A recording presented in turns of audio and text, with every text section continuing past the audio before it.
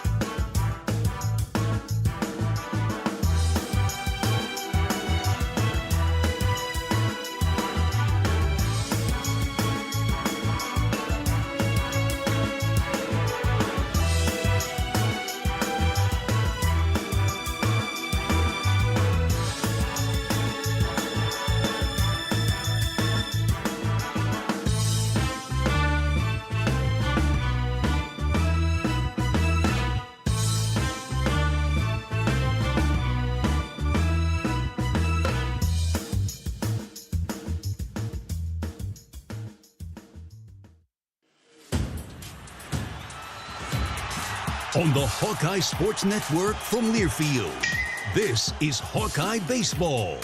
Iowa Hawkeye Baseball is brought to you by Bud Light, proud sponsor of Hawkeye Athletics. Easy to drink, easy to enjoy. Hy-Vee, score big savings with a Hy-Vee Perks membership. Iowa Corn. You might think Iowa just grows corn, but the truth is corn grows Iowa. Brought to you by Iowa's corn farmers of the Iowa Corn Growers Association and the Iowa Corn Promotion Board. Also brought to you by Oak Knoll Retirement Community, Travel Leaders, Destinations Unlimited, the official travel partner of the Hawkeyes, and by University of Iowa Healthcare, changing medicine, changing lives. Hawkeye Baseball is on the air. From the campus of the University of Iowa, it's baseball time in Iowa City. Live from Duane Banks Field, it's Game 2 of the series between the visiting Ohio State Buckeyes and the Iowa Hawkeyes. Good afternoon and welcome to the broadcast booth at Banks alongside my color analyst John Evans. I'm John Leo. Iowa looks for the series win a day early this afternoon after beating Ohio State 12-0 in 7 innings yesterday. Finally got that series opening win with Kade Obermuller dazzling on the mound in his start.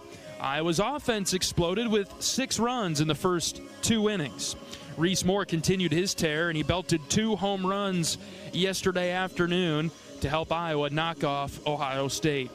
Iowa turns to Aaron Savory this afternoon, the Hawkeyes' stellar Saturday starter. Hawkeyes can clinch the series on a blue sky day in Iowa City. It's the Buckeyes and the Hawkeyes. Ohio State and Iowa live from Duane Banks Field with first pitch coming in a bit. The Hawkeyes grabbed a run rule victory and their 5th shutout of the season yesterday, 12-0 in 7 innings over Ohio State. Here are some of the highlights. Next pitch from Kade. Popped it up left side, foul ground. Frost moving over, Obermuller off the mound, and it's Kade that makes the catch right in front of the Ohio State dugout. An acrobatic grab from Obi, and the Buckeyes go down 1-2-3. Wilmus with a good lead at second. The 1-2 hit in the air to right. Get going, baby! It is gone. Reese Moore with a shot to right. And the Hawks are on the board first in the first. It's 2-0. Kade's pitch. Swing and a miss. Back-to-back strikeouts for Kade. As Reese hits one in the air to right. Right fielder going back. He leaps up, and did he bring it in? He did not. Moore with a home run to right. His second of the game. 6-0 Hawks. Yeah. Kade's pitch. Swing and a miss. Back-to-back strikeouts for Kade. 1 ball, 2 strikes with 2 outs. Obermuller, deep breath from the belt. Kicks and fires.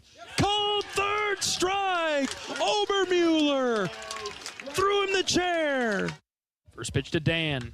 Swing and a drive. Deep right field. It is gone.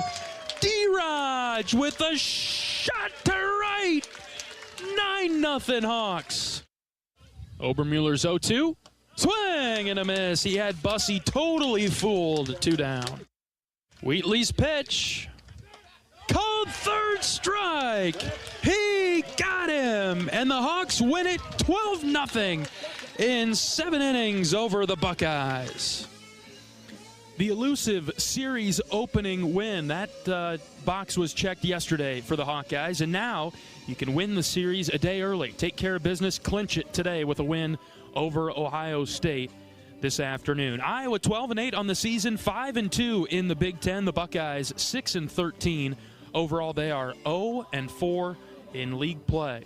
Got to keep that edge. Got to keep that energy as we get ready for Game 2 of this series this afternoon with Ohio State. Let's take a break. When we come back, we'll hear from Hawkeye ace Kade Obermuller as he sits down with John Evans right after this. This is Hawkeye Baseball from Learfield.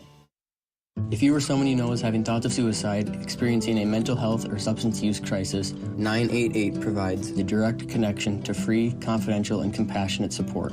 When you call, text, or chat 988, you'll be quickly connected to trained crisis counselors who will listen to your concerns, provide support, and connect you to additional resources if needed. There is hope. You are not alone. For 24/7 support, call or text 988 or chat 988lifeline.org. A message from Iowa HHS. Whether you're traveling for business, pleasure, sports, or with one of our guided tours, our team of travel experts at Travel Leaders Destinations Unlimited will ensure you have a memorable, worry-free experience. Let our professional travel advisors with extensive travel experience and destination knowledge handle your every travel need. Family-owned and operated, Travel Leaders Destinations Unlimited has been serving the Hawkeye community for many years, receiving the Agency of Choice Awards several times. Make your travels easy with Travel Leaders Destinations Unlimited at duagency.com.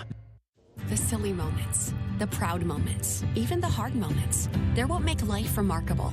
And they're why Wellmark Blue Cross and Blue Shield is here for every moment. Committed to making healthcare better, more affordable, with more choices for care. And service and coverage that give you peace of mind no matter what comes your way. So you can show up for every tender moment, every brave moment, and every wouldn't miss it for the world moment, knowing that Blue is here for you. Go to wellmark.com/every moment to find a plan right for you. Brown Deer Golf Club offers a pure golf experience. Manicured bentgrass fairways with tees and greens carved into gracefully rolling landscape. Challenging, yet extremely playable. Improve your game with PGA instruction and our full-service pro shop. Treat yourself to Bunker's Bar and Grill for lunch or dinner. And our scenic Greenview Banquet Room is perfect for weddings or any special event. Brown Deer Golf Club, a stunning country club setting at affordable public rates.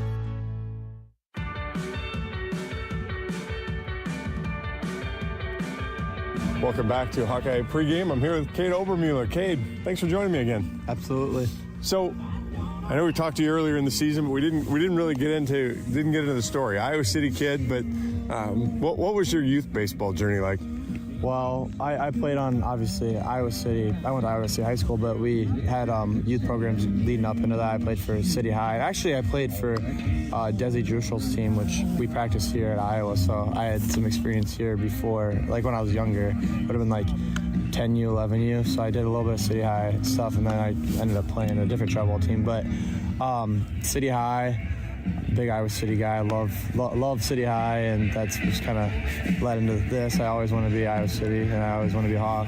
So, what's I remember when you were a freshman, you and Aaron Savary, you guys on buses were very entertaining. Yeah. And the funny thing was, it wasn't never an argument about how your pitching was. It was an argument about your hitting. Yeah. Oh yeah.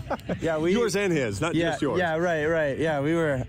I was better, yeah, but we would always argue about, I mean, he had a couple more home runs than me, but we would argue about various different things along that. Who was a better position player, who was a better hitter.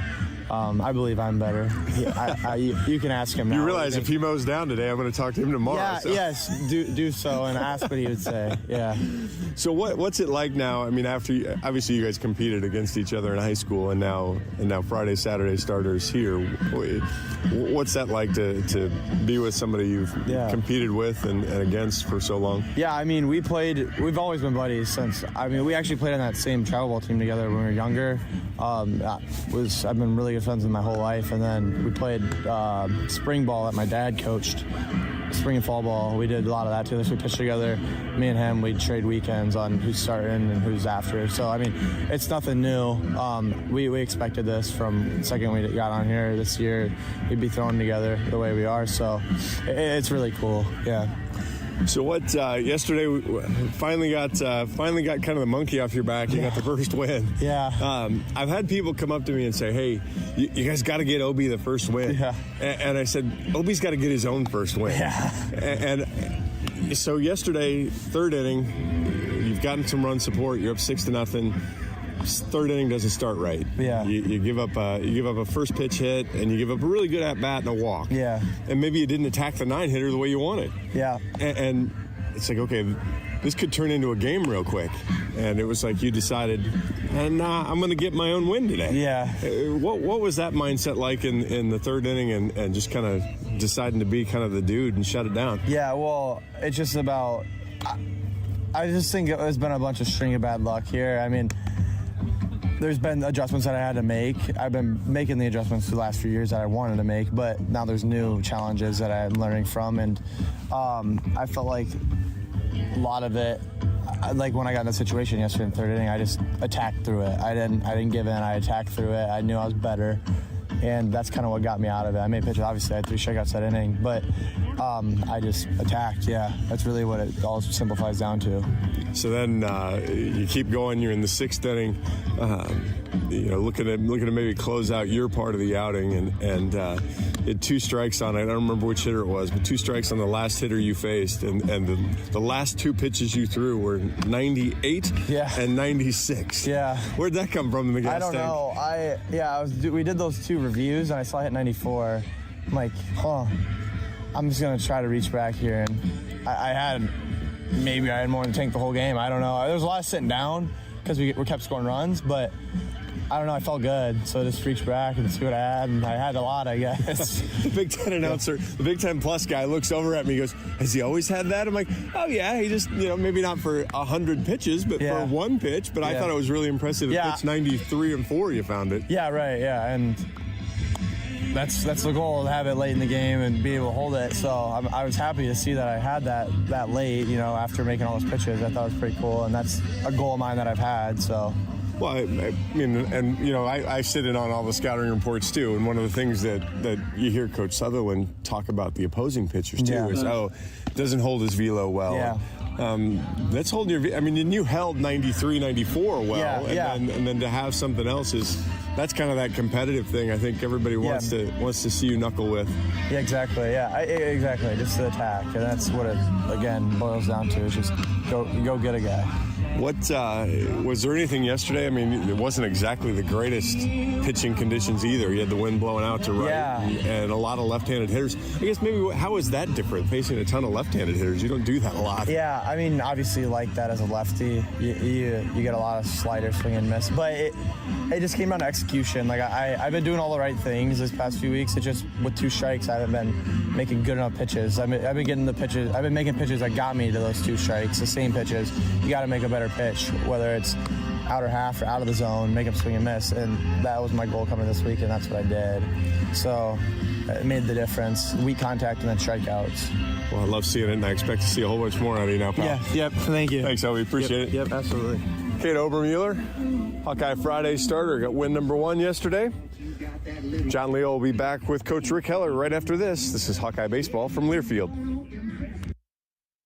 Different people have different needs. Delta Dental of Iowa has affordable dental and vision coverage that meets you where you are. Small business on a budget? We have options with no employer costs. Traditional Medicare plans don't cover dental, but we do. And if you can't get benefits at work, you can buy direct from us. Plus, we give back to your community. Visit sharinghealthysmiles.com and choose Delta Dental. For your smile, for your health, for your community. Iowa Hawkeyes women's basketball forward Hannah Stuelke teamed up with 22 and Vine at Riverside Casino and Golf Resort to bring you an exclusive creation, the Hamburger. This mouthwatering masterpiece features 2 delicious sausage and beef patties with crispy bacon jam, melted American cheese, and a perfectly fried egg, all nestled on a French toast caramelized brioche bun. Experience the Hamburger today. Available only at 22 and Vine. It's a game changer. What does it mean to be locally owned and operated? For Cenex, it means everything. It means that we know if you take your coffee to go or if you like to stay a while. It means we've helped Little Leagues get jerseys and local festivals get funding. It means we know what our communities need. So you'll always leave Cenex with a full tank, full of snacks, or full of smiles, or all of the above. And that means the world to us. Cenex, powered locally. Across Iowa, you don't have to look far to find a bank that's got your back. From just around the corner to the next town over, hundreds of neighborhood banks are going the distance to ensure your future looks brighter than ever. By providing jobs, supporting local businesses, strengthening communities, and helping your dreams become reality. Here, the life you build is backed by Iowa banks. See how banks are making a difference near you at iowabankers.com.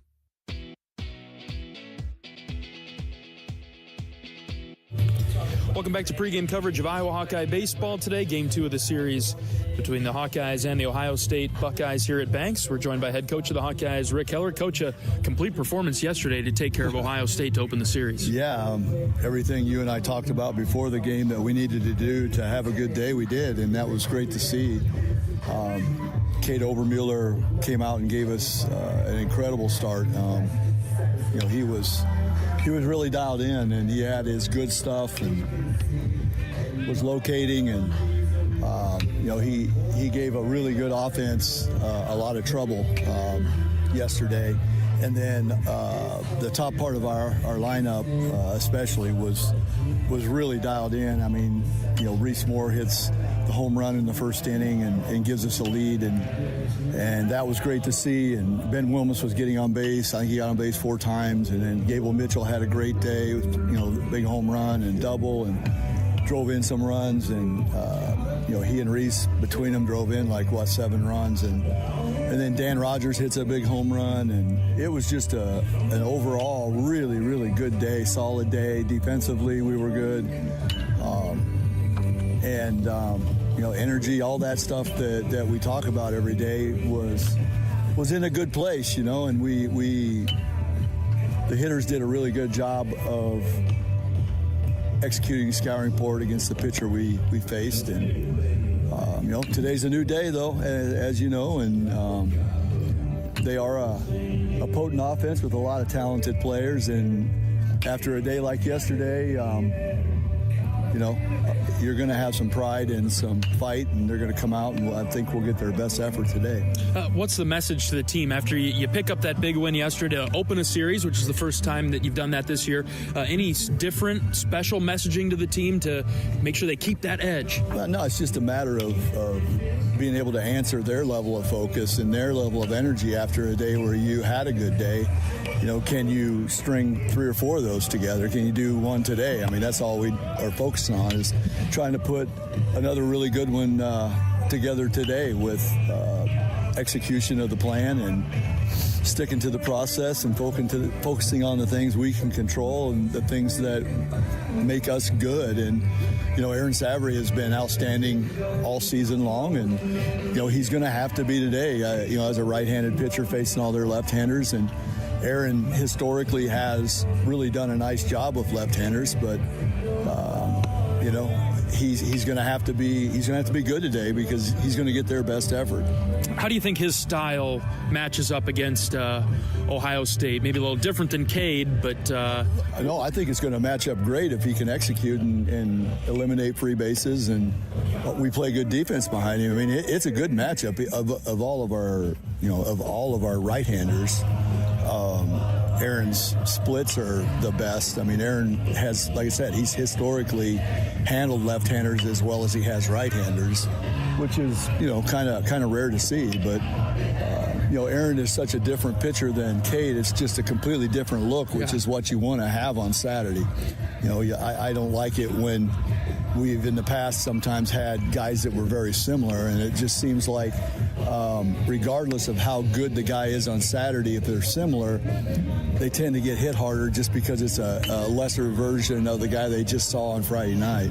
And you've got the full complement of the bullpen behind Aaron when his day's done. Yeah, definitely do. And you just hope Aaron goes out and does what he does, and that's, control the strike zone and control the count and induce weak contact and go from there. It's to what we talked about yesterday with Aaron pitching. That was one of the messages with the defense was like, hey, we know, Sav's not historically going to punch out, 10, 12 guys. There's going to be a lot of weak contact, and what did we talk about yesterday? The amount of speed they have in their lineup. Yes. And sometimes weak contact with a lot of speed can end up with a lot of C&I hits and a lot of infield singles and stuff like that. Kade just punched out so many, and we didn't have to worry about it too much yesterday, but we certainly will today. Talking with the head coach of the Hawkeyes, Rick Heller, on our pregame show from Banks. Okay, what do we know about Ohio State's pitcher? They TBA'd us the whole week, and so we'll see who they've got today. Wank is his name, okay, and he was their Friday night starter. And we don't know what happened. I mean, I guess the assumption is he was hurt, and he threw a little bit in the midweek game this past week against Miami of Ohio, and he got hit around a little bit. He came in the game against us, I believe, on Sunday last year, and just absolutely mowed us down.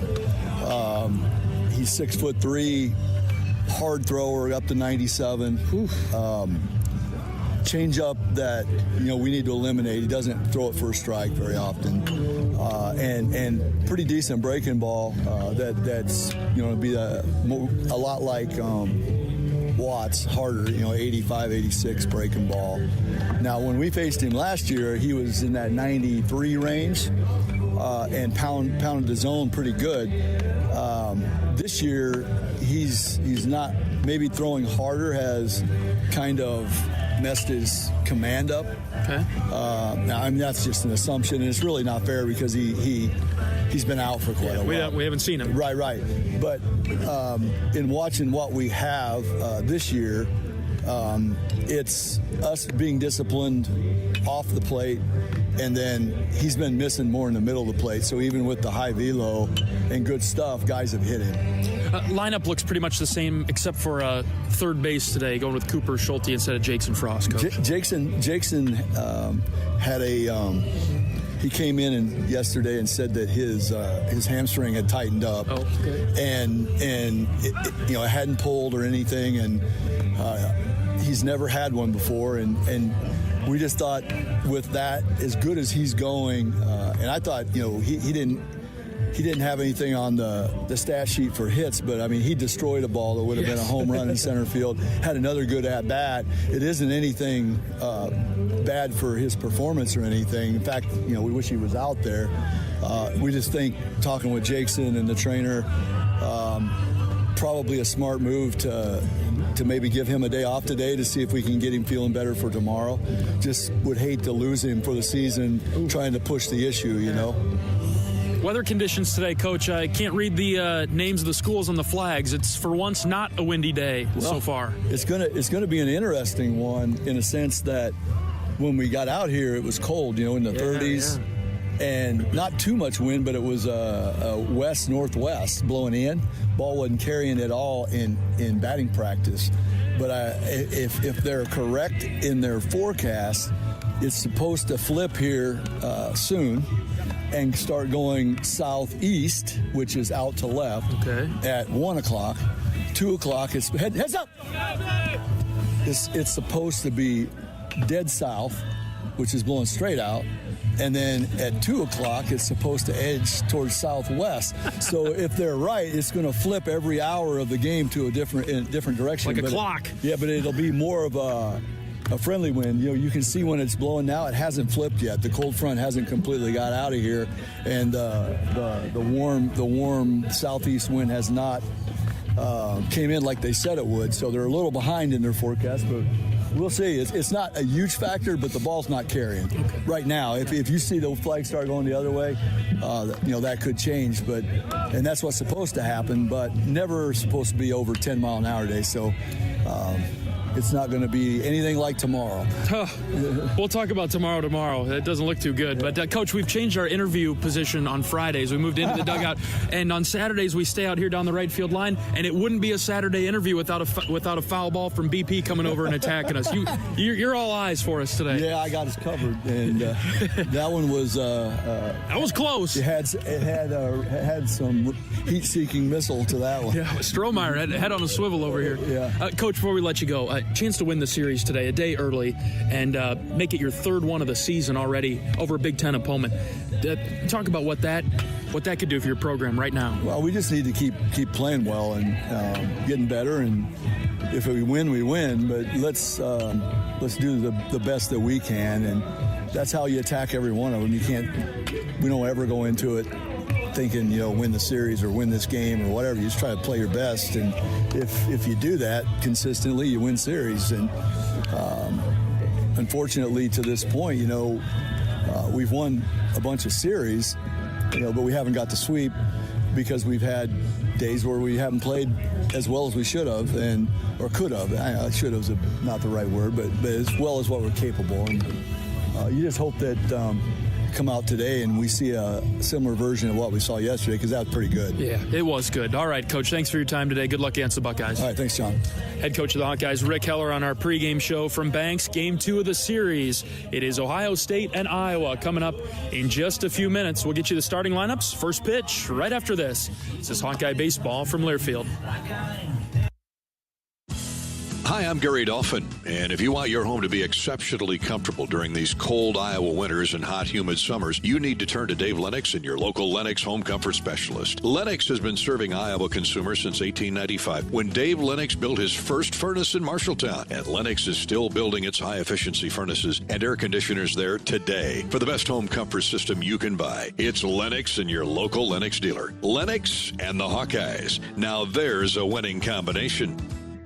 American Equity salutes today's hero of the game. As a proud sponsor of the ongoing recognition of our military during Hawkeye games this season, please join American Equity in thanking all who have served our country. American Equity is more than just retirement savings and income products. They are committed to providing you best-in-class service and high-quality retirement income that helps deliver the independence to dream and reach your goals. To learn more about American Equity, please visit their website at american-equity.com.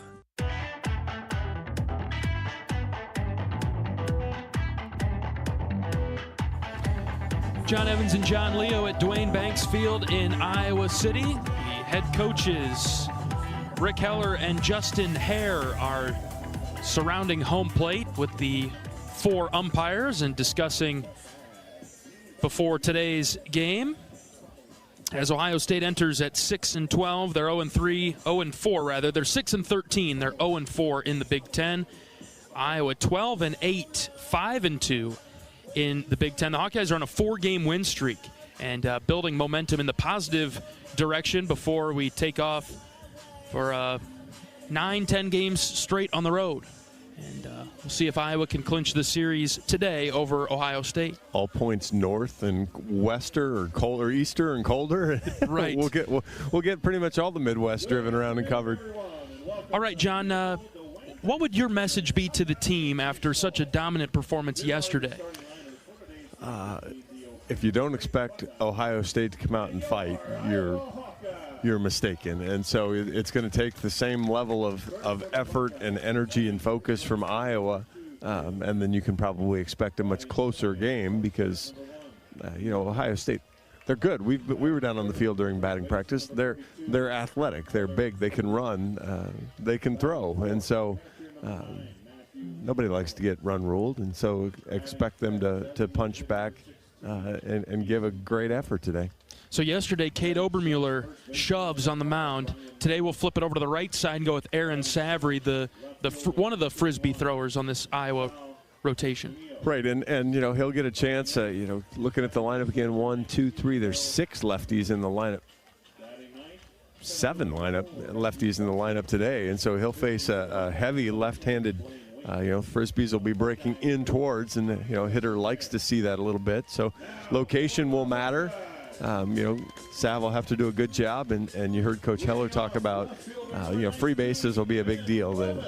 Ohio State didn't really get a chance to run yesterday, but a team that wants to run, and if you give them an opportunity and inclination, then, and again, that might be a way they spark their offense a little bit too. Yesterday's game was 12-0 in 7 innings. This game obviously starts 0-0, but hopefully some of that momentum can carry forward, at least the confidence. We haven't really talked about confidence of this Iowa team yet. It's got to be bubbling over, don't you think? Well, and I think that's what you've seen from the hitters now too, is everybody feels like they can step into the box and hit, and that's the good side of it. That's the upside of the not having a 15-mile-an-hour wind blowing in at Banks all the time.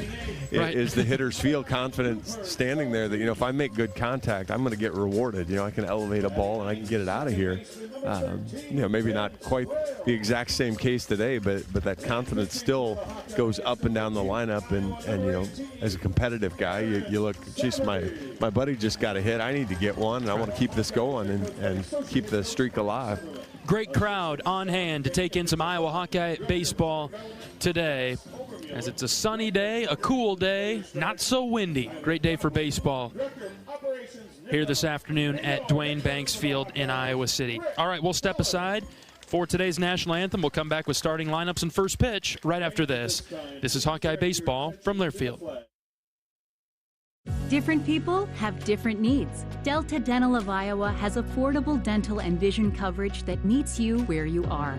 Small business on a budget? We have options with no employer costs. Traditional Medicare plans don't cover dental, but we do. And if you can't get benefits at work, you can buy direct from us. Plus, we give back to your community. Visit sharinghealthysmiles.com and choose Delta Dental. For your smile, for your health, for your community. Iowa Hawkeyes women's basketball forward Hannah Stuelke teamed up with 22 and Vine at Riverside Casino and Golf Resort to bring you an exclusive creation, the Hamburger. This mouthwatering masterpiece features 2 delicious sausage and beef patties with crispy bacon jam, melted American cheese, and a perfectly fried egg, all nestled on a French toast caramelized brioche bun. Experience the Hamburger today, available only at 22 and Vine. It's a game changer.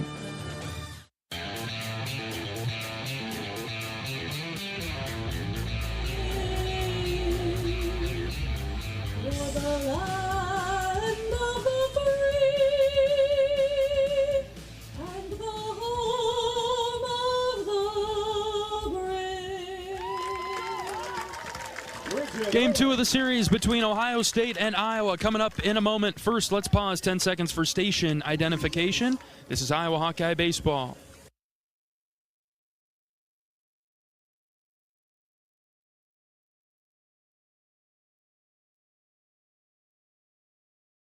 The Hawkeyes about to take the field out of the first base dugout as they're gathering in front of it now, and let's take a look at today's starting lineups. We'll go first with the visiting Ohio State Buckeyes, 6-13 on the season. They're 0-4 in the Big Ten. Very similar lineup to what they had yesterday. Trey Lipsy will lead things off, followed by Lee Ellis and Tyler Petterini.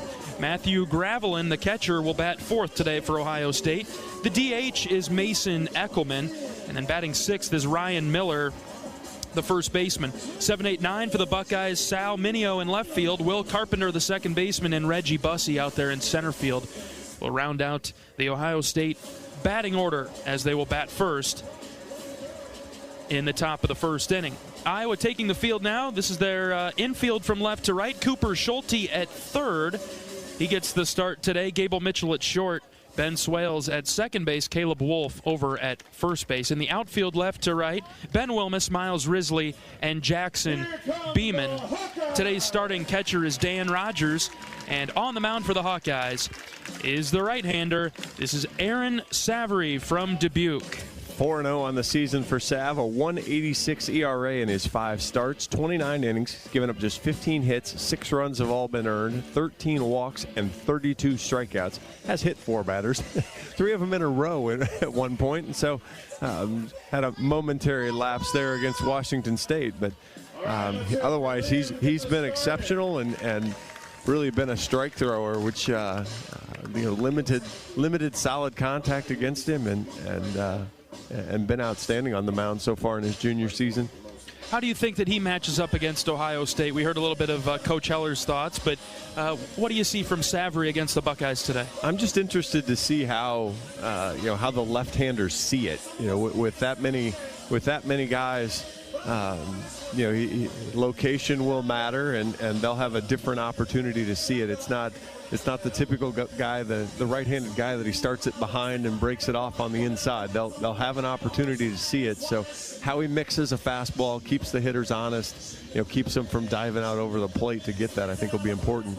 Iowa jumped on Ohio State yesterday so quickly that really just took the wind out of their sails. So I'm just not sure that we saw the full I don't want to say full fight from Ohio State, but Iowa was in control so early that maybe not their strongest punch as they tried to come back yesterday. I'm expecting much different today, and hopefully the Hawks are ready for the challenge. Yeah, I think when Kade shut the Buckeyes down in the 3rd inning, I think that was the kind of the oh, okay, fine, whatever. And Iowa was then able to add to it in the 4th and the 5th inning and kind of finish it up. But I think that'll be.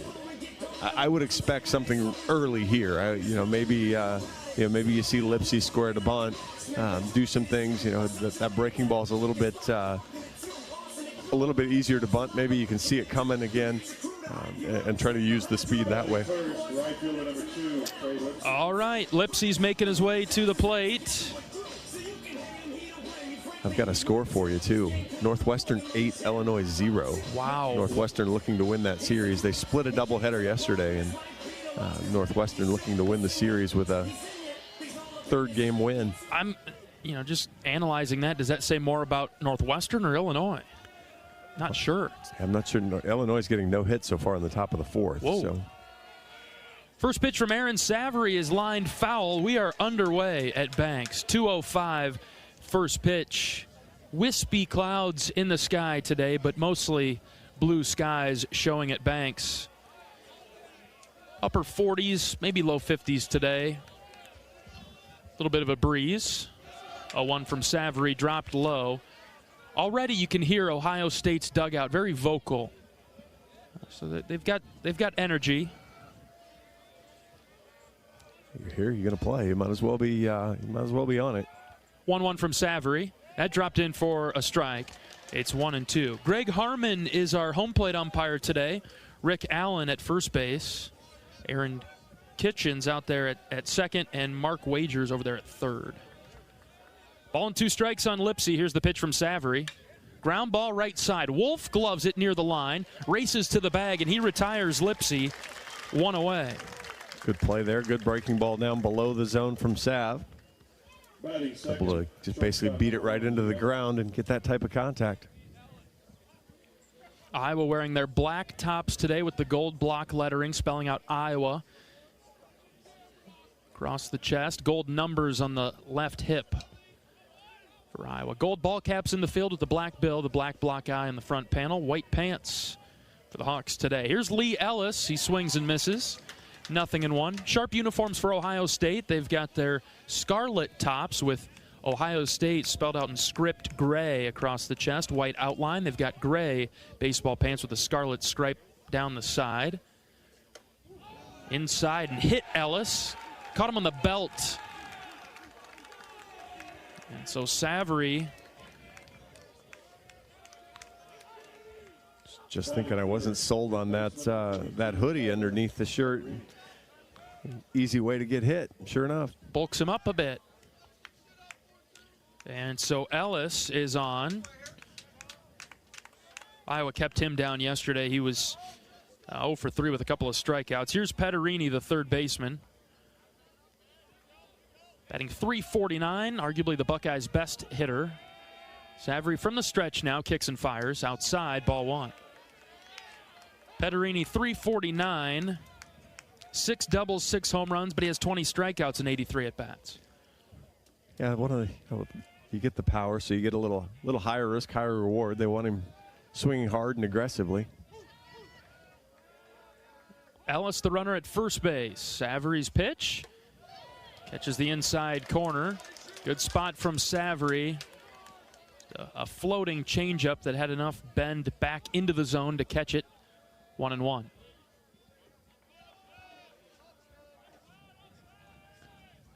Next pitch. Low and in. Backhand stop by Rogers. So far, Ohio State not swinging at the pitches around the zone that Savary has offered. Well, we saw that last week with Michigan State, where they swung at a lot of early pitches, early in counts, and Sav was clean and easy through a few innings. Different approach here for the Buckeyes. 2-1. Grounded into the Iowa dugout. Tyler Guerin makes the play. The Hawks in the dugout. 2-2.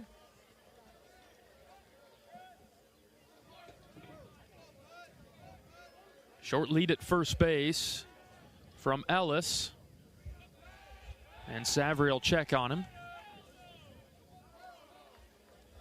A good counter run on here, 2-2. Figure Petterini will swing at a strike and protect the base runner if he needs to.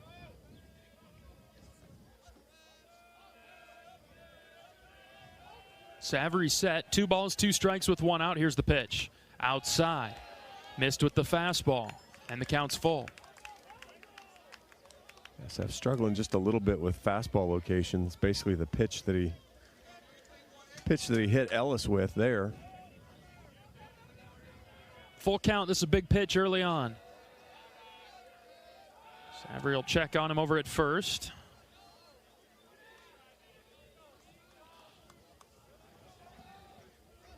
Ellis is 5 of 6 on stolen base attempts this year, but he hasn't gotten a great lead or an outstanding secondary either, but this could be a running spot. 3 balls and 2 strikes. Savary's pitch is hit well down the line in right and foul into the Iowa bullpen. Petterini got turned around on the off-speed from Savary. Yeah, Sav left that right in the middle of the plate. Fortunately, Petterini was well out in front of it, so see what Aaron does differently here. We'll do it again at 3-2 as Savary from the belt is ready. He delivers. Ground ball right side. Gloved by Swales. Thrown to Mitchell at second for the force. Just a slowly developing play. Couldn't get it over to first in time to get Petterini, so he's on first base, but Ellis is out at second. Yeah, actually, good play just to get the lead runner there as the ball wasn't moving quickly, and Ellis getting down the line quickly. Got into Mitchell's legs and took out any real opportunity to throw it with zip. 2 outs for Gravelin. Gravelin was in left field yesterday. He's catching today for the Buckeyes. Petterini at first base. 3 of 5 on stolen base attempts this year. He is maybe a step and a half off the bag. Now he extends it this time. That's a big lead. Now it is, yeah. First pitch from Savary. Slider outside, ball 1.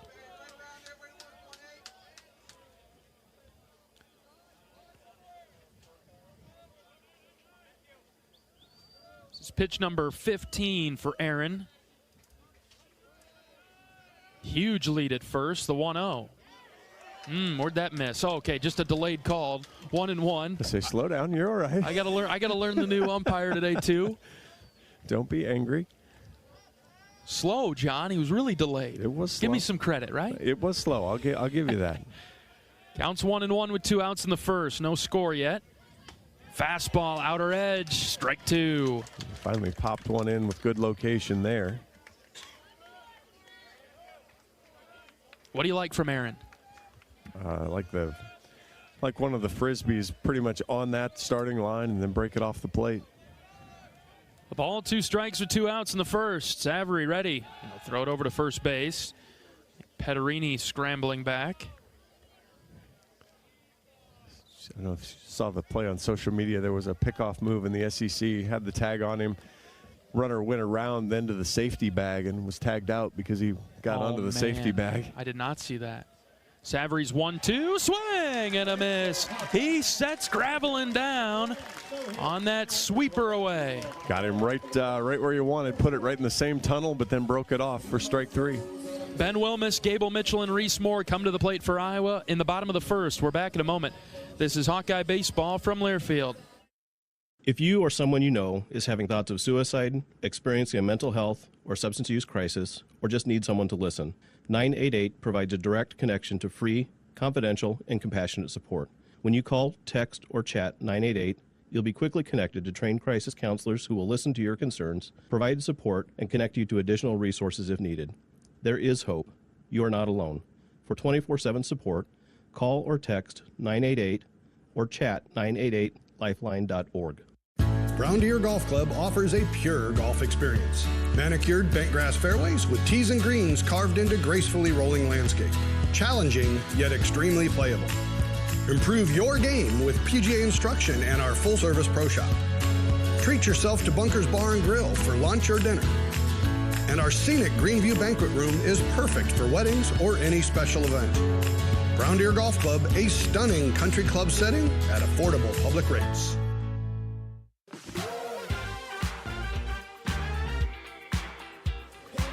Welcome back to Hawkeye Baseball. We can all help prevent suicide. There is hope with the 988 Lifeline. Call or text 988 now.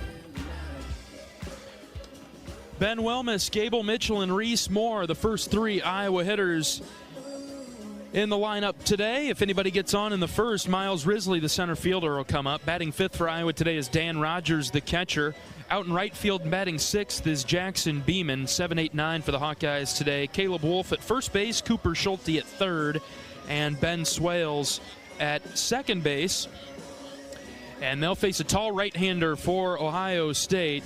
This is Blaine Wink, a junior right-hander from Miamisburg, Ohio. With 2 appearances on the season, he's thrown 4 innings, given up 7 hits, 7 runs. 6 of those were earned, 3 walks, 4 strikeouts. Given up 4 extra base hits of those 7 too, so been hit hard. 13.50 ERA. Fastball will get up there in the low to mid 90s. He'll throw a slider and a change as well. Had some control issues, so the stuff is good, but a little bit like we saw yesterday, it's not always consistent. So be up to Iowa hitters to really force him into the zone on a regular basis. Not too much run this year for Wink, as he deals downstairs to Ben Wilmus. Iowa's left fielder. Well, you talk about how Iowa started yesterday's game with 6 runs in the first 2 innings. There's a firm fastball that catches the bottom of the zone for a strike. 2 runs in the first, 4 in the second for the Hawks, and it was smooth sailing the rest of the way. Put together complete offensive performance. The 1-1, Wilmus, did he check his swing? He did not. Home plate umpire will call it and say that he went. And it's 1-2. 93, 94, 95 for Wink here. All fastballs to start. Just getting warmed up. Wilmus batting .316. The 1-2 dropped low. Talk about that sequencing, John. Yeah, you kind of felt that one coming after 3 fastballs, and he got Wilmus to chase the last one, so you give him one that looks similar, but throw it at 85 instead. The 2-2. Lined sharply foul on the first base line. Then you throw a well-placed 96 right on the outside portion of the plate down low. Everything's been that low and away spot in today's strike zone. Wilmus just threw his hands at that one to stay alive and like to see another day. 2 balls and 2 strikes. Pitch from Wink. Called third strike. Low inside corner that time. Good looking pitch. Wilmus is out number 1. Yeah, it might have been a touch low, but just a tough pitch for Ben to get to anyway. When you've been leaning, protecting out, everything is going to look awfully inside there. That's just good pitching from Wink. Here's Gable Mitchell as Wink is ready to pitch. Just outside. Mitchell, the shortstop for the Hawkeyes. Left-handed batter facing the right-handed Wink. Out of the windup, he delivers to Gable. That's low, ball 2. Our friends Bob and Matt tuned in from Columbus today. Very nice. Sorry you're not here today, gentlemen. They got a good win yesterday. Or at least Matt did. Yeah. Bob's probably entertaining himself elsewhere in a different way. Wigan Penn was down a couple of guys this weekend. Glad to have you tuned in, and hopefully we see you quickly down the road. 3 balls and no strikes. The pitch to Mitchell's inside. A 4-pitch walk. And so Gable reaches. Boy, that pitch was close. Yeah, that's Ben Wilmus would like to have a word on that one. As he got punched out on a pitch probably a little less good than that one that was ball 4. Wink works quickly, doesn't he? He does. I mean, and so far he's really relied on fastball. Now we'll see if that's set guys up, or my guess is he's not going to throw a 95-mile-an-hour fastball to Moore to open up the at-bat. Reese is on a tear. First pitch to him is hit high and deep right center field. It is gone! Are you kidding me? Reese Moore crushed it to right center, and the Hawks lead 2-0. I'm pretty sure you said he was on a tear. He goes 106 over the right center field wall. 403 is the track man distance. 2-0 Hawks. You might as well not pitch to him at all. It doesn't matter if you throw him a fastball or an off-speed. Forget it. Yeah, that was the off-speed, kind of up, though, out over the plate. And when you turn it around at 106, even without the wind, that's going to go a long ways. 7th home run of the season for Reese. His 3rd of the series. Keep fanning those flames, Reese. Wow. That was destroyed. Even in today's weather conditions where it's cooler and there's no wind blowing out, I had to hold on tight there. I had to make sure it got out of here. Yeah, yesterday that would have been an absolute no-doubter with the way the wind was blowing, but today just a little heavier air. Ooh. Inside strike call to Miles Risley. The count's even at 1. So Iowa picks up where they left off yesterday. A couple runs in the first inning. The 1-1 is way outside, ball 2. Yeah, it was kind of turned into home run derby here lately. That's home run number 31 on the season for Iowa. That's 6th in the Big Ten, 1 behind Illinois. Sailed outside again from Wink. 3 balls and a strike on Risley. We didn't even get into our introduction of Reese before. Well, you did. You said he's been on a tear. 3-1. Risley takes ball 4 downstairs. Close, but below the knees, and Risley was halfway down to first. When I was with you on the delayed call, I really thought the umpire was going to come up and umpire Harmon was going to pull a strike call there, and Riz was going to end up chasing his bat.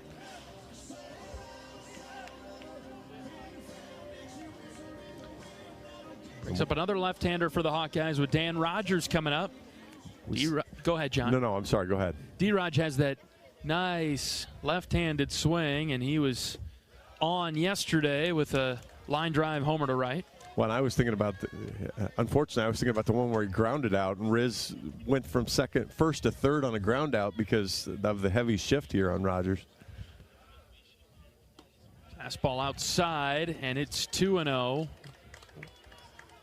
Wink struck out Wilmus to start the inning, and then a walk, home run, and a walk. Iowa threatening.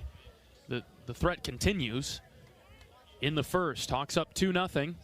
2-0 to Rogers. Low, ball 3.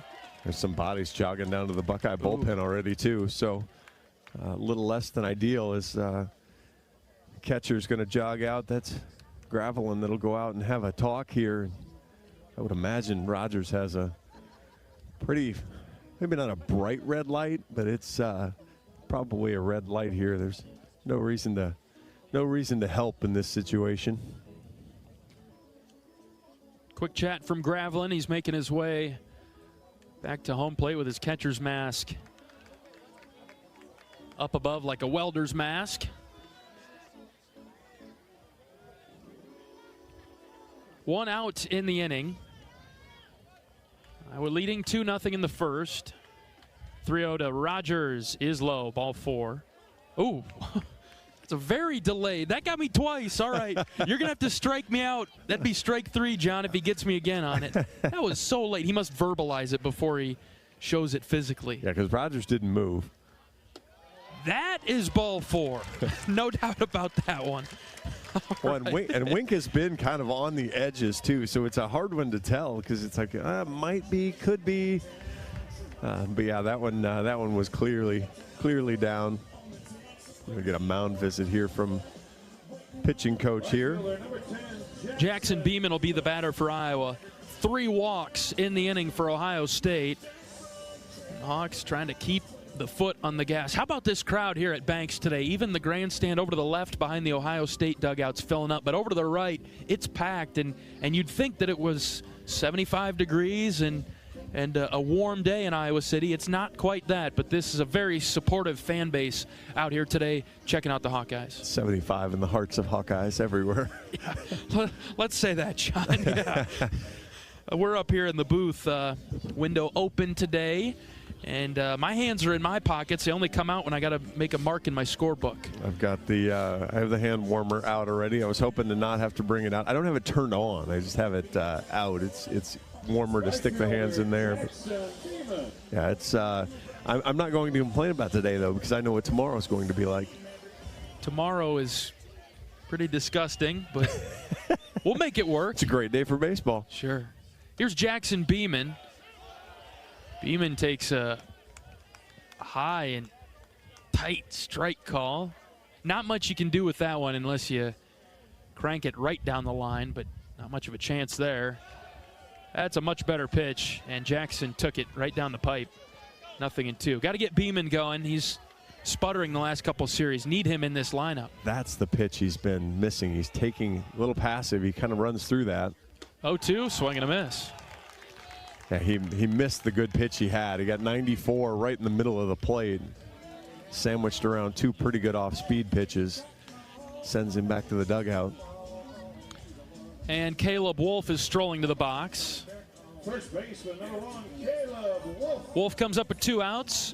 2 on for the Hawks. Risley and Rogers out there. Caleb batting from the left side. Wink pitching from the right. And from the stretch, the Buckeye pitcher's ready. Delivers. This is a foul ball down the line at third. Just a bit late. Couldn't quite tuck it inside the line. Good location on the 95 fastball. It's the middle of the plate, but it is down. Wolf was just a beat late. Shot it right past the third base bag on the wrong side.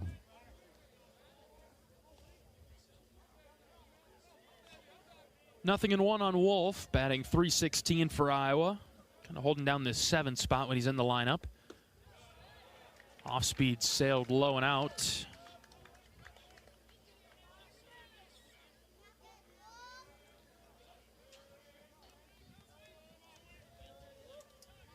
Two outs in the inning. Iowa leading 2-0 after a home run from Reese Moore. Next pitch, shot right back up the middle, and it is down for a base hit. They're waving Risley around third. Here's the throw. It's cut off at second base. It's an RBI single for Caleb Wolf. 3-0 Hawks. Good piece of hitting there. Saw the 95-mile-an-hour fastball right in the middle of the plate. Up a little bit, and he just drove it right back up the box. 1-0-1 up the middle, lands it right on the Tiger Hawk. He kind of felt like Iowa needed more out of this inning and got it there with the Wolf single. And a chance for more with Schulte.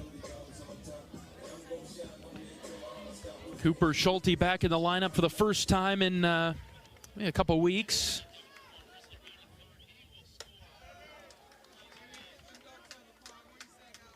First pitch to Schulte is high, ball 1. Cooper playing third base for Iowa today. The 1-0 is hit on the ground right side, and that's through past a diving Carpenter at second. Rogers scores. It's a 4-run first for the Hawks. back-to-back RBI singles with 2 outs. Yes. Sometimes it's about location there. They had a little shift on Schulte, and he rolls that ball past Pettarini. I'm sorry, that's Carpenter. Rolls it past Carpenter at second base. Wasn't his hardest hit, but found a seam and able to drive in another run. Iowa has batted around with Swales coming up. Runners at the corners and 2 outs for Ben. Wink's first pitch. Called a strike. Felt like that one was coming. Yeah, that one, visually to me, I felt that was a strike. I didn't need to wait too long. That'll be the next thing. I'll start going the other way on it, John. 0-1. Good hang by Swales. Didn't chase the breaker outside.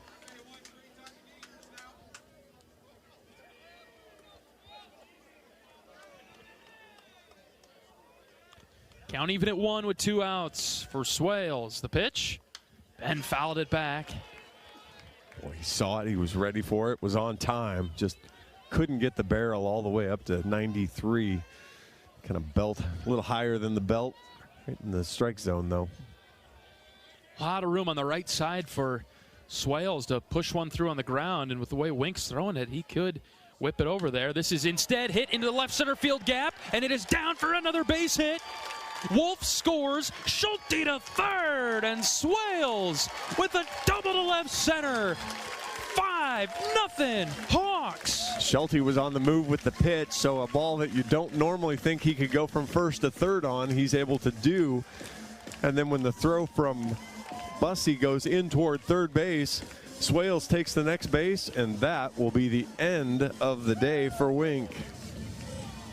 Pitching change coming for the Buckeyes in the first, as Iowa has pounced on Ohio State 5-0 in the first inning. We'll have a pitching change break. Back in a moment. This is Hawkeye Baseball from Learfield.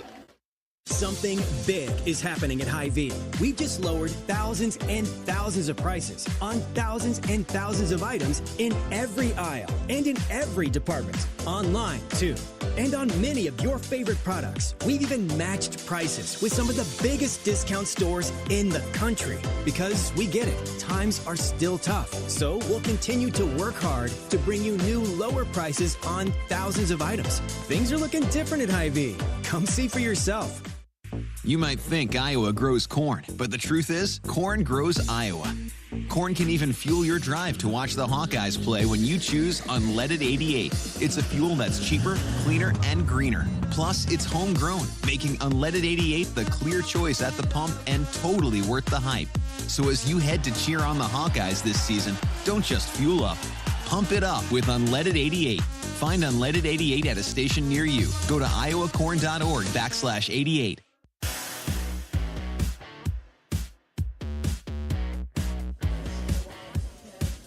Iowa leading Ohio State 5-0 in the bottom of the first inning, and the Buckeyes have to make a pitching change. They'll bring in a freshman right-hander from Fishers, Indiana. This is Gavin Kozneski. The 6-foot right-hander's thrown in 14 innings so far, giving up 17 hits, 6 runs, 5 of those are earned, 6 walks, 6 strikeouts, giving up 5 extra base hits. 3-1 on the season, actually, though, with a 3.21 ERA, so kind of an interesting mix of numbers there. He's going to get the fastball up there in the upper 80s, and then he'll throw a good mix of pitches off that as he really wants to mix. Hawkeyes will kind of do the normal, if they can go up and hunt fastball, if they're just patient, they don't have to swing at the breaking stuff. Make him throw that for strikes and see if he can get 3 strikes to get him out that way. Wilmus in his second at bat of the inning is hoping to drive in a couple more runs. Second and third and 2 outs. Kozneski, right-hander, from the stretch, pitches to Wilmus. Low, ball 1. Kozneski got the midweek win. He threw 3 innings against Miami of Ohio, gave up 2 hits, a walk, and a couple strikeouts. 14-7 Buckeye win over Miami of Ohio. 2 outs for Wilmus, the 1-0. Check swing, he did not go. The pitch trickled away from the catcher Gravelin for a moment. But Schulte stayed put at third, and wisely so. 2-0 on Wilmus. Hitters count dangerous with a guy like Ben. I think here you hunt fastball and you get one in your zone, drive it. Inside corner, strike one.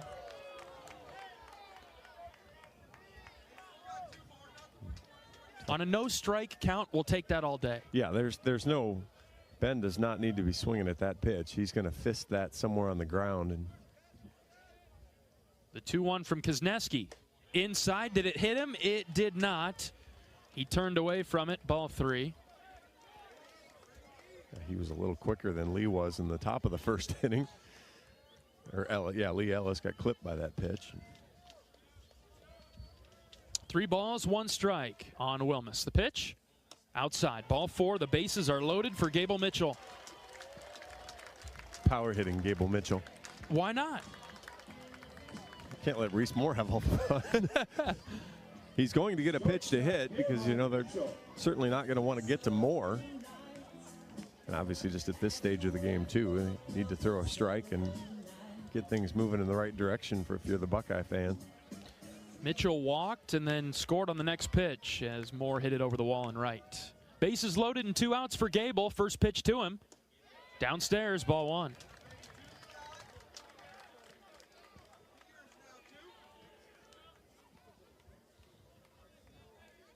Maybe a yellowish light for Gable. Proceed with caution. I think for Gable, he has to be flashing red. The 1-0. Gable poked foul down the line and left. Yeah, if you make a recommendation and he likes it, he's still going to swing. It has to be either he's on or he's off. And this coaching staff doesn't give very many complete offs. So Iowa leading 5-0 in the first, trying to add to it. The 1-1 to Mitchell with the bases loaded. Popped up on the infield. Carpenter and Miller come together, but it's the shortstop Ellis who comes over to make the play for the final out. 5 runs across for Iowa. Good start to this one. We'll go to the second. 5-0 Hawks. This is Hawkeye Baseball from Learfield. American Equity salutes today's hero of the game. As a proud sponsor of the ongoing recognition of our military during Hawkeye games this season, please join American Equity in thanking all who have served our country. American Equity is more than just retirement savings and income products. They are committed to providing you best-in-class service and high-quality retirement income that helps deliver the independence to dream and reach your goals. To learn more about American Equity, please visit their website at american-equity.com.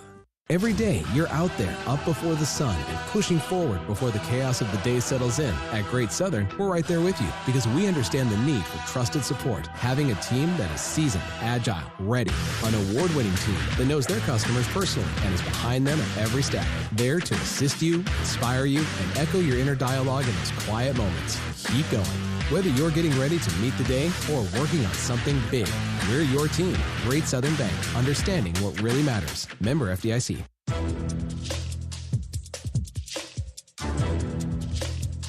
This copyrighted broadcast is an exclusive presentation of Learfield under the broadcasting rights granted by the University of Iowa. Reuse of this presentation is prohibited without the expressed written consent of the university and Learfield. Announcers are provided by Learfield and approved by the university.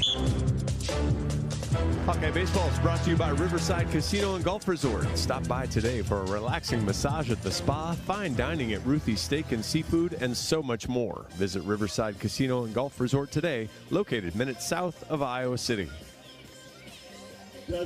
Aaron Savory able to pitch with an early lead as we get to the top of the second inning. 5, 6, 7. Eckelman, Miller, and Minio coming up for Ohio State. 5-0 Iowa with the early lead. First pitch from Savory is low and in for a ball on Eckelman. He caught yesterday. He's the DH today for the Buckeyes.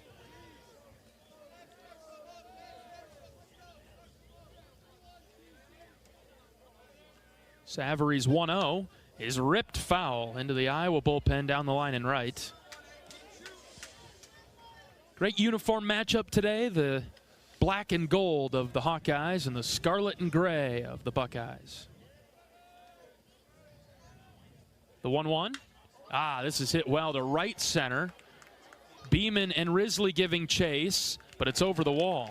And it's a high home run from Eckelman. Ohio State is on the board in the second with a solo home run. Yeah, left the Frisbee right in the middle of the plate. Eckelman goes 106 over the right center field wall, almost 400 feet. Didn't carry by much, but carried by enough. And still some pretty good energy in that Ohio State dugout after giving up 5 runs in the bottom of the first. Well, and that's the thing we saw yesterday from Obi was a really good shutdown inning every time. So now Sav just needs to get back on and limit the damage to 1. Ryan Miller takes a first pitch strike from Savory.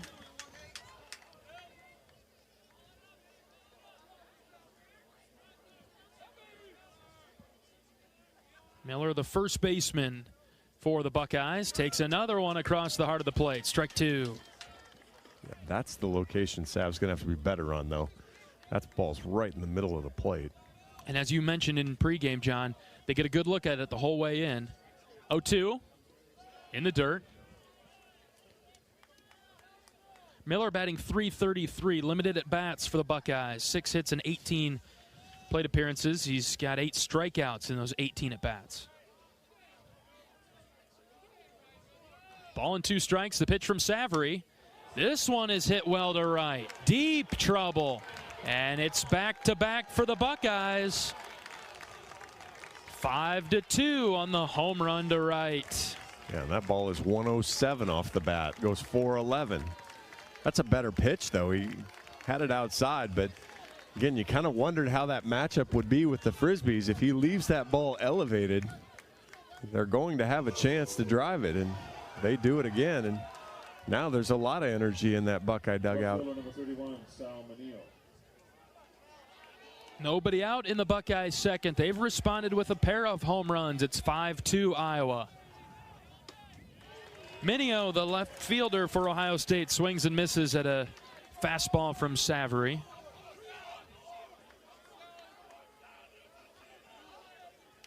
Aaron out of the windup delivers. Strike 2. Much better with the fastball. Might have to stick away from that Frisbee for a little while. Well, it's hanging. I think you have to set it up, your Frisbee. You can't just throw it if they're going to go up and look for it. Next pitch outside from Aaron. It's 1-2. Michigan gets a run in the top of the 8th inning. They're tied with Purdue now, 6 apiece. 1-2. Downstairs, 2-2. It's an Ohio State team that came into the series averaging over 8 runs a game. Yeah, hitting hasn't been their issue this year. 2 balls and 2 strikes. Savory's pitch is hit on the ground to the right side. Backhand stop by Wolf. Underhand flip to Savory, who's covering for out number 1. Good play there from both parties. Wolf and Sav doing a nice job getting down the line and getting over to first base. Getting out to settle things down as Will Carpenter comes up for Ohio State.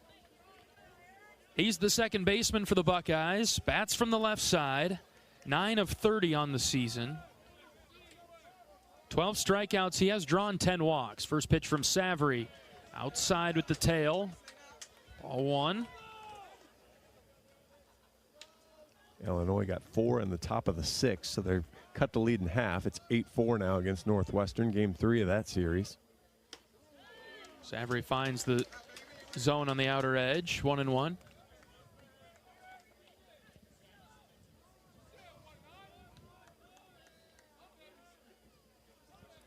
Wind up from Savory, the 1-1. There's the Frisbee on the inner corner. Good spot, and it's 1-2. Yeah, outstanding location there. And that's going to be the key. This can't just be a get me over spin. It's going to have to be better placed. 1-2. This is skied into shallow right. Swales going back. Beeman coming forward. It's Jackson Beeman, the right fielder, who's able to make the play. 2 down. Got to weigh there because, again, you throw the fastball and you kind of keep him off balance a little bit. So you throw the fastball, you leave it over the plate, maybe not exactly where you want, but you get away with it because he's got to worry about the Frisbee. Here's the 9-hitter Reggie Bussey, another left-handed hitter for Ohio State. Breaking ball inside corner, strike one. There's 2 pitches that got away from Savary in this inning. Now he's starting to settle back in. The 0-1. Good looking pitch from Aaron. Called a strike. Lower third of the zone. And he has Bussey perplexed. No balls and 2 strikes with 2 outs. Base paths are empty. Savary kicks and fires. This is grounded foul in the box.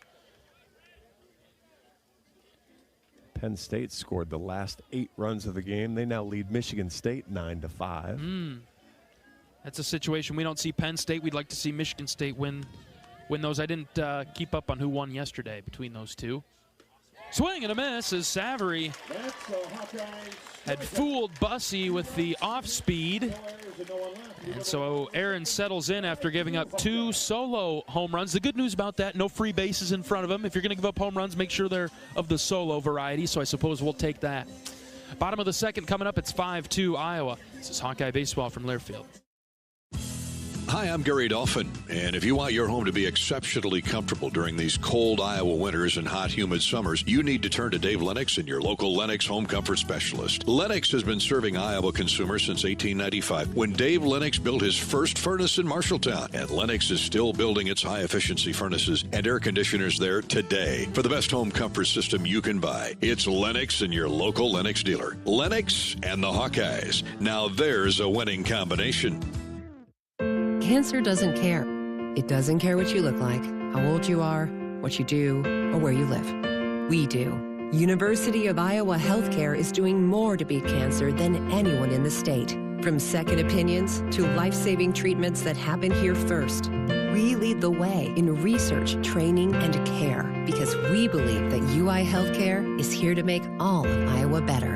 UI Healthcare, changing medicine, changing lives. Visit uihealthcare.org.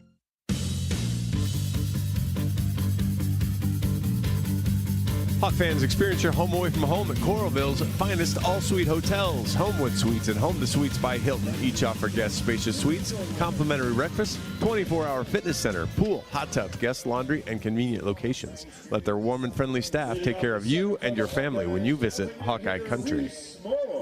Bottom of the second in Iowa City. High-scoring game already, 5-2. The Hawkeyes with the lead. Here comes Reese Moore.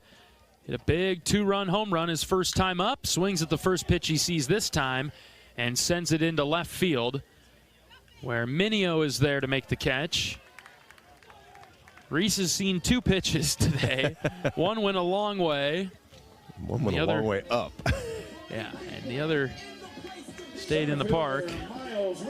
That ball yesterday would have been a disaster to try to catch with the way the wind was blowing.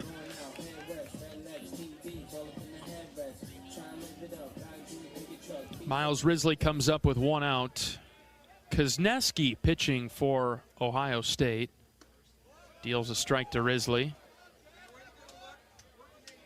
So one of those situations, chase the starter. And now granted, we're pretty confident he wasn't going to go long anyway.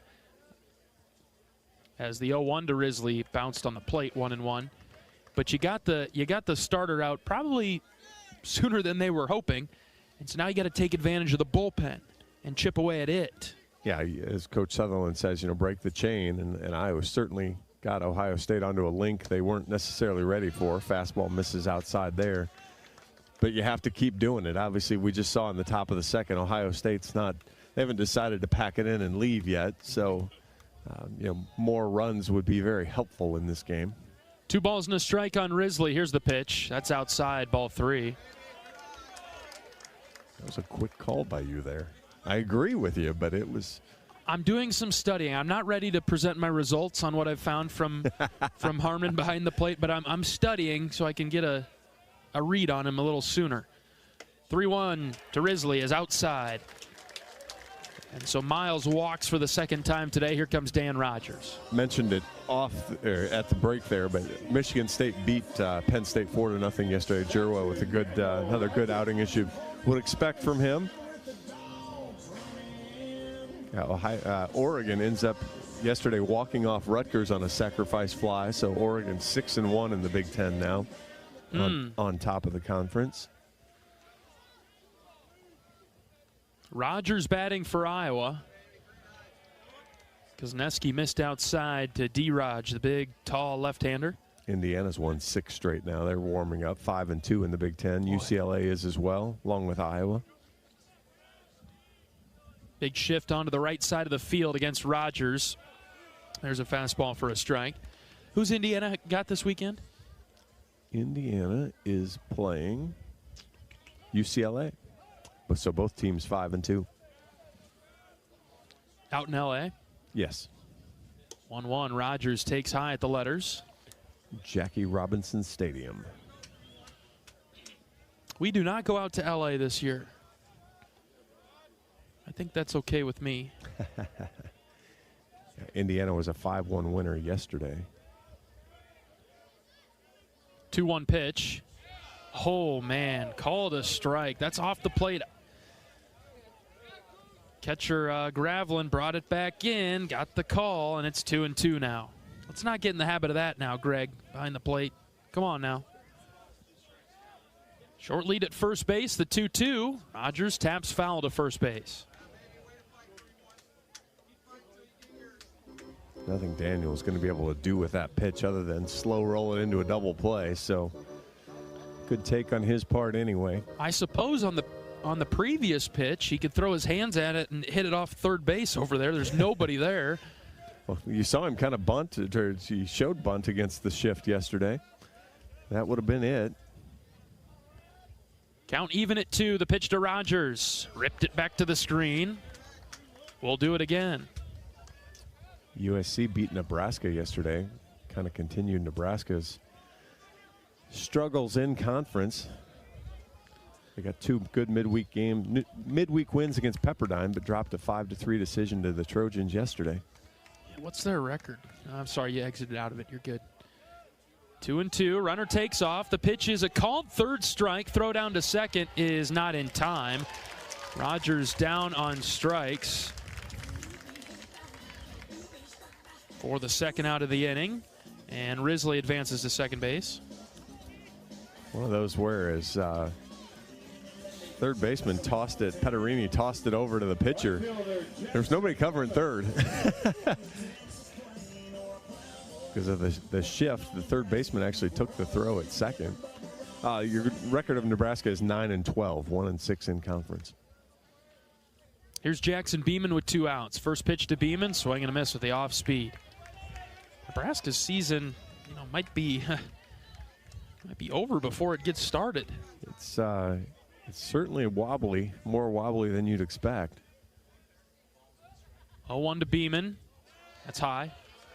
Stayed up. A lot of talent, a lot of money invested in that roster. And, I get the injury here and there, but they'll have to get something figured out. Iowa leads Ohio State 5-2 in the bottom of the second. 1-1 pitch to Beeman. Off the handle of the bat. Foul ball off to the right. That was odd. You don't see that one very often. Boy, he's nothing can go his way right now. No, and that's you kind of start to feel like you're a little snake bitten. It seems like there's guys that get into that mode, and how do you take advantage and get out of it yourself? 1-2 to Beeman. Skied it. Shallow left. Shortstop Ellis going back near the line now, and he makes the catch for the third out. Iowa held off the scoreboard in the second, and so it remains 5-2. We'll bring you the third right after this. It's Hawkeye Baseball from Learfield. FS Envision Seed Corn and FS High Soy Soybeans provide best-in-class traits and genetics that perform. In farming, bushels matter to your bottom line. Our field-proven products deliver high yields year after year. Get the seed you need from the people you trust. Contact your local FS Envision and High Soy retailer or visit fsseed.com to learn more. Hey there, sports fans. Hungry for a legendary experience? Look no further than Bump's Restaurants, proudly named after the legendary Bump Elliott. Nestled right at the Finkbine Golf Course on Melrose Avenue, Bump's is your go-to spot for mouth-watering meals. Present your ticket from today's game at Bump's and get a buy one appetizer, get the second appetizer free deal. Offer good through the next home game. See you soon off Melrose Avenue at the Finkbine Golf Course. Bump's Restaurant, a legendary place with legendary food.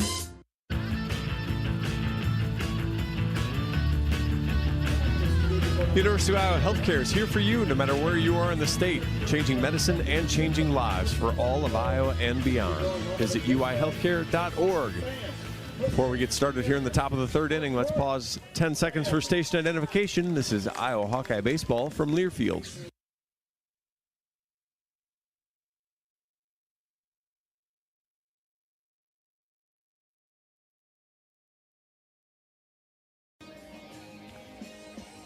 Top of the third inning, Iowa 5, Ohio State 2. And the Buckeyes will send the top of their order up to face Aaron Savory in the third. This is a huge inning here, just to kind of feel how this game goes.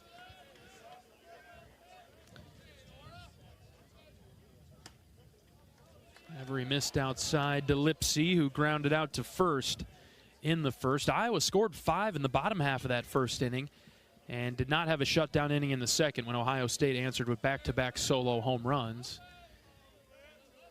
Savory's 1-0, missed low and in. And Ohio State got their shutdown inning coming back out of it. So Buckeyes up on the rail of the dugout. Not that Iowa's not, but you just got a lot of chirp going on in the Buckeye dugout. They're ready to go. No quit. There's no doubt about that. 2-0 from Savory is a called strike at the letters. Slightly above the letters. Ohio State spelled out at an angle, John, up the chest. So I didn't specify which letter. Which end of the letters? 2-1. It hit him on a magnet to Lipsy's right elbow, and he's hit by the pitch. It's kind of uneasy from Savory. Has not been sharp today. Well, that pitch is over the plate. That is right on the inside portion of the plate. And Daniel Rogers was asking for an explanation, but he did give the thumbs up over to Coach Sutherland. Shift on to the left side of the field. Savory just about hit Ellis, whom he hit back in the first inning. On a pitch that looked a lot like that, just a fastball that just kept running up and in.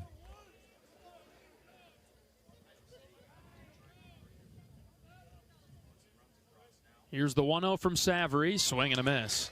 Now that pitch has been good against Ellis. He's gotten him on it a couple times. Yeah, he doesn't look like he sees that or wants any part of that pitch, so I'm not sure. I know you have to keep him honest, but I don't know that I'd worry about standing him up with the fastball as much as I just keep breaking that ball off.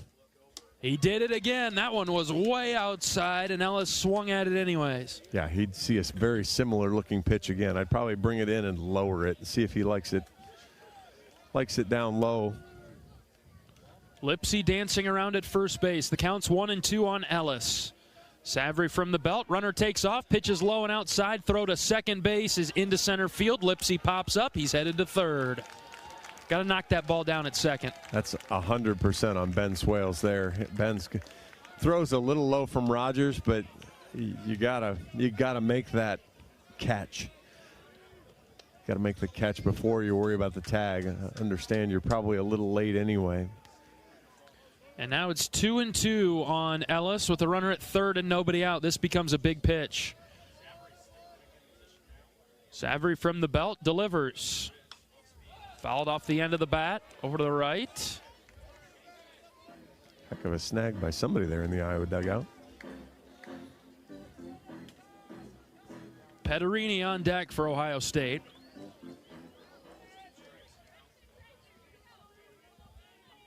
Ellis, the right-handed hitter, stands in. The 2-2. Fisted off the end of the bat and into right field for a base hit. He just punched that into right, and another run comes across for the Buckeyes. It's 5-3. And that is the weak contact that you heard Coach Heller worry about yesterday and today. That ball is just 65 miles an hour off the bat as Sav got that ball out. Kind of made him look a little foolish, but with Hawkeyes with the shift, Swales makes that catch if he's not shifted over. But we'll see Coach Kenny come out and talk with Savory. Ohio State has scored the last 3 runs. 5-3 now. And they've got Ellis at first base with Petterini coming up. Nobody out here, and you're coming into the power hitting part of the lineup.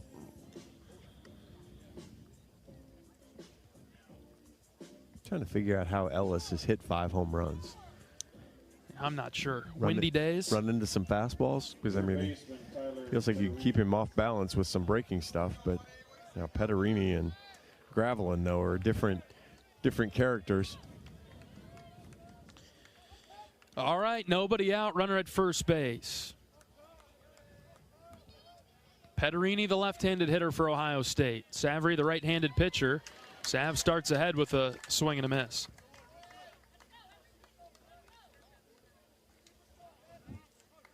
Sav's shown good maturity this year, an ability to bounce back, and the mental toughness side of it. He'll need that right now.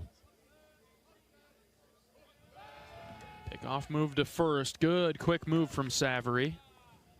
Had him leaning too, so Ellis might be on the move. He has 5 stolen bases this year. Savory's 0-1.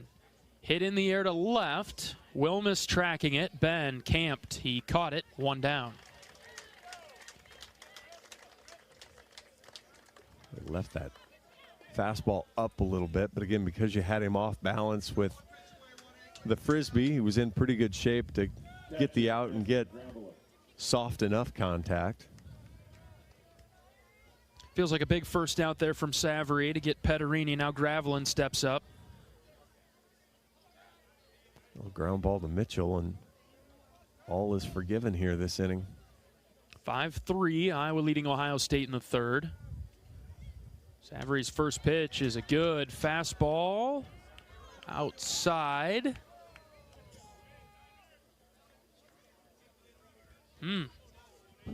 Looked good, but just off the plate. How's your theory testing up now? That one had me puzzled. I'm back to the drawing board, John. I've erased a few segments. Oh, they got him at first base. Oh, they called him safe on the pickoff move. Caleb Wolf immediately goes to his ears asking for a challenge. Ellis was leaning. Boy, unless he missed the tag, he was dead. First base umpire Rick Allen says safe.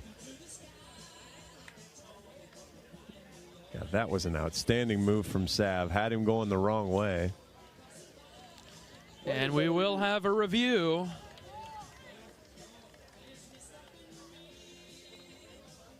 As Savory whipped it over there quickly. It got there in plenty of time. Yeah, and it's in the right place.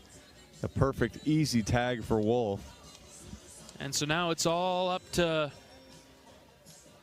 if Wolf put it on the money, or if Ellis had a good dive and hit the far side of the bag from where we're at. Possibly if Wolf grabs it, goes to apply the tag, he gets the near corner. But I'm entirely speculating there. That's just my guess as to why he could possibly be called safe, because everything else was perfect from the Hawkeyes on the pickoff move. Yeah, it's exceptionally done there from Sav. We'll see what the DV Sport replay comes up with. We are not getting anything from Big Ten Plus, but with all the position cameras fixed around, hopefully there's one that has a view of it, because obviously the hard part at this point is the call on the field. You've got to have enough to overturn it. And that'd be a nice momentum swing for Iowa. As Ohio State, they've grabbed some back. Iowa's still leading 5-3, but doesn't feel very good. No, it doesn't feel as promising as it certainly did. Hawks jumped out to a 5-0 lead after the first. Gave up a couple runs in the second. Another one now in the third. Looks like we might be on. We might have a high-scoring game on our hands today. More balanced than yesterday's high-scoring game, which was a 12-0 victory in 7 innings for the Hawks. Long review down the line and right near the Iowa clubhouse. That might be fine with me, but the longer it goes, the more I'm concerned that they don't have a look at it. And I don't know. Again, we talked about this a little bit yesterday too, with the challenge with did the runner leave early from first. I don't know what the capabilities are of stitching replays together too. That you can time it up. Obviously, you don't necessarily need the timing here, but I'm not going to be surprised if he calls him safe. No, got him. Overturned it, called him out. Ellis is picked off first base. He was absolutely leaning.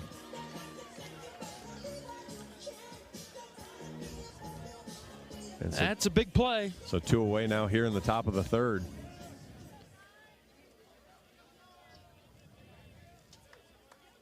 Gravelin batting for Ohio State. The count is 1-0. Slider just away from the right-handed Gravelin. 2 balls and no strikes.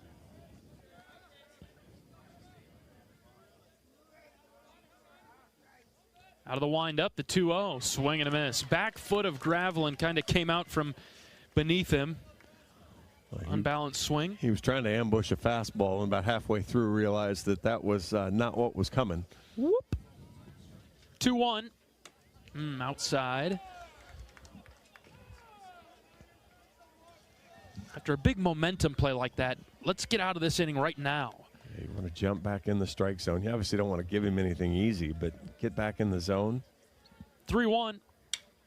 Hit on a line into center. Risley is moving over. Miles dropped it. It knuckled on him, and he couldn't catch it. And so Gravelin is on with 2 outs. Well, that was a 110 off the bat, but right at Risley. Just, I don't think he could tell if it was going to carry. Sometimes that ball that's hit right at you on a line is the hardest one to get, and I think you hit it on the head too. It looked like it was right at him, and then all of a sudden just kind of took a little duck over to his right side. So Gravelin reaches. Here's Eckelman. He had a home run in the second. First pitch to him is a strike at the knees. Boy, I tell you, that line drive to Risley out there, sometimes from a right-handed hitter, it's got the tail to the right side, the slice, and it didn't at all. And then in fact, it went the opposite way and cut away from Risley. We had a good look at it right here, right in front of us, straight down the line. Here's the 0-1. That's a called strike. Oh, jeez. That is a high strike call that in this half inning we will take. Now get this ball down low. Bury a breaking ball. Pickoff move to first, but Gravelin wasn't very far off the bag. So he's back without a problem. Well, I think you hit it on the head. Just going back to Risley there real quick. I think you hit it right on the head with that ball. Just kind of knuckled at him a little bit too, and that's where you got the big movement. 0-2. Dropped low and out.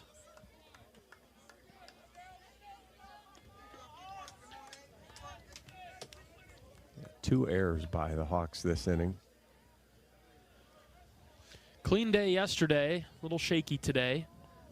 Counts 1-2 on Eckelman. The pitch from Savory, way outside. 2-2. Aaron is not fixing to have himself a long outing today, but needs to buckle down on the 2-2 pitch to Eckelman. Here it is. Hit foul.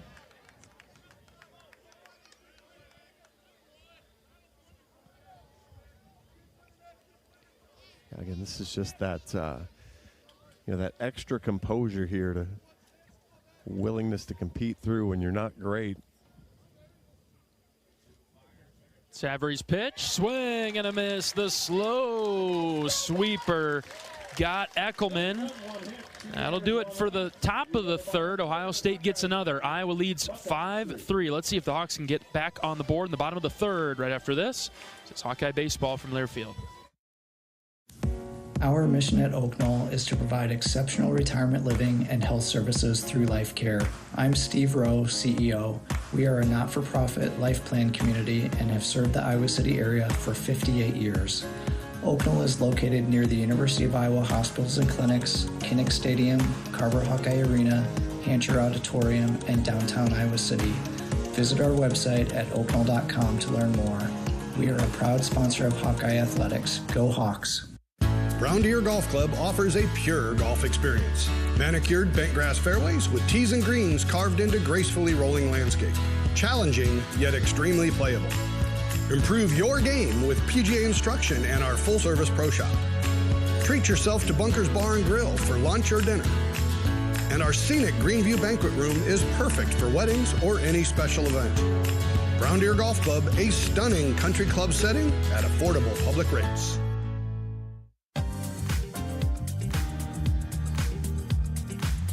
In Iowa, we grow corn, but the truth is, corn grows Iowa. That includes the fuel in our vehicles. So when you fill up, pump it up with unleaded 88 and support Iowa's corn farmers. Bottom of the third inning in Iowa City, 5-3. The Hawkeyes leading Ohio State. Wolf, Schulte, and Swales come up for their second plate appearances of the afternoon. They'll face Kuzneski for the first time. Kuzneski's been pretty good since he came in the first inning. Pitched out of a little bit of a jam there, and then an inning and a third. Hasn't given up a Hawkeye hit yet. Has walked a couple. So again, if Iowa hitters can stay patient, there's an opportunity, but can't expand the zone, and you need to make sure you punish him for mistakes. That's what Iowa did a great job of yesterday with all the extra base hits. Kuzneski deals a fastball that kicks up turf low, ball one. Yeah, 7 of the Iowa 10 hits yesterday were extra bases, 3 doubles and 4 home runs. 1-0 to Caleb. Line drive over a leaping Ellis at shortstop. Wolf around first, he'll slam on the brakes. Caleb 2 for 2 today, his second single of the afternoon. Not gonna lie, I thought Ellis was gonna climb the ladder and get that. It would have been an outstanding leaping play. It just couldn't quite get up to it. Really nice effort by him out at short. And Wolf with barrel on ball. Nicely done by Caleb. And here comes Cooper Schulte. He singled in a run back in the first. What do you like to see from Cooper here, John? What do you think? Bunt. You like a bunt here. Third baseman Petterini, maybe a step in front of the bag. Cooper takes a strike right down the pipe. No signs of a bunt, but I agree with you, John. It could be a good play. With Swales on deck, who's been hitting well for the Hawks. 0-1 on Schulte. Here's the next pitch. He laid off a slider outside, 1-1. I think my plan has been abandoned. I don't think it's coming at this point. Kuzneski from the stretch. Throw it over to keep Wolf around the bag. He's back in.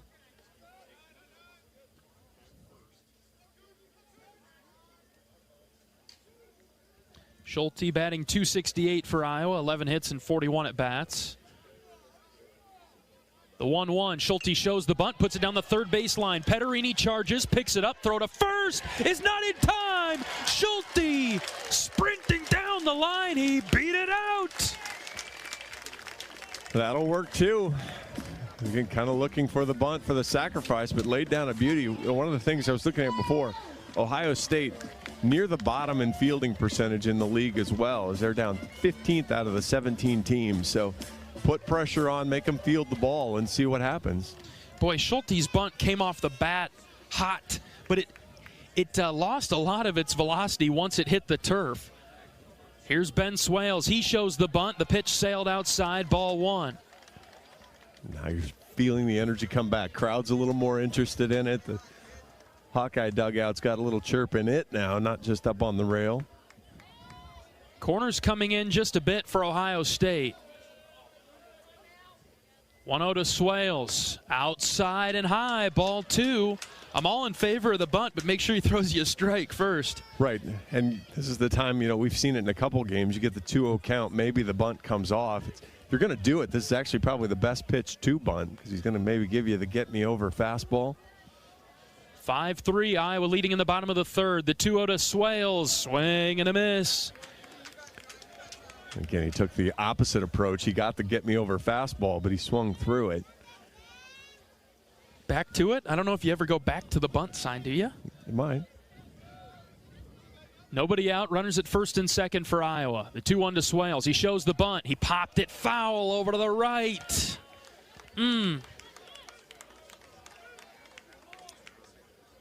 The pitch that he swung at was probably the better pitch to bunt. Up in the zone, one he can get a good barrel on. That one was down low.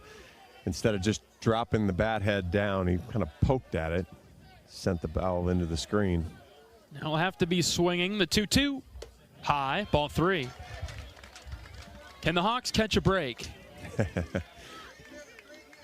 Full count with nobody out in the third. Iowa leading by 2. Kuzneski's been all over, so.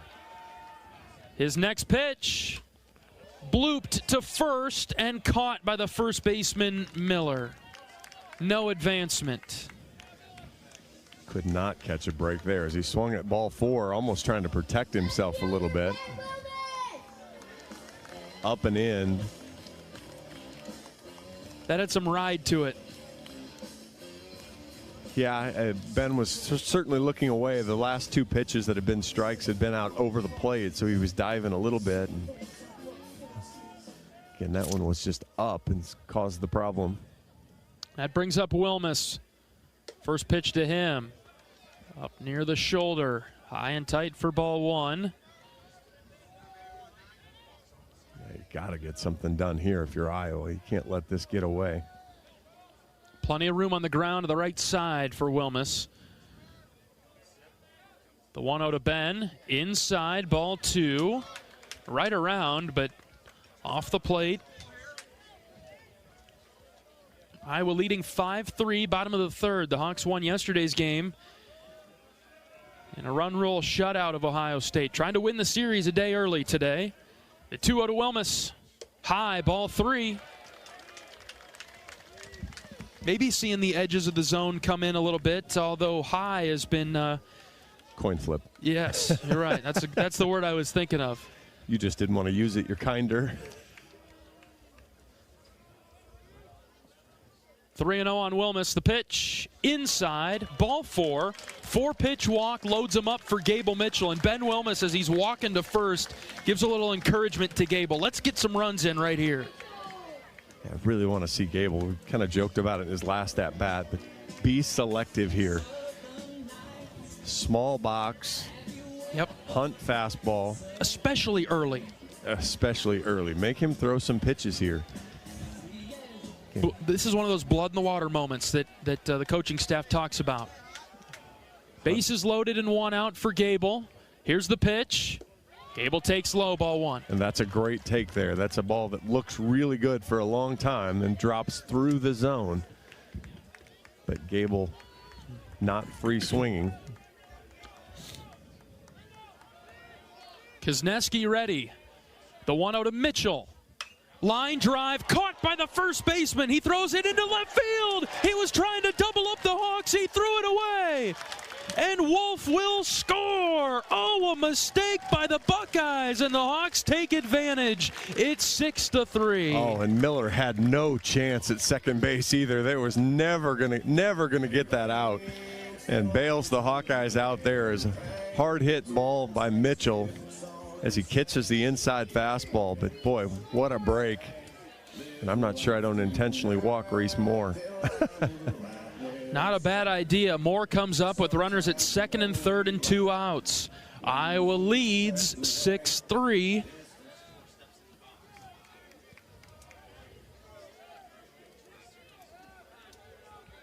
Boy, now really make that hurt.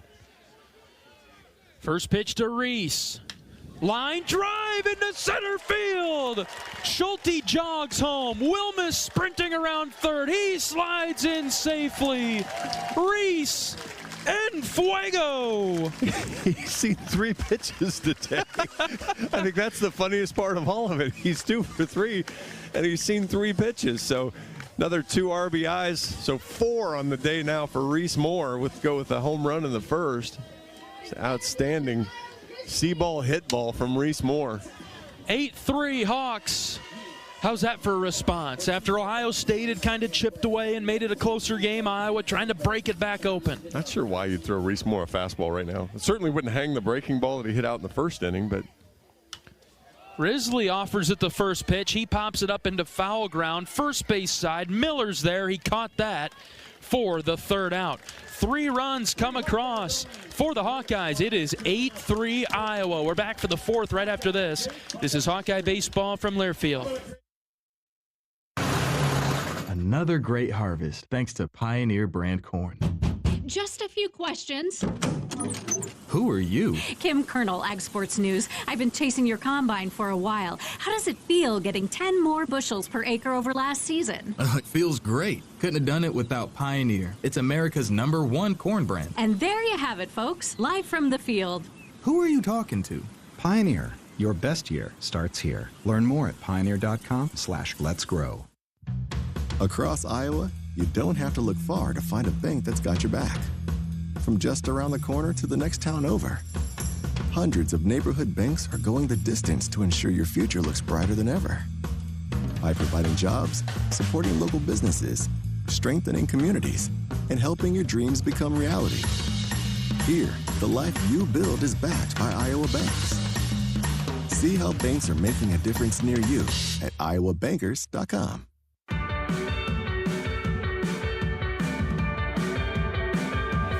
At the game or at home, Wimmer's premium quality hot dogs and sausages will score with family and friends. Take the highest quality beef and pork, and you get the best tasting hot dog. Wimmer's, the official hot dog of the Hawkeyes. Top of the 4th here at Duane Banks Field. 8-3, Iowa leads. Aaron Savory back out on the mound. Purdue looking to bounce back after a loss yesterday to Michigan. Michigan run-ruled Purdue yesterday 13-3. Today, Purdue leads top of the 9th inning 9-6.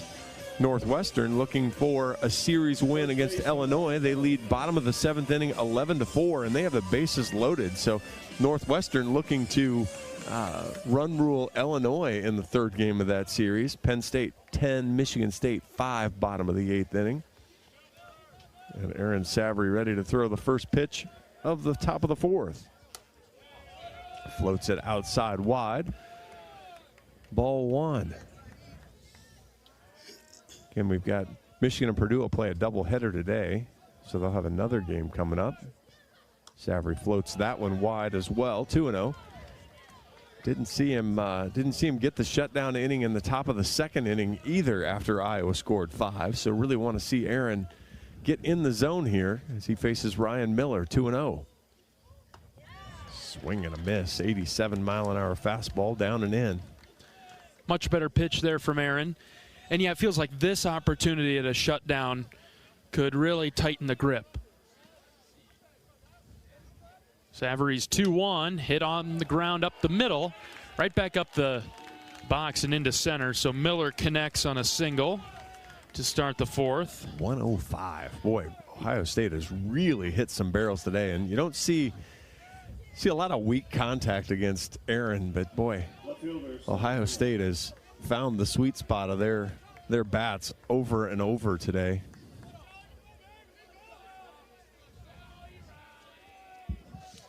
Indiana and UCLA a little later, USC, Nebraska, Rutgers, Oregon again. Minnesota has High Point. Just misses outside with the off speed. And Maryland and Washington late tonight. Pac-12 after dark. Boy, what a trip for Maryland. Only out to Seattle. Ball no strikes on Minio, left-handed hitter for the Buckeyes. There's a strike that's across from Savory. Well, when we talked to some of the volleyball programs, and I mean, you're flying commercial to do that. And so it's going to be an overnight red eye back home on Sunday. Oh. Savary's 1-1. Check swing, didn't matter. Called a strike, 1-2. Think about our trip back from USC, John, for volleyball season. As you did their radio broadcasting for that program. We got back at whatever that was, 3:30, wasn't it? And that was the best it was ever going to be. That was a chartered flight home. Right. Savary with another strikeout. He spins Minio into the turf. Just drilled him with sliders, didn't he? Yeah, really nice job bouncing back there after not throwing the off-speed pitch very well to Miller to start the inning. Was able to bounce back nicely there. I guess that, when you go back to the travel discussion, John, that positions Iowa pretty well because you don't have an insanely long trip, a cross-country trip. No, the 2-hour time change is bad enough, but at least it's manageable as opposed to, a Rutgers, Maryland having to go across to Washington, Oregon, vice versa on the return trips or the other trips. Will Carpenter, the batter for Ohio State, left-handed hitter once again. Savary's missed on a couple. It's just a long way to get you there. Yeah.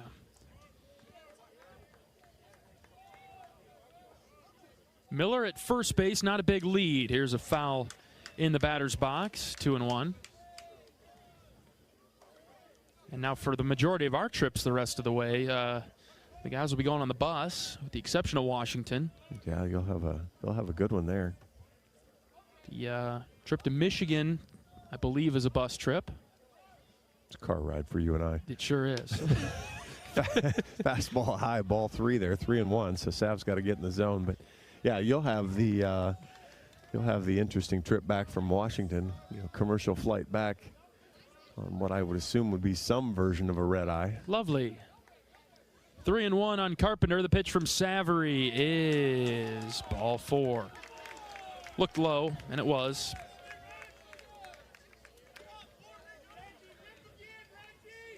Center fielder Reggie Bussey. Dan Rogers will jog out and talk with Savary with the 9-hitter Reggie Bussey coming up. Savary did a really good job against Bussey last time. Had him totally confused and puzzled. He had no chance. We'll see who has made the adjustments here. Does Savary make an adjustment in thinking that Bussey's going to make an adjustment to be better? Or who's going to prevail this time? It's a big spot with runners at first and second and 1 out. Iowa trying to get the shutdown inning after scoring 3 in the bottom of the third. At the top of the order, itching for an opportunity to get Ohio State back in this. I see some hats down in the Hawkeye bullpen. Mm-hmm. We are in the 4th on a nice day in Iowa City, cool and crisp. Wind picking up a bit to center. Savary comes set. His first pitch to Bussey. He showed the bunt. He pulled it back, and the pitch was high. That's the one that you hope he offers at and pops up. But too far out of the zone. Bussey's a .276 hitter. A spin and throw to second base, and Miller is back. Michigan has the tying run at the plate in the top of the 9th inning, down 9-6 against Purdue. And Northwestern just run-ruled Illinois. Wow, my goodness. 1-0 is a called strike. Ooh. I'd be livid if I was on the other side. But you got to think about that pitch that's pretty far outside. That's a slider. That starts even further outside. Yeah, that ball is, in theory, breaking into the outside part of the plate. Boy, that is wide. Savary missed low and out. Aaron needs to get back on track here.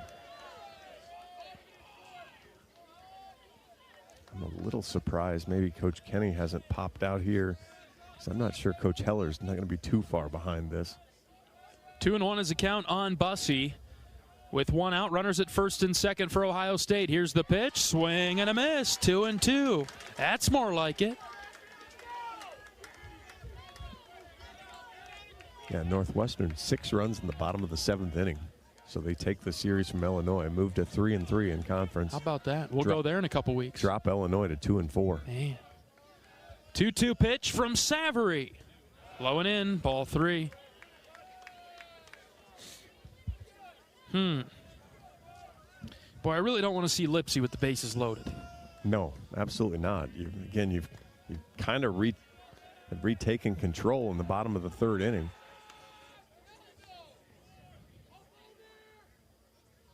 It'll be a full count pitch when Savory's ready. Iowa on top, 8-3 in the 4th. Savory comes set from the belt. The right-hander kicks and fires. Swing and a foul tip. Rogers could not hold it. Everything but. Man, close. He had it, and it took a long time for that ball to work its way to the ground. Healthy dose of spinners from Savory. We'll see what he does here. Payoff pitch. On its way home. Ball 4.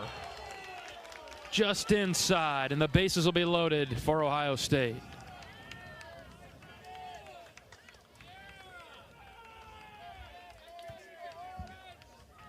Right fielder, Trey Lipsy. Coach Heller on the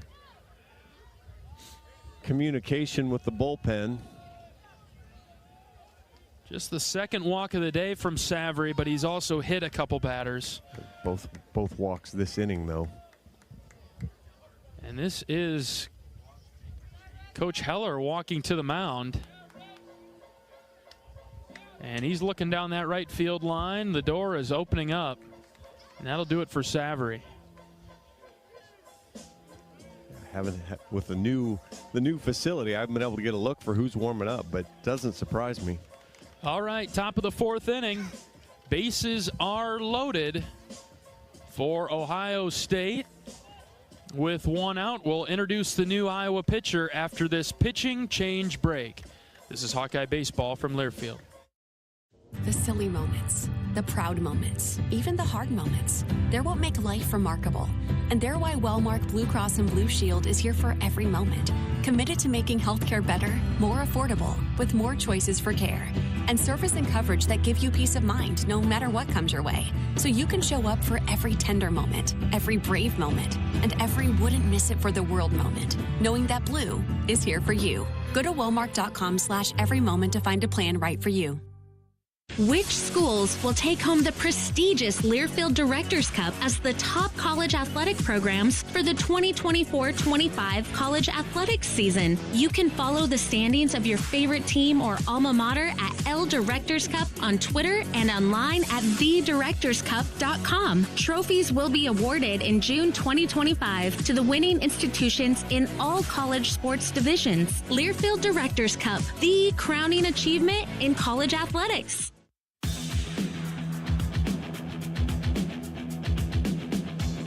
As a proud sponsor of the Iowa Hawkeyes, U.S. Cellular wants you to make the most of today by choosing game day traditions first and scrolling later. U.S. Cellular, built for us. New pitcher into the game for Iowa is Anthony Watts, right-handed junior from Clive. And boy, is this a spot in the middle innings. 7 appearances for Anthony. He's 1-2 on the season, a 6.43 ERA, 14 innings, 14 hits. He's given up 10 runs, all of them earned with 3 home runs, 5 walks, 13 strikeouts.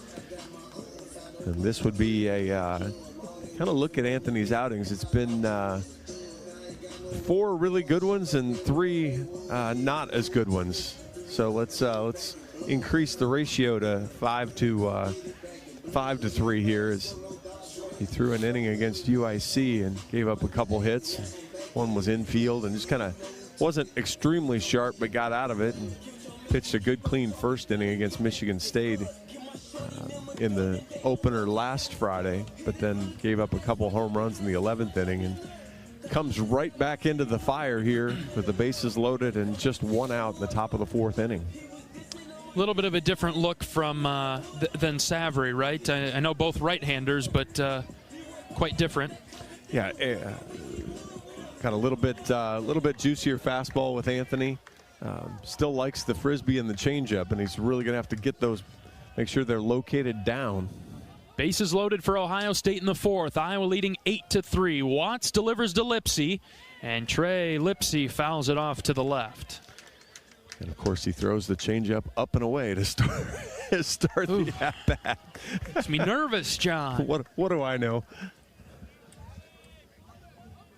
Couldn't read the names of the schools on the flags out there beyond the wall. Not much of a wind. On a sunny day in Iowa City, the 0-1 caught the outside corner, 0-2. 91 there, and I think maybe that's where Sav on his good days, he's landing all of those pitches. Today he was kind of battling it a little bit. If Anthony can come in and land both pitches, he's going to have a big opportunity here. Watts comes set from the belt, the 0-2. Swing and a miss. Got him fishing. 2 down. Boy, Lipsy just trying to do too much there, and Hawks with a good chance here as Lipsy gives Ellis some words of encouragement, but big difference on the right-hander versus left-hander here. I just spin the bejeepers out of Ellis. That's right. Ellis comes up with the bases loaded and 2 outs. Watts pitching for Iowa. Here's the first one, low and out. That's a great stop by Rogers behind the plate. Backhand stab to knock it down as Watts misfired with the breaker.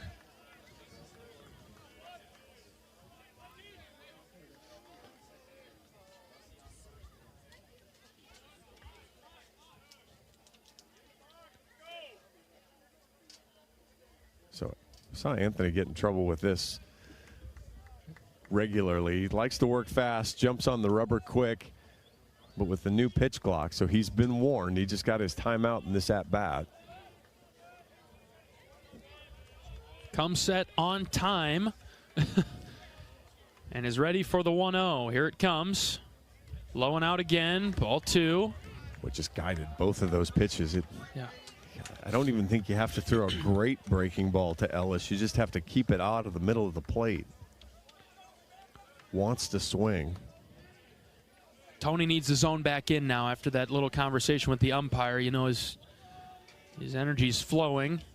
2 outs, bases loaded for Ohio State. The 2-0 pitch from Watts. Check swing, he went around, no doubt about it, 2-1. Well, that one might have been the worst of Tony's 3 pitches, and Ellis could not lay off. The only redeeming factor to it was over the plate. Well, bounces right at Daniel Rogers' feet and knees.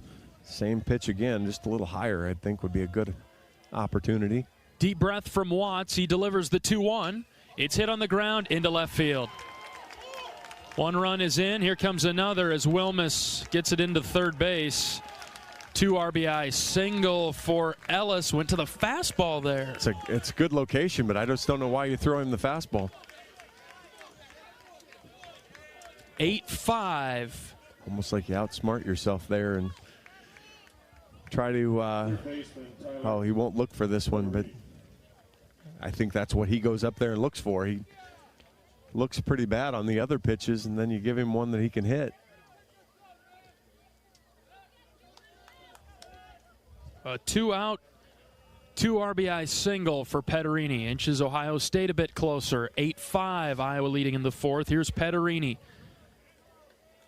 First and second for the Buckeyes. Watts delivers a breaking ball for a called strike, low outside corner.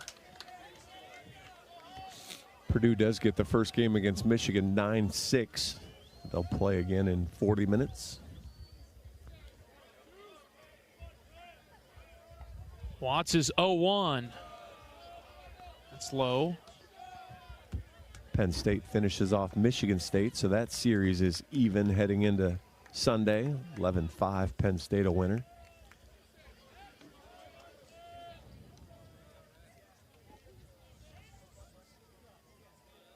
Long pause from Tony. The 1-1 sailed high and out. Ball 2. Just thinking back on some of those scores you've been talking about, John, there have been some really interesting results early on in the conference season. I mean, obviously Northwestern taking the series over Illinois is a big one. Michigan, they're kind of up and down. Yeah, 4-4 now in conference. Watts checking the runner at second base. The 2-1. Ground ball to the right side. Swales is there. Ben picks it up, throws it to first base to get the out and retire the side. All right, 2 runs for Ohio State. It is 8-5 Iowa. We'll bring you the bottom of the 4th after this. This is Hawkeye Baseball from Learfield. Quinn Schulte, I play safety here at the University of Iowa. On the field, I stop the run, I make the tackle, and I get interceptions. Rosmer to throw, has time. Yes, it's deflected, intercepted again by Quinn Schulte. He's running the other way at the 40-yard line. Hawks have another turnover. We're going to slam the lid, hopefully down. Here's an interception. That'll do it. And it's Quinn Schulte. And down there, the Hawkeyes will have first and goal. Off the field, I help my body's defense by choosing vaccines that are right for me. Ask your doctor or healthcare provider which vaccines are right for you. A message from Iowa HHS. The tradition, the rivalries. SiriusXM is your destination for all things college sports, and we've got you covered. On SiriusXM College Sports Radio, there's complete coverage of every major conference, including live games, plus 24/7 talk and analysis. So cheer along on the SiriusXM app and listen to your favorite team anywhere. And now you can get 3 months of SiriusXM free. Subscribe now. See offer details at SiriusXM.com/College Sports Radio 24.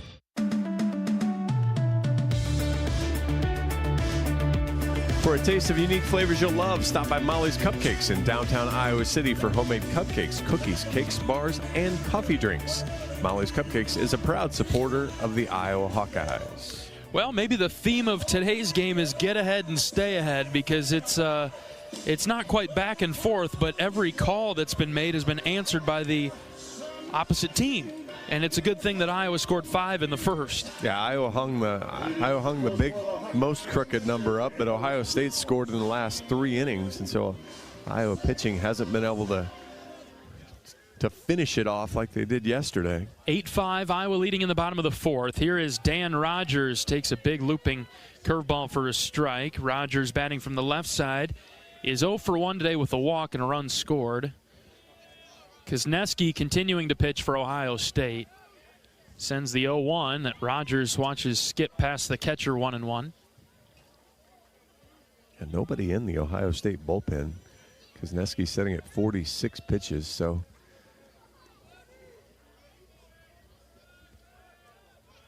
not sure what the freshman's rope would be. Rogers gets turned around on the 1-1 and smacked it foul. He threw 3 innings on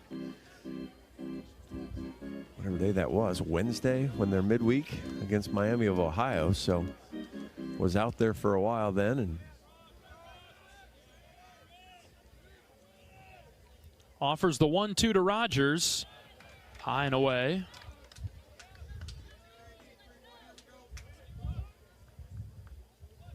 See how Iowa answers the 2 runs that Ohio State scored in the top half. 2-2 pitch. Rogers hits foul down the line and left. He stays alive. Kuzneski has the scarlet glove, the red glove, and it's pretty big. It looks like Mega Mitt when he holds it out in front of his body. Much different physique than Blaine Wink, who started the game for Ohio State. The 2-2. Saw that bump out of the hand. It stayed high. Full count after the curveball missed. Exactly what you wanted from a first at bat after giving up a couple runs. Now you need to get the payoff for it if you're Daniel Rogers. Full count pitch. Fouled off. Opposite field left side.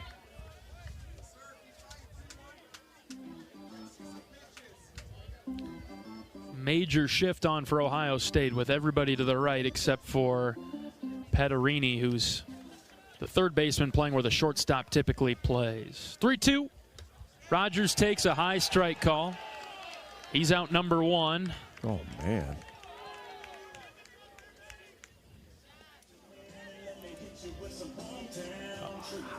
Key emphasis on the word high. Yeah, dangerous pitch to start to have to start swinging at. You know, that's up. But for the home plate umpire today, Greg Harmon, that's a strike. And so Rogers is out number 1. Here's Jackson Beeman. Now he takes a low strike that's about a ball and a half below the zone. Feel like you got to pick a lane. Well, yeah, you're making it impossible for the hitters. 0-1, Beeman takes inside. Up and down is a little less difficult than left and right, but still not easy. And again, I've kind of vowed to not complain about the strike zone, but 1-1 fouled back. And I won't complain about who or what, but this one is large. And so from a hitter's perspective, and he just kind of gave me the palms up. Jackson just looks fooled. He doesn't look like he's comfortable in the box. Next pitch from Kozneski is high. The pitch before that Jackson fouled back, and that was a hanging breaking ball, and it looks like he swung maybe like 60%. Yeah, it took a 3/4. I'm trying to check my swing, but I can't. Counts 2-2 on him, just needs to see one go through. There's a curveball high. Didn't drop it in the zone. Ohio State fans and players and staff are chirping from the left side. Hard to blame them based on what you've seen. It's high, but again, that's the inconsistency part that's hard. 3-2 to Jackson Beeman. Here it comes. High, no doubt about it. Ball 4. So Beeman gets on, and maybe that's what he needs to get going again. Something, you kind of want to talk about shooters all the time. You get fouled, you go make a free throw, or you get a steal and make a layup. Something to just see the ball go through the hoop. And so for Jackson to get a trot down to first base, that'll be a positive development. And here's Caleb Wolf, who's been mashing today. Both singles, but just crushed off the bat. A lot of room in right center for Caleb. Beeman at first base. First pitch to Caleb Wolf is a called strike. Low outside corner, that finds the zone. Yeah, Caleb's been kind of the opposite of Jackson, where he's seen the ball well and been able to deliver bat to ball. Counts 0-1 on Wolf. The next pitch, Caleb slapped it foul over to the left.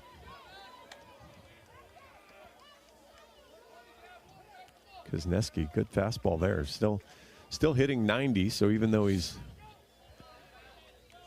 that was pitch 60 for him, still keeping his velocity. 0-2 to Wolf. Outside. No. Catcher Gravelin tried to bring it all the way back in, and the Ohio State bench said, yes. No. Outside. Ball 1. Next pitch to Wolf. Ground ball to second. This could be double trouble. The tag is applied on Beeman in the base path. That's all they get. Probably worked out better. I think if he makes the flip, he's able to get the double play. But by making the lunge, kind of spun him off balance as well. And so then he's got no chance of making a throw. Third baseman, Cooper Schulte.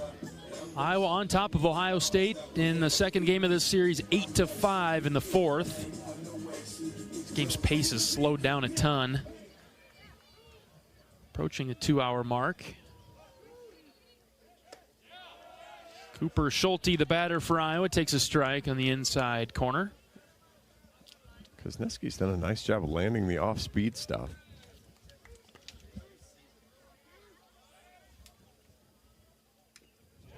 Schulte fouls the 0-1 off, and they're going to give Gravelin plenty of time to regroup. That caught him off the ricochet of the bat. Altering his singing voice? Yes. I don't know that we need to play that for this. Of all things, we do not need the Jeopardy theme for this one. This one's a, if you've played even a half an inning of baseball, this is a legitimate break. All right, Schulte in a little bit of trouble now. No balls and 2 strikes with 2 outs. Wolf over there at first base. Kozneski's pitch, called third strike. Schulte took it. No runs, no hits, no errors, and 1 left. We played 4. Hawkeyes, We're through 4. Iowa leads at 8-5. And we'll be back for the 5th after this. This is Hawkeye Baseball from Learfield. What does it mean to be locally owned and operated? For Cenex, it means everything. It means that we know if you take your coffee to go or if you like to stay a while. It means we've helped Little Leagues get jerseys and local festivals get funding. It means we know what our communities need. So you'll always leave Cenex with a full tank, full of snacks, or full of smiles. Or all of the above. And that means the world to us. Cenex, powered locally. Whether you're traveling for business, pleasure, sports, or with one of our guided tours, our team of travel experts at Travel Leaders Destinations Unlimited will ensure you have a memorable, worry-free experience. Let our professional travel advisors with extensive travel experience and destination knowledge handle your every travel need. Family owned and operated, Travel Leaders Destinations Unlimited has been serving the Hawkeye community for many years, receiving the Agency of Choice Award several times. Make your travels easy with Travel Leaders Destinations Unlimited at duagency.com.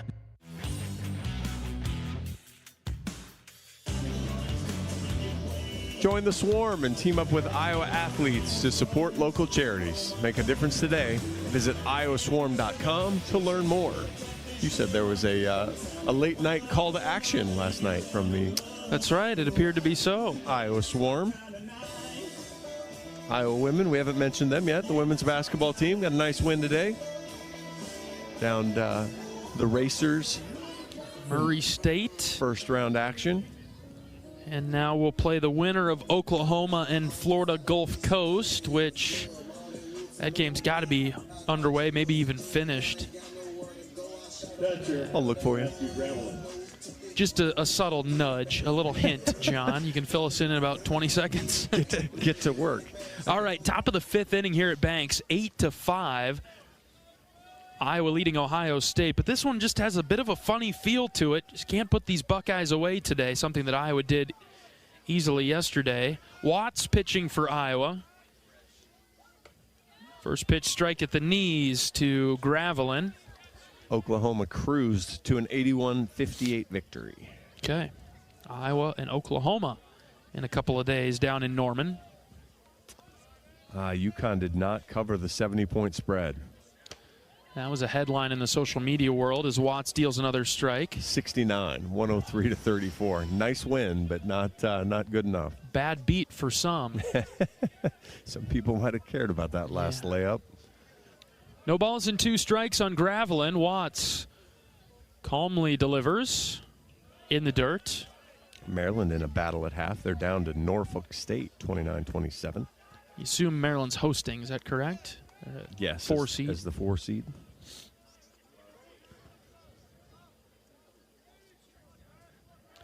Watts has changed in recent weeks. He goes just out of the stretch now. And he's ready with the 1-2. Here it comes. Outside. His slider has not been as sharp as his fastball today. On the men's side, Purdue advanced to the Sweet 16, 76-62 over McNeese. Arkansas leads St. John's by 8 halfway through the second half.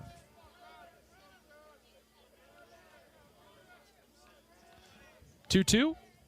Swing and a miss. Back to the fastball, and Watts threw it by him. 93 there, just reared back and let it go. I think we figured out that the SEC didn't need 14 teams in. Their top has played just fine, and their top all deserve to be there. The 1-5 or 1-6 that their bottom half of the conference came from might have said that they got a few too many teams in. Coming into today, the SEC was, what, 1-6? First pitch to Eckelman is skied into left center. Wilmus coming forward. Wilmus makes the play for a quick second out. They were 8-6. Oh, 8-6. 8-6, okay. The bottom half of their teams that didn't finish over 500. Got it. Were 1-6 or 1-5, something to that effect.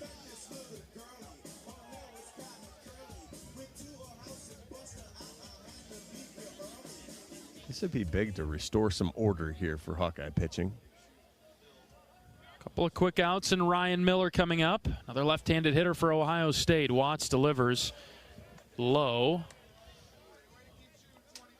And then the Big Ten, on the other hand, set a record. 8 wins without a loss in the first round. And then Purdue getting a win to start today, so 9-0 early in the tournament. 1-0 is spiked foul over the right, 1-1. It's kind of the reverse of things for the Big Ten. Usually they have such a strong regular season, and then they get to the tournament and lay an egg. And they're deep, and so they've got some teams that maybe were a little iffy of whether they should or shouldn't be there, and Yeah, nice run.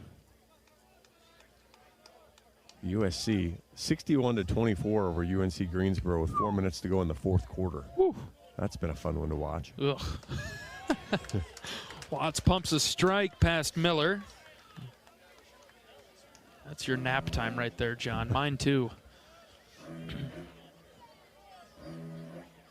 A ball and 2 strikes with 2 outs as Watts comes set. Long pause, deep breath, kicks and fires. Low. 2-2. Iowa leading by 3 in the top of the 5th.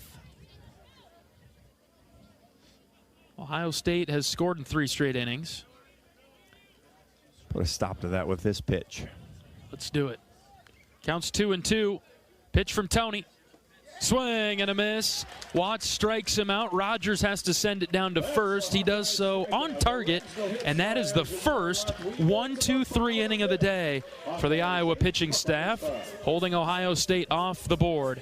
Bottom of the 5th coming up. Iowa leads at 8-5. This is Hawkeye Baseball from Learfield. At U.S. Cellular, we believe in having healthy relationships with our phones so we can have better relationships with each other. Introducing US Mode, a way to set your phone for less distraction and deeper connection. So dinner can sound less like this and more like this. What'd you learn today? The sauropod was the tallest dinosaur ever. Oh my goodness. Visit U.S. Cellular in-store or online and we'll help set your phone to US Mode, even if you're not a customer. U.S. Cellular, the 5G network built for us. See uscellular.com for details. Brown Deer Golf Club offers a pure golf experience. Manicured bentgrass fairways with tees and greens carved into gracefully rolling landscape. Challenging, yet extremely playable. Improve your game with PGA instruction and our full-service pro shop. Treat yourself to Bunker's Bar and Grill for lunch or dinner. And our scenic Greenview Banquet Room is perfect for weddings or any special event. Brown Deer Golf Club, a stunning country club setting at affordable public rates.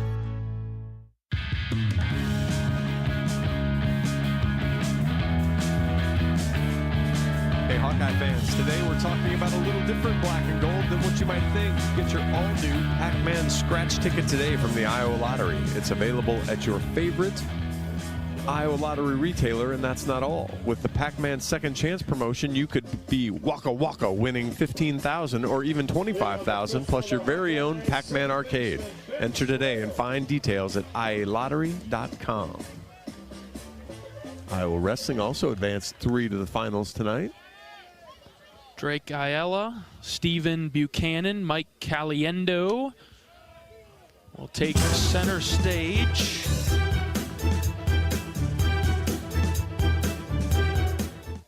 For the Hawkeyes this evening.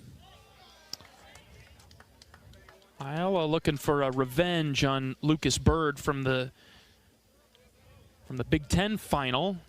Yeah, they're 1-1 on the season, but boy, that was an explosive win for Bird. Strange one too. I mean, just kind of caught him in a weird move and reversal straight to the back. And we're pulling for the Hawks tonight. 2 balls and a strike on Ben Swales, who leads off the 5th inning for Iowa. He takes a pitch that was low, called a strike. Caliendo is unfortunate that he might have the best pound-for-pound guy in wrestling right now. It's in his weight class, but wrestled him well at the Big Ten. Right. 2-2. Swales takes outside. Fortunately called a ball. You might have had a solo broadcast, John. Yeah, Messenbrink for Penn State. He's pretty good. And we'll see. Caliendo, like you said, has wrestled him very tough this year. Swales draws the leadoff walk. That could loom large. It's not easy to do with this umpire either. It's really not. Feels like it should be. Iowa has walked plenty. 7 walks on the day, but it feels like there could be several more. 8 now, I guess. It feels like a couple of Iowa's 5 strikeouts haven't necessarily been legitimate strikeouts. Very strange game today. Haven't had one of these in a while. See if Iowa goes back to short game here with Wilmus. Pitch is in the dirt. Swales takes off for second. The throw is low. It 1-hops to Carpenter. Swales gets there safely. But I don't know if Ben had a great jump on that from first, because I think a better throw might have made a close play at second. Well, the ball didn't really get very far away from Gravelin, and so good job there from Ben, just aggressively deciding to go. And so good, solid, made the decision. We talked about it at the break, that little surprised with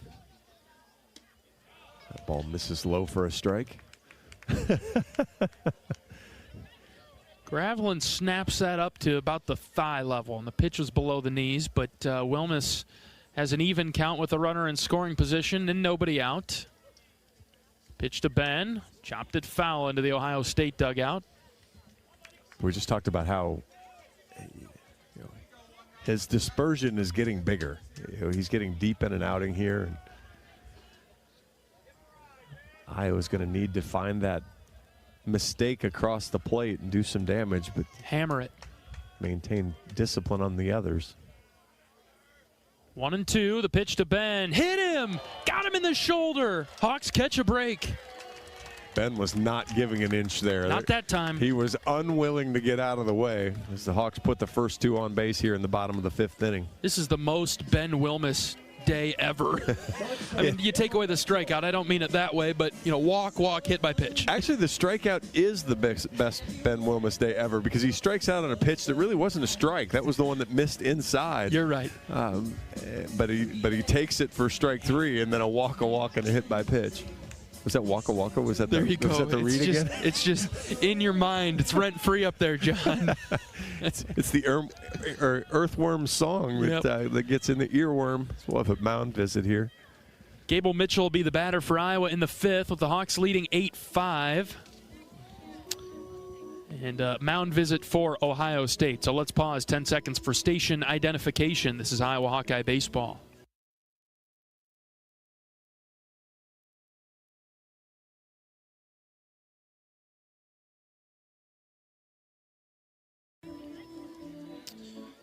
Gable Mitchell will bat with runners at first and second and nobody out.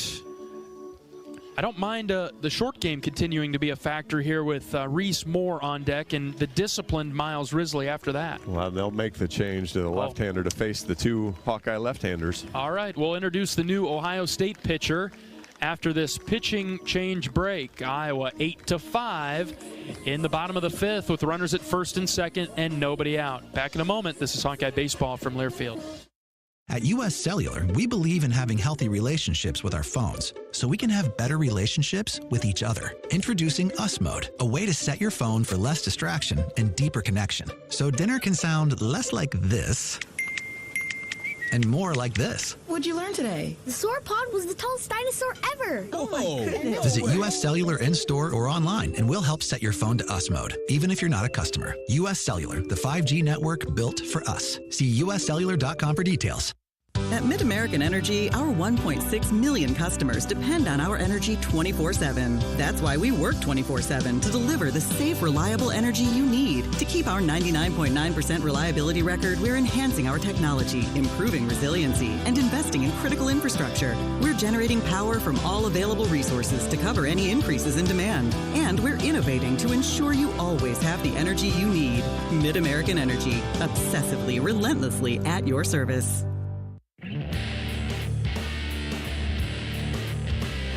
Oak Knoll's mission is to provide exceptional retirement living and health services through Life Care, a not-for-profit life plan community serving the Iowa City area for 58 years. Oak Knoll is conveniently located near the University of Iowa Healthcare Campus, Kinnick Stadium, Carver Hawkeye Arena, and downtown Iowa City. A proud sponsor of Hawkeye Athletics. Visit oakknoll.com to learn more. New pitcher into the game for Ohio State. They'll bring in Luke Carroll, left-handed graduate student from Davis, California. 6'2". He's had a heck of a career. Spent some time at Oklahoma, but here he's thrown 11 innings, given up 14 hits, 15 runs have all been earned, 12 walks, 16 strikeouts. So boy, puts his fielders to sleep, a walker strikeout guy. Giving up 7 extra base hits in those 14, though, including 3 home runs. He's 0-1 on the season with a 12.27 ERA. Fastball is going to get up there around 90. He'll throw a slider off that. And as you might imagine, a little below average command. So Iowa can lay off the slider out of the zone, they've got a chance to do some more damage here. Feels like a spot position for Ohio State to bring this guy in against the lefties as Mitchell bats for Iowa. First pitch way outside away from Gable. Gable was showing the bunt. Yeah, the scouting report says Gable and Reese are going to see a ton of sliders here. Carroll from the stretch with runners at first and second. Throws it to the backstop. No bunt necessary as Iowa advances both runners now to second and third. And that was the fastball. Just held on to it too long. Would have chopped a right-hander's ankles off over in the box there. Infield comes in for Ohio State. Nobody out for Gable Mitchell. 2 balls and no strikes and an 8-5 lead for the Hawks. Slider stayed away. Maybe a touch high too, 3-0. It's hard to tell about that part. Both. It was both, but willing to stick my neck out there. Here's the 3-0. That's low, ball 4. Ooh, boy, I tell you. 4 pitches that not close. Now the third one was decent, but boy, and even that one just looked like he really tried to overthrow Sling it. He's got a very choppy, herky-jerky delivery. A little bit, and then there's nobody in the bullpen, so it is his deal here. There's nobody warming up. There's nobody doing plyo. There's nobody activating. We're gonna see Luke Carroll for a minute or two. Hawkeye on every base for Reese Moore with nobody out. First pitch to Reese, outside. Well, he had to take a pitch. A good thing for, and Reese doing a nice job understanding how he's going to get worked. Now I look fastball and I turn on one and hit it into the dental lot if I'm Reese. The 1-0 in the dirt, 2-0. Reese's batting average up to .418 now. He is 2 of 3 today. 4 runs batted in, including a 2-run home run. Boy, I don't know what you do here. I never like giving Reese a red light, but I think at this point, you might not have to worry about it. Just trust yourself. Counts 2-0, the pitch to Moore. There's a strike. Able to dot the edge, 2-1. And that's a good take from Reese. I mean, I assume he probably had a pretty limited tunnel he was looking at. If he would have gotten it, he would have swung at it. But that ball's low and away. It's in the strike zone, but good take there. Bases juiced for Reese. Here's the pitch. Slider that crossed the zone. Another strike from Carroll, and it's 2-2. He's come back with a pair of called strikes. I like what Reese did there, though. He jumps out of the box, takes a deep breath. He's seen both pitches now for strikes, so he knows what to look for. Carroll's 2-2. Check swing. Did he go? They said he did. And Moore strikes out. Boy, the third base umpire calls that from behind Ben Swales and Mitch Bowe over there. He poked around him and gave the fist to say that Reese is out, so that's the first out. 1 down for Miles Risley. Bases still loaded for the black and gold.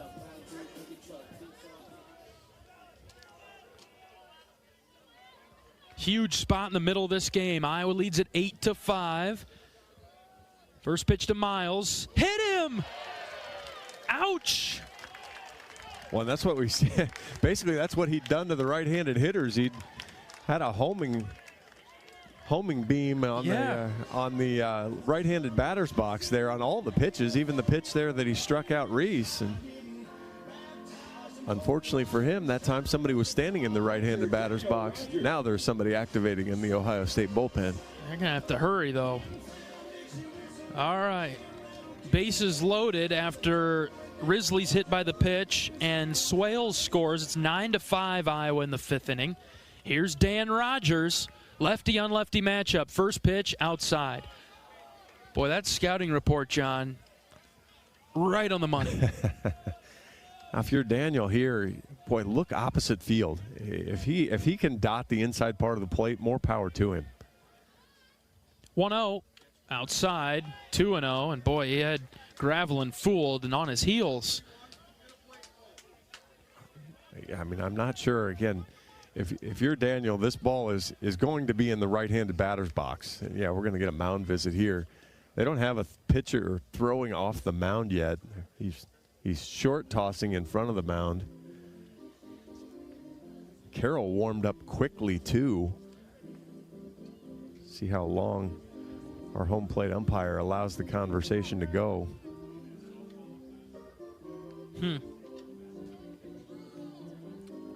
Making his way out there now. He's not in a hurry though. Nope. Iowa has scored in every other inning today. First, third, and fifth. 5 in the first, 3 in the third, 1 in the fifth. Let's get more than just one here, though. It's 9-5, and the base is still loaded for the Hawks. So it depends on how you like the numbers. 5, 3, 1. You're counting down odds, or you put up a crooked number. Let's put up crooked numbers. That's right. All right, mound visits wrapped up. We're ready to go. 2 balls and no strikes on Rogers. Bases loaded for the black and gold. Here's the pitch to Dan. Low and out. Ball 3. Yeah, again, if he could somehow dot one across the inside part of the plate, I'd just tip my helmet to him and call it good. I'm leaned out over the plate, and I'm ready to drive one to left if you're Rogers. 3-0. Low and out again, ball 4. And Ohio State has walked in a run. It's now 10-5. Those are just non-competitive pitches, too. That's not even... Daniel didn't even need a bat. You know, there was no... I can't believe it, John. There was no if there. And if I'm Jackson Beeman, I'm on my toes here.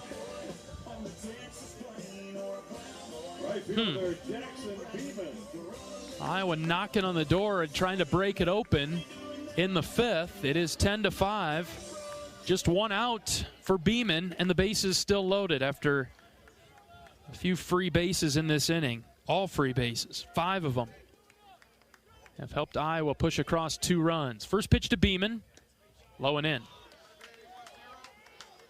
Yeah. I don't know if it's a release point thing for Carroll, but everything seems like he's holding on to it too long. It's low and out from lefties. It's low and in to righties. Yeah, I mean, I'd shift him over to the first base side of the rubber and give myself a fighting chance here as he kind of is in the middle. 1-0. Downstairs, ball 2. That's the first pitch that I think's been mostly over the plate. I guess Reese saw the first 2 pitches to Reese that were strikes were over the plate. Carroll taking a moment behind the rubber, still on the mound. Now he gets on the rubber. 2 balls and no strikes on Beeman. Here's the pitch. Inside, also low, ball 3. Boy, I am shocked. Yeah, I don't think again, we talk about not having a red light. This has got to be a red light spot. Here's the 3-0. Outside for ball 4. Another run is walked in. I don't blame Beeman for pausing a hot second there. We've seen that one called a strike a time or two. It's outside, but that one's got to be it, doesn't it? I would think so. I know you've got a lefty-lefty matchup here, but we will have a pitching change for Ohio State. It is 11-5 Iowa in the 5th inning, and the bases will be loaded for Caleb Wolf when we come back from this pitching change break. This is Hawkeye Baseball from Learfield. You might think Iowa grows corn, but the truth is, corn grows Iowa. Corn can even fuel your drive to watch the Hawkeyes play when you choose Unleaded 88. It's a fuel that's cheaper, cleaner, and greener. Plus, it's homegrown, making Unleaded 88 the clear choice at the pump and totally worth the hype. So as you head to cheer on the Hawkeyes this season, don't just fuel up. Pump it up with Unleaded 88. Find Unleaded 88 at a station near you. Go to iowacorn.org/88. Hey Iowa, it's George Kittle, tight end for the San Francisco 49ers and proud former Hawkeye. Life can throw unexpected hits, much like catching a pass over the middle. If you're facing struggles with drug or alcohol use, or even mental health challenges, take a time out and call Your Life Iowa. Just like my teammates are there for me, the Your Life Iowa team is there for you. Get 24/7 free resources or find treatment options at yourlifeiowa.org. A message from Iowa HHS.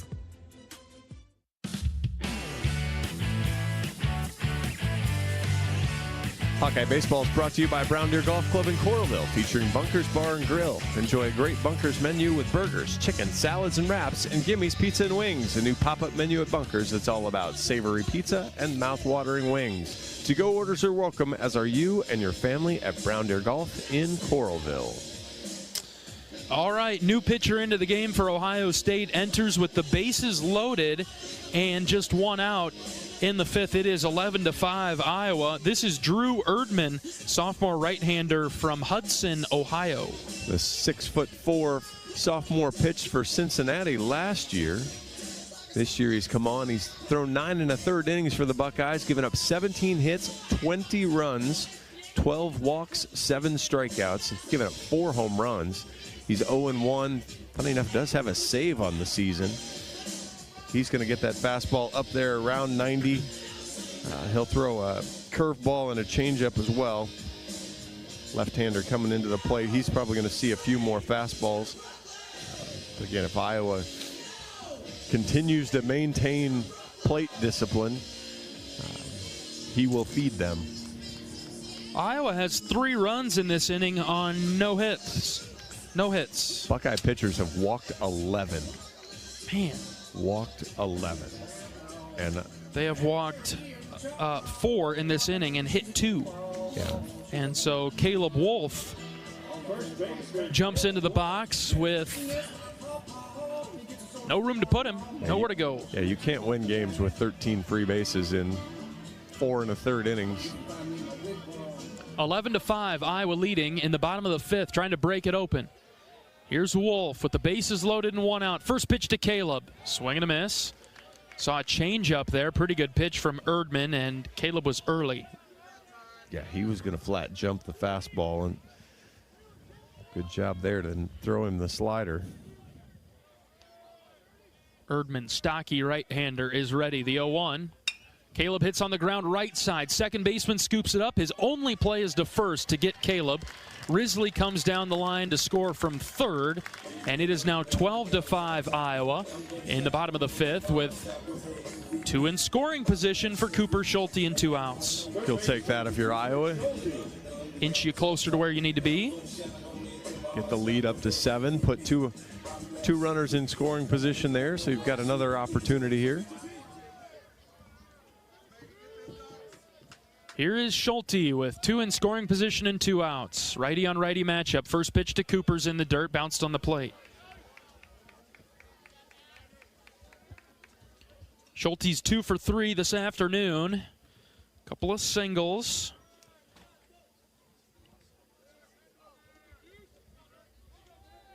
Looking for a big base hit here for the Hawks. The 1-0. Cooper fouled it right back to the screen. And it is 1-1.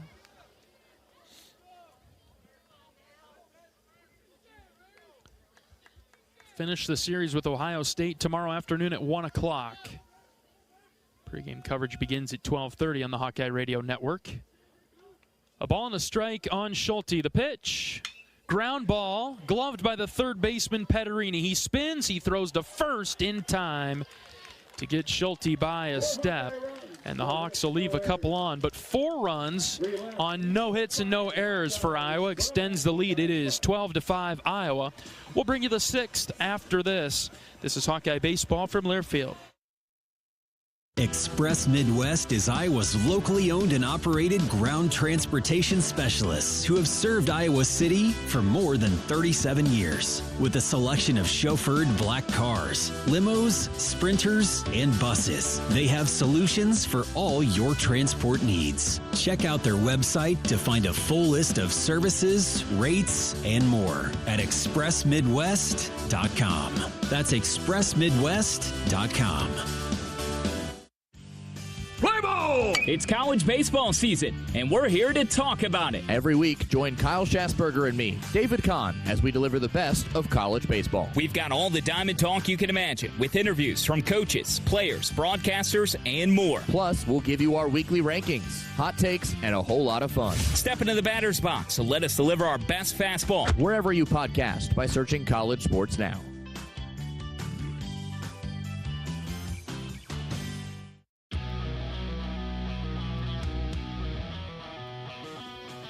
John Evans and John Leo in the broadcast booth at Duane Banks Field in Iowa City. We've reached the top of the 6th inning, and the Hawkeyes lead 12-5 over Ohio State. Watts continuing to pitch for the black and gold. We'd like to give a special shout out to our board op Michael today, who's been working long hours covering the NCAA basketball tournament. He works with Illinois for the men's basketball tournament, and the Fighting Illini got a win last night in the tourney, and Michael got to bed a little bit late. It was a long night for him, and we really appreciate the work that Michael does for us here at on the Hawkeye Radio Network. So thank you for your work, Michael. We'll try to get this game to speed up a little bit for you so you can get home and get some rest. All right. A couple of substitutions in for Iowa. Blake Guerin plays first base now for Iowa, and into the game in right field is Kellen Strohmeyer. 12-5 Iowa in the 6th. Anthony Watts pitching for the Hawkeyes. He'll face 7, 8, 9. Minio up first. And Watts deals a strike on the outer edge. Good start from Tony. I did a workout this morning. Just got up and stretched the legs a little bit. Yeah? After sitting here cold and all cramped up, took a hot minute to get everything loose. 0-1 is bunted foul down the third base side, 0-2.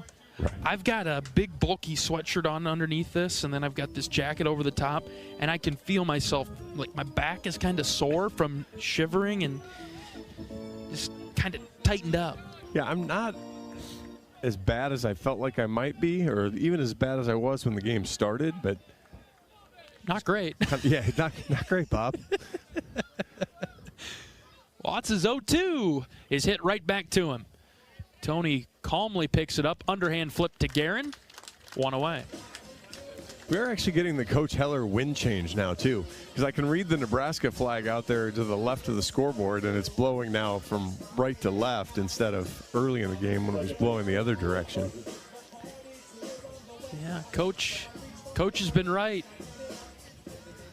Coach likes his weather. That guy is more locked in on the weather than most things, I think. And he knows a guy. Somewhere he knows a guy. He's awesome. Everywhere we go, Coach Heller knows a guy about the weather. Yeah. Well, I mean, you don't spend, 38 years now? Yeah. You don't spend 38 years and not know guys everywhere like Coach Heller. 1-0 pitch from Watts is a strike to Carpenter. 1-1. Because everybody is just a friend waiting to be made. So if he hasn't talked to you, he will. I mean that in the best way possible. I know, and that's entirely accurate. Because I am so not that, and he is so good at that. Good looking pitch from Watts, but it's low. 2-1. That might be the most accurate thing that somebody has said about Coach Heller this year. If he doesn't know you, you're just a friend waiting to be made. 2-1 from Watts. That dropped in for a strike. 2-2. I don't know where we're going to do tomorrow's interview, John. Well, it'll be back to whatever spot you guys have been in that worked. Although you didn't do an interview last week on Sunday. Yes. So yeah, that'll be very confusing. We kind of joked about that pregame of superstitious baseball guys. I might be all in on the superstitions. Watts gets a swing and a miss from Carpenter. And Rogers throws it down. Secure the out. 2 outs in the top of the 6th. Iowa leading 12-5. Yeah, found a place now to do a Friday interview that delivered a win. Which is so against what Coach likes to do. I know he likes to do those interviews where it's just the two of us, away from everybody, and now we got to worry about the guys coming in the dugout. But that's because you tried so many places on Friday to get one, so he went to where he was uncomfortable. So good on Coach to take one for the team, so to speak. Out of the comfort zone. Yeah. Worked out, delivered the win yesterday. Today's less than pretty so far, but it's on the right track. We're riding a 4-game winning streak into this game against Ohio State today. Watts has missed a couple of times outside to Reggie Bussey. He's the 9 hitter for the Buckeyes. Looking to set a record for most station IDs during a 9-inning broadcast. We're up over the 2-hour mark. Boy, that looked good, but it missed upstairs, ball 3. I'd like to see Iowa scratch across a few more runs here. But for now, hold Ohio State. 3 balls and no strikes on Bussey. Watts' pitch. Outside. Something a bit off in that at bat for Watts.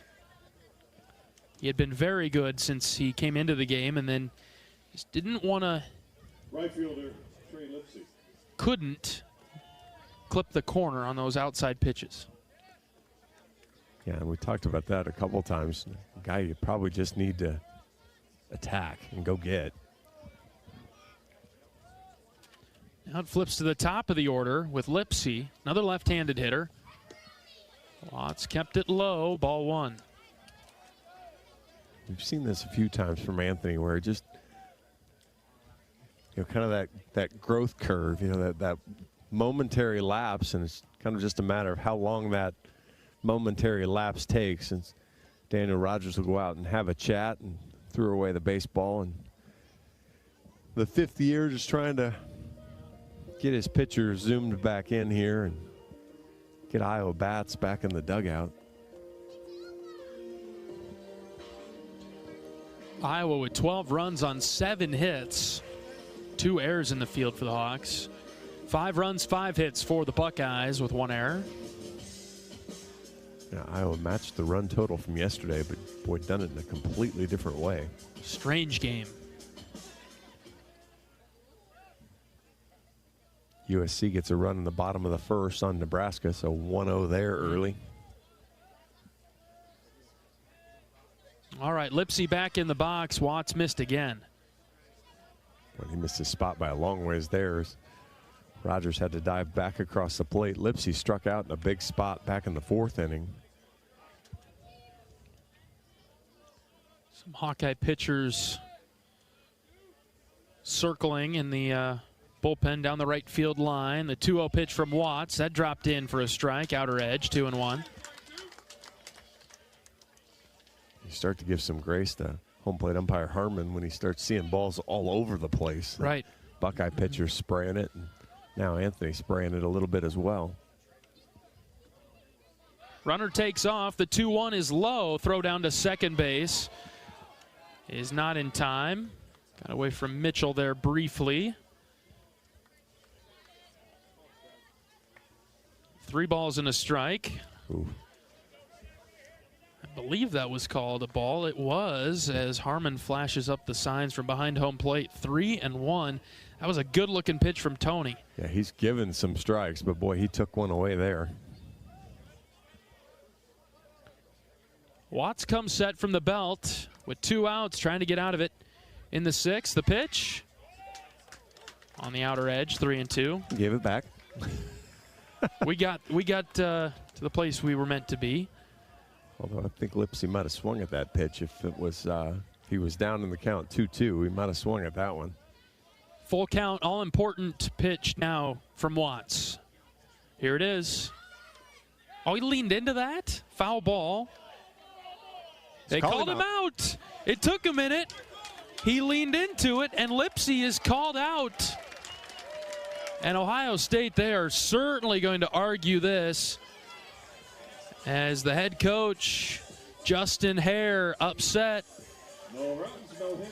And looks like they'll review this. They want to challenge it. Yeah, I absolutely would. If you're going to argue it, you're going to challenge it too. That ball's a strike. It is well within the strike zone. I mean, you look at TrackMan, and that ball is not on the edge of the plate. That ball is over the plate, and so it'll be. I'm not quite sure what. I'm not sure he's going to see what he wants to see, or what he hopes to see, as Iowa won their challenge earlier in the game. But they'll go take a look at it down the right field line.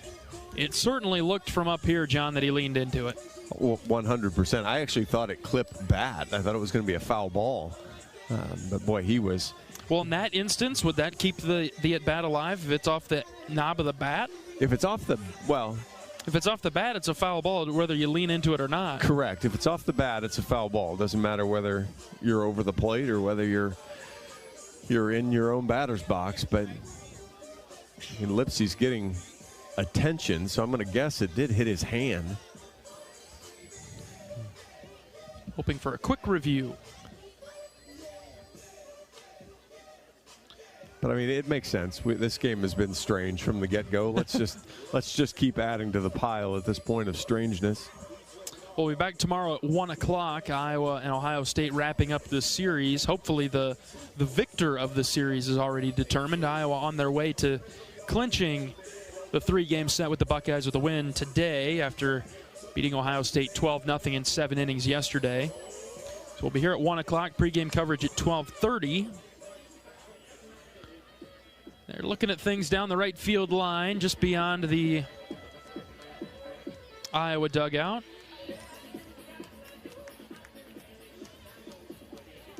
Ohio State, 47% strikes today. Iowa, not great, just pushing the 60 mark here. Hawks were at about 60, mid to upper 60s yesterday. 65, 68? Yeah, 68. Outstanding yesterday. Obermueller picked up his first win for the Hawks. Tony throwing some warm-up pitches or some stay warm pitches. In the meantime, this is a long review, fellas. Come on.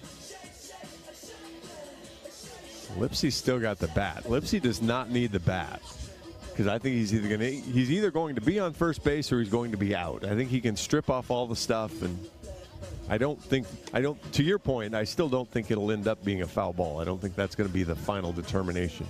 Well, here we go. Umpires have come out, jogging towards the field of play. They point and they say that it hit him, and they give him first base. There was no question it hit him. The question was not about whether or not it hit him. It was the fact that he leaned into that. That pitch was a strike, and Lipsey leaned into it and is awarded first base after the review. Coach now, Heller, that can't be right. Coach Heller's going to ask a question. That ball was a strike. The ball was in the strike zone. And unfortunately, the home plate umpire didn't go over. Greg Harmon didn't go over, and so he's going to pull in. Actually, he's not. Boy, that is. Holy cow. That is a terrible, terrible call. So Lipsey, they say, is hit by the pitch, and now Watts just needs to settle in and attack the next hitter, which is Lee Ellis. Off-speed stuff. All breakers. The fastball bit Watts earlier today against Ellis. First and second and 2 outs. First pitch from Watts. Strike one. Goes with the slider. Good pitch. 12-5 Iowa in the 6th.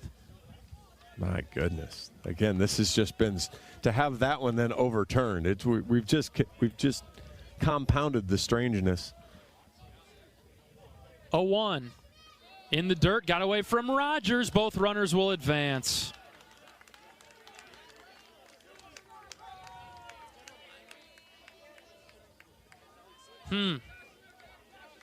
Top of the 6th inning. Iowa trying to keep Ohio State off the board. 12-5. Hawks up 7, but have never felt comfortably ahead. Count is 1 ball and 1 strike. Watts delivers to Ellis. Strike 2. He went fastball on the edge. Really good location there, down and or out and away. Yeah, now I spin him again. I put the ball in the same tunnel and I spin it away. A ball and 2 strikes with 2 outs. Watts is ready from the belt. He sends it home.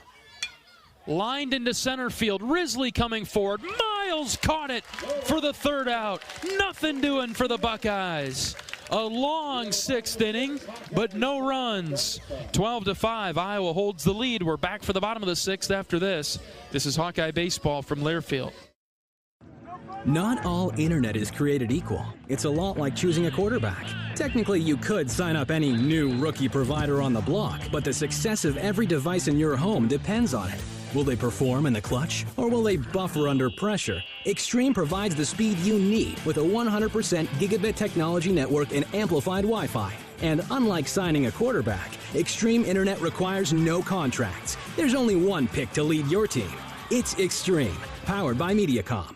Express Midwest is Iowa's locally owned and operated ground transportation specialists who have served Iowa City for more than 37 years. With a selection of chauffeured black cars, limos, sprinters, and buses, they have solutions for all your transport needs. Check out their website to find a full list of services, rates, and more at expressmidwest.com. That's expressmidwest.com.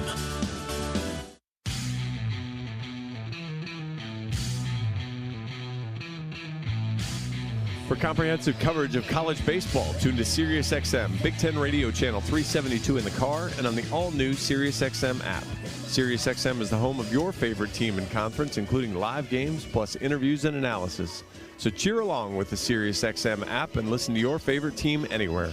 Get a free trial at SiriusXM.com/Big Ten Radio 2025.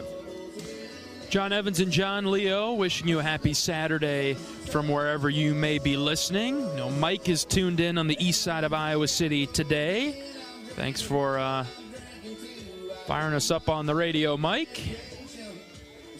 12-5 is our score in the bottom of the 6th inning. Iowa in front by 7.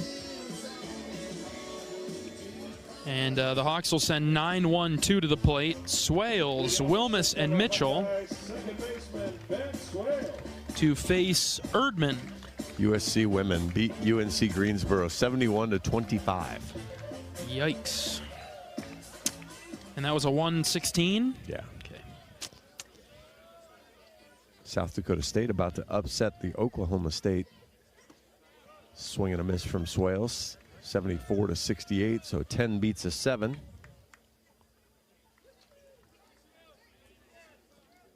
Otherwise, pretty much chalk. Pretty much chalk and pretty much big chalk. Swales takes an outside strike, 0-2. On the men's side, St. John's goes down. Yeah. Arkansas. St. John's is a popular pick. No balls and 2 strikes on Swales. Here's the pitch. A swing and a miss. Ben goes down on strikes to start the bottom of the 6th inning. Michigan just getting started with Texas A&M. I'm a pretty big fan of chalk when it comes to the NCAA tournament, John. I'm not a big Cinderella fan. I'll take the first round upset, but don't put a 12 seed in the Final Four. I don't want to see that. Don't try to tell me that they're one of the 4 best teams. I know you like wrestling. How about, gosh, which weight class was it? Oh. Down low. Blaze and... Chumley from Northwestern was a 20. Yeah, it was like a 7 and a 20 on one side, and it was a 2 and a 3 wrestling on the other side. Right. I'm like, oh, that's just dirty. Yes.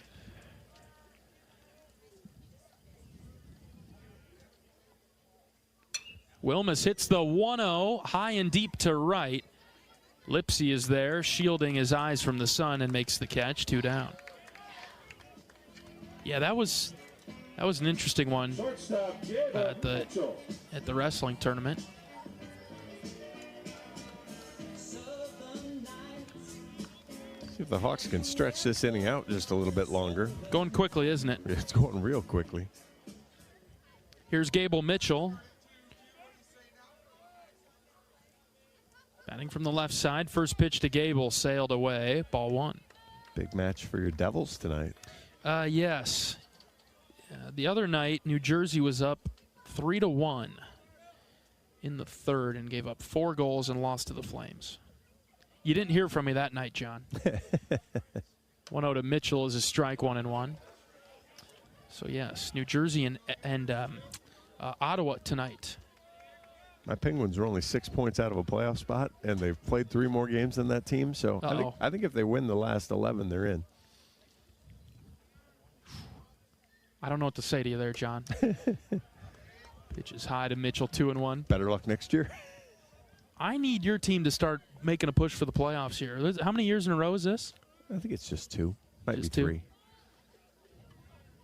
It makes our road trips a lot more fun towards the end of the year when we're watching playoff hockey after the Hawks pick up a win on the road. You know, we go back to the hotel, maybe get us a little pizza, get the playoff hockey on. Yeah. Unfortunately, the Penguins, even if they have made the playoffs, they've been bounced in the first round so many times. They haven't made a good, solid run in a while. 3-1 to Mitchell is low, ball 4. So a 2-out walk keeps the inning going, just as John requested. Basically, that's any professional team I root for, too. So you've got the Steelers. The Steelers do the same thing, and Cincinnati Reds aren't sure what playoffs mean. So, hey, the Steelers, I hear this Aaron Rodgers stuff might be coming together. Would you be an Aaron Rodgers to the Steelers guy? Would you be a fan of that? Yeah, probably. I mean, hard to say no, right? Right, it's hard to say no, and based on the way the quarterback play's been. Kellen Strohmeyer is also a Steeler fan, which I found out and chatting him up one day, and so we've been kind of watching that and the running back situation and things. Sure. Batter is Reese Moore. Gable caught a break there. It's a good backhand play from Gravelin. Gable took an aggressive secondary lead. Fortunately, Gravelin dropped the ball on the second grip, and it allowed Mitchell to get out of no man's land. Gable's got a pretty good lead over there at first. 1-0 to Moore. Breaking ball, called a strike. Hang that again, buddy. If Reese has timed it up, he'll send it a long way. Counts even at 1 for Reese. The pitch, high and out. Looked like a pitch out, but I don't think he meant to do it. Yeah, wind actually helping Reese now if he wanted to go over toward the wrestling facility out to left center field.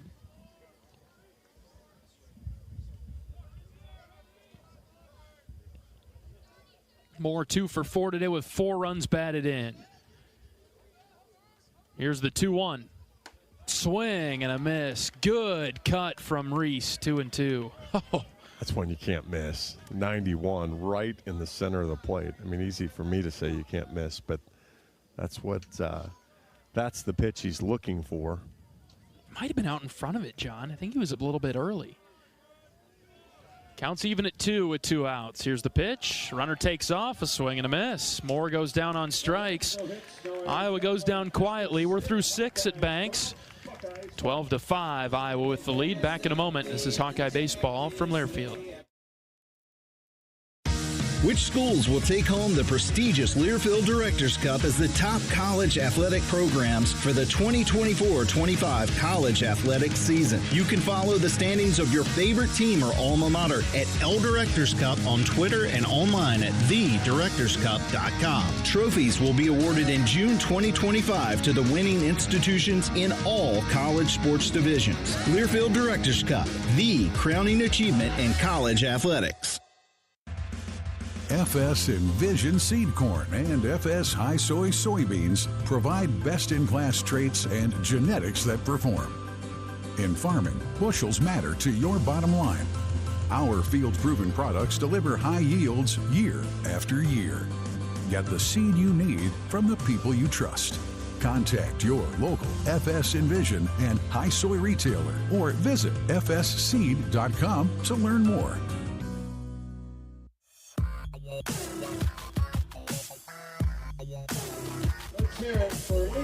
New pitcher into the game for Iowa is Brant Hogue, left-handed redshirt senior from Sioux City. He comes into the game in the 7th with Iowa leading 12-5. 0-1 on the year in his 7 appearances. He's got a .257 ERA, 7 innings, 6 hits, 4 runs. Just 2 of those are earned. He's walked 3. He's struck out 10. He's hit a batter. Generally speaking, he's been pretty good, giving up a run in 2 of his outings and been clean in 5. So, spot here from hopefully get 3 outs and 3 runs and the game's over. But, you know, if not, chance for him to maybe get 6 to 9 outs a run here. And face a lot of left-handers. See if Ohio State makes some changes. Yeah, it'll be Petterini, Gravelin, and Eckelman, unless, as John mentioned, they do make some changes. And then it's all lefties. I mean, there are only 2 right-handed batters in the order today for Ohio State. Third baseman, Tyler Petterini. They'll start it off with Petterini. Petterini 0 for 3 today.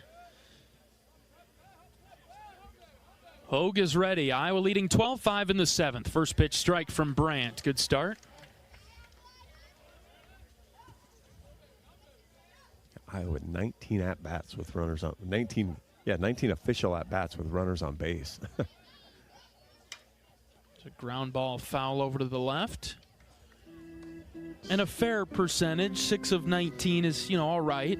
Yeah, you live with that. And I mean, you figure out how many other times they've walked with a runner on base. I mean, they've really succeeded in turning the lineup over and over. Hogue gets a strikeout of Petterini to start the 7th. I think Petterini is just frustrated that he watched a 92-mile-an-hour fastball go right down the pipe. Yeah, I think he was guessing sweeping breaking ball and got dotted up fastball.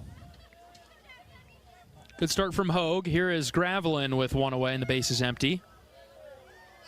Brandt's first pitch drifted inside for a ball.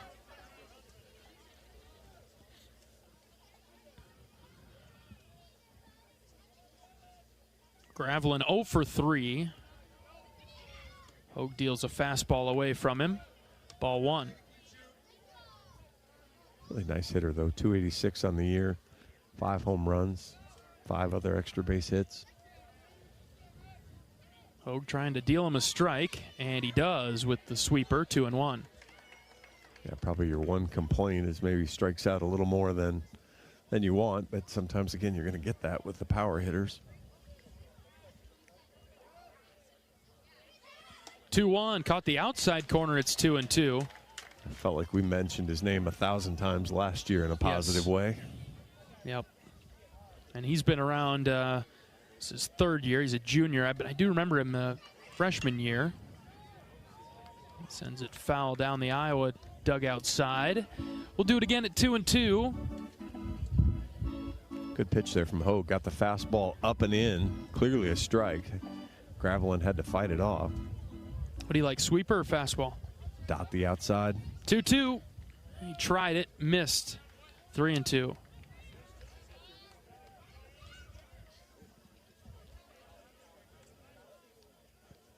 Now I'll sweep him back in. All right. Full count pitch on its way to Gravelin. Called 3rd strike. Hogue froze him. Just a good cross count there with the, Gravelin looking fastball, expecting Hogue to maybe give in to him, and Hogue does not, and just throws a beautiful breaking ball. Easy strike 3. Brandt's in flow state right now, just smooth. Working quickly too, gets the sign, just gets right up to it and goes. He'll face Eckelman. Fastball just off the plate from Brandt. Eckelman 1 for 3 today with a home run. It was a good one. Yeah, he got all of it. Not gonna lie, it was a good one. Fouls the next pitch back to the pad, 1-1. And Eckelman is the batter for Ohio State that has that strange stance, the way he holds his hands. His right arm is almost 100% straight. There's no bend in it. Yeah, I was kind of wondering yesterday how he generates power. Found out. We did. 1-1 is a called strike on the outer edge. Now I put that sweeper right back in that same tunnel and just break it off the plate and finish up this top of the 7th inning. 1 ball, 2 strikes with 2 outs. The pitch from Hogue. You lean into that. They're going to give him first base. Said he was hit by the pitch. And Eckelman will take his base. He didn't lean into it, just didn't get out of the way. No, and that's, we saw Wilmus get hit earlier. Same idea. It's what makes it hard to pitch inside now is hitters don't have to make any effort to get out of the way. I don't think Hogue was meaning to come inside there.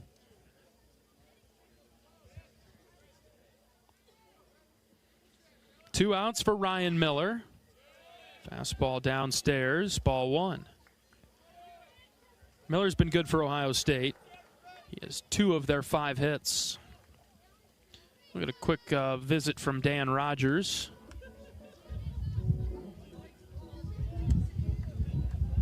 Yeah, for as smooth and easy as Brandt had been now, you just want him to get back into rhythm here.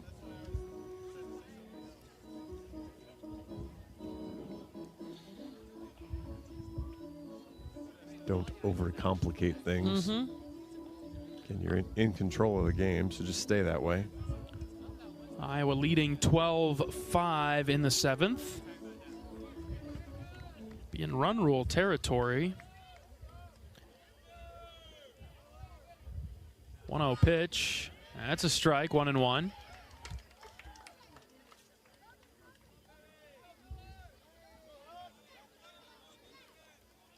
Runner at first base and 2 outs.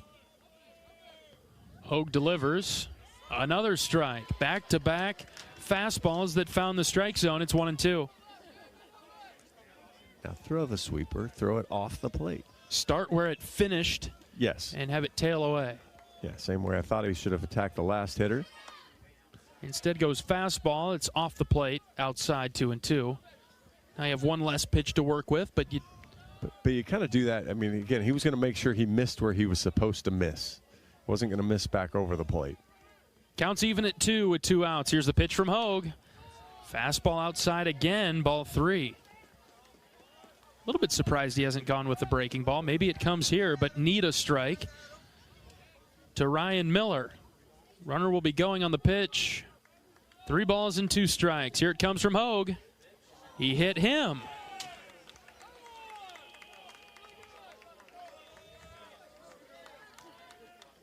Just having a hard time spotting the fastball all of a sudden. And didn't throw the breaking ball once. And yeah, I feel like we had him set up for it. I do too. He threw the first 2 pitches for strikes there, and with the good fastballs, and now we'll get a pinch hitter. Now bring in a right-handed hitter. That's old Nick Jamarusti. Here comes Jamarusti. He'll bat for Ohio State with runners at first and second and 2 outs. Boy, Hogue got 2 strikeouts to get the inning started. Now he's hit back-to-back batters.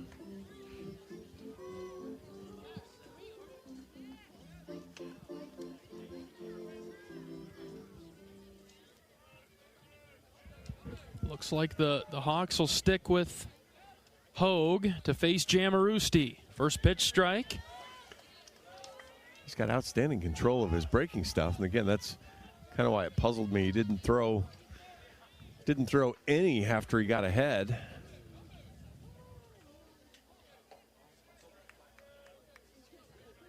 Here's the 0-1 from Hogue. Same pitch, same spot. 0-2. What do you think now? I don't know. I don't know what you throw. Well, I think you got to. If you want to throw that pitch again, that's fine, but you have to change the level. If both of them have been exactly the same spot. 0-2 from Hogue. Popped up right side. Guerin moving over into foul ground. Blake is there. Blake caught it for the 3rd out. Couple runners get on for Ohio State, but Iowa holds. Time to stretch things out at Banks. 12-5, Iowa leading. We're back for the bottom of the 7th after this. This is Hawkeye Baseball from Learfield. Express Midwest is Iowa's locally owned and operated ground transportation specialists who have served Iowa City for more than 37 years. With a selection of chauffeured black cars, limos, sprinters, and buses, they have solutions for all your transport needs. Check out their website to find a full list of services, rates, and more at expressmidwest.com. That's expressmidwest.com.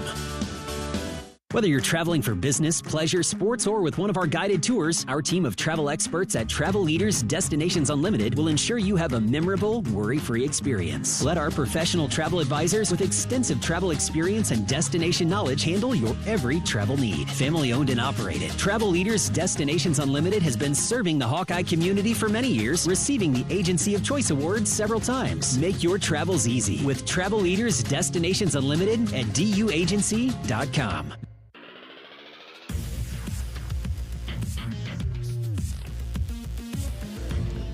Bottom of the 7th in Iowa City. Iowa 12, Ohio State 5.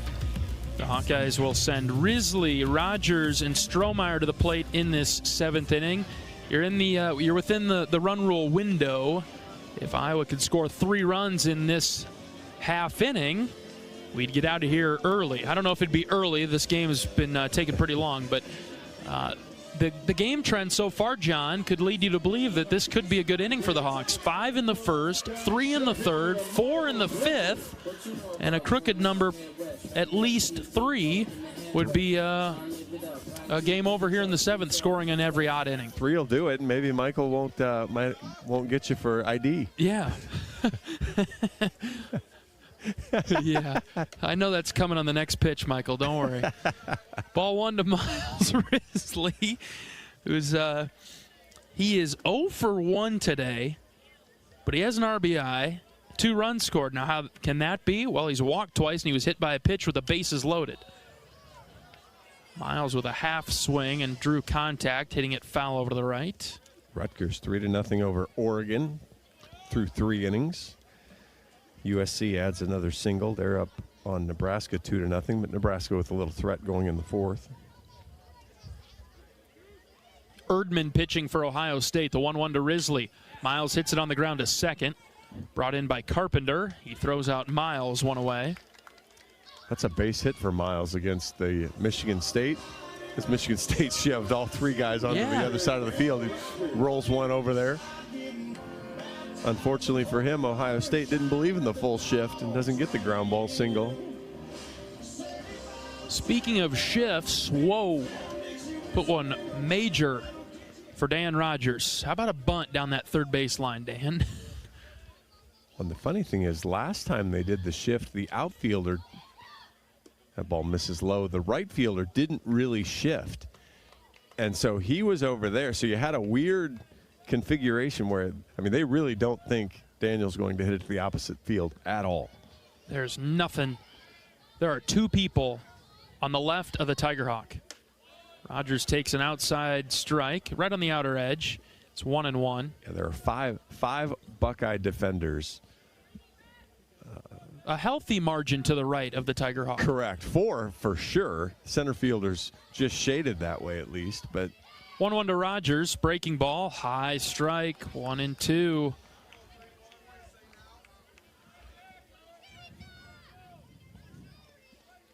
In some defense for home plate umpire Harmon, we've been all over the place with pitches. Yes. Case in point. All over the place outside 2-2. His expansion into the buffer zone is not entirely his fault. It's been mainly vertical. Those are the ones that we've been questioning. Not so much lately in or out. 2 balls and 2 strikes on Rogers with 1 out. Here's the pitch. Dan hits it into left field. Left fielder coming forward, and he caught it. Boy, there's only 2 people over there, but Dan virtually hit it right to him. I mean, Iowa with a bunch of funny offensive lines. Ben Wilmus 0 for 2, 2 runs scored. Gable Mitchell 0 for 2, 2 runs scored. Yeah. Risley 0 for 2, 2 runs scored. Iowa only has 7 hits today. 12 runs, but only 7 hits. Yeah, 12 walks and been hit by 2 pitches. Kellen Strohmeyer batting for Iowa. He swings at the first pitch, gets a good cutoff, and knocked it foul over to the left. The error for Ohio State actually came on an out, so that wasn't didn't give Iowa a base runner that way. But yeah, pretty much the top of the order have all walked at least twice, except for Reese Moore, who has barely seen 2 pitches in any at bat, let alone walked till the end. Struck out his last 2 times, though, so he'll be looking to get back on track. Strohmeyer Jr. from Dubuque. Played his high school ball at Dubuque Hempstead. 2 of 5 this season in the batter's box. The 1-1 is low.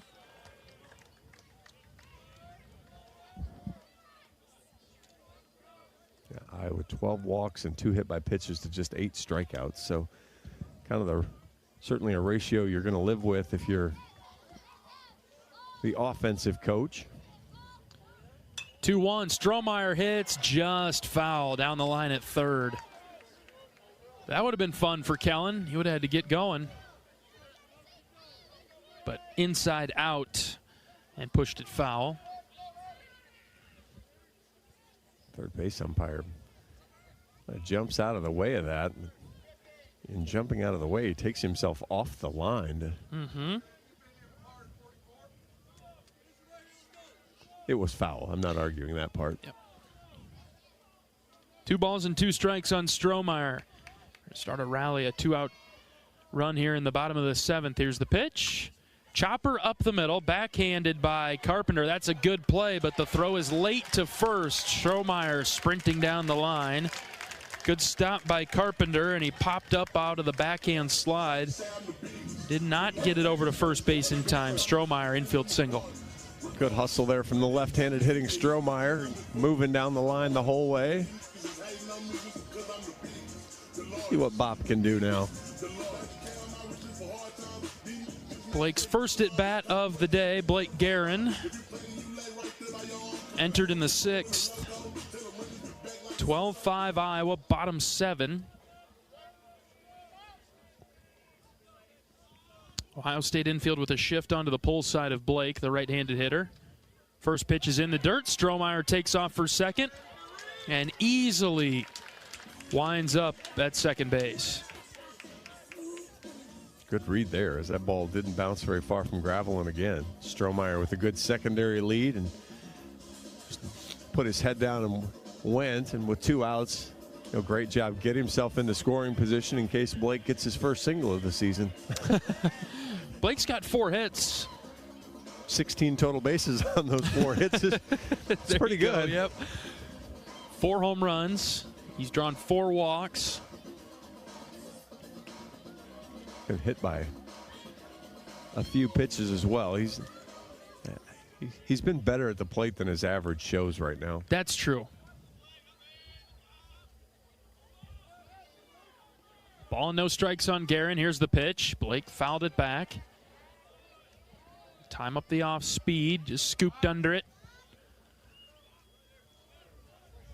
One of those home runs he hit was a 9 or 10 pitch at bat. He fouled off a lot of good pitches and finally made a mistake, or was able to take advantage of a mistake. Counts even at 1. The pitch inside. That's a ball. 2-1. Erdman's been good since he came in. There's 2 1/3 innings now, a hit, a walk, a couple strikeouts. He's kind of settled things down for the Buckeye bullpen. 2 balls, 1 strike. The pitch to Guerin. Low. Good job by Blake. Did not chase that pitch that dropped off the table. That looked good for a long time. That's a really good take from Guerin. 3 balls and a strike on Blake. See if he can take advantage of a possible mistake from Erdman. Hit it off his face in the scoreboard there. Spin move and throw to second. Strohmeyer diving back in. Blake would have beat Strohmeyer with a bat if he picked off second there. Don't take my. They're good buddies, and that. Don't take my bat away right now. Yep, Kellen wouldn't have heard about the end of that. 3-1 to Blake. That's high and out. Ball 4. Winning run to the plate. Beat me to it, John. It is Cooper Schulte. Well, let's find a corner because I don't think Coop's going yard. So we're going to have to find a way to get Coop running around the bases here for a while. So line shot down the right field line. Yes. Rattle around in the corner. Have Lipsy trip and fall. Need some help. You're going to need some help, I think. But First and second, 2 outs. We could at least get 1 or 2 and make it closer. It's 12-5 Iowa. Hawks looking for maybe another run rule victory this afternoon. First pitch to Schulte. It's in the dirt. Gets away from Gravelin. Both runners advance. That'll help. Blake Guerin's happy because he doesn't want to run 270 feet again. We saw that last week. He shortens up his run to score. Cooper has a couple of base hits today. Singled in the first and the third. 1 in the 7th would be awfully nice. A ball and no strikes with 2 outs. 2 in scoring position for Schulte. The pitch. Low again, ball 2. Gravelin taking a beating right now. Really is. This entire inning, I know that he, when Strohmeyer got to second during Guerin's at bat, he took it high off the chest protector. Still made a decent enough throw to second base. 2-0 to Schulte. Here it comes. Ground ball to third. Knocked down by the third baseman. He's able to recover and throw out Cooper for the third out. Good play by Petterini over there. No runs for Iowa in the 7th. 12-5. We'll bring you the 8th after this with the Hawks out in front. This is Iowa baseball from Learfield. Are aches, pains, or injuries keeping you on the sidelines? At Athletico, our movement experts are here to help you turn your setbacks into comebacks and create a personalized game plan for your recovery. With no prescription or referral needed, Athletico Physical Therapy is where your comeback story begins. Get started today by scheduling a free assessment at athletico.com. Proud partner of the Iowa Hawkeyes. You don't have a lot of time to make decisions today if you want to be out front with the newest products. This is Joe Mershman from Mershman Seeds. Did you know that we're one of the first 2 companies to offer Enlist E3 soybeans in the United States? And because of that, you benefit from it. Here's Ben Pieper to tell you more. With Enlist E3 soybeans, we have a front row seat to the highest yielding germplasm that's on the market. That allows us to focus on the things that matter to you, making sure you get what you ordered delivered on time to ensure the highest yielding soybeans for your farm. Contact your local Mershman Seeds dealer today. They care and are ready to help you.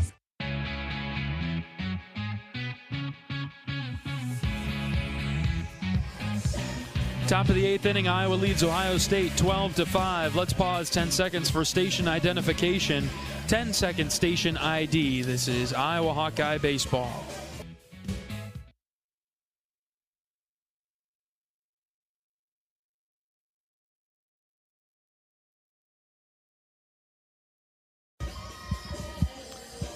Looks like Ohio State might be making a couple of changes to their batting order. We'll have to follow along with them as their coach was just talking with the home plate umpire, and umpire making a few changes to his scorecard. Brant Hogue will continue to pitch for the Hawks. A couple of strikeouts to start the 7th inning. He hit back-to-back batters and then got a pop-up in foul ground to get out of the 7th. Schepler, it looks like, will be your first pinch hitter, which interesting choice to bring the left-handed pinch hitter in against the left-handed pitcher, but I don't know what his splits are. They could be good. See how it works out for him. Schepler, freshman infielder from California. It's awfully cold for him, isn't it? Strike 1 from Brant. Maybe he's from Northern California. Did you look closely? Well, if you want to Google Maps where Novato, California is, get back to me in about 30 seconds. I'm in. Hogue deals a fastball downstairs, 1-1. He has 1 at bat this season. It resulted in a strikeout. 1-1 in the top of the 8th. Iowa leading 12-5, trying to win the series this afternoon before the series finale tomorrow.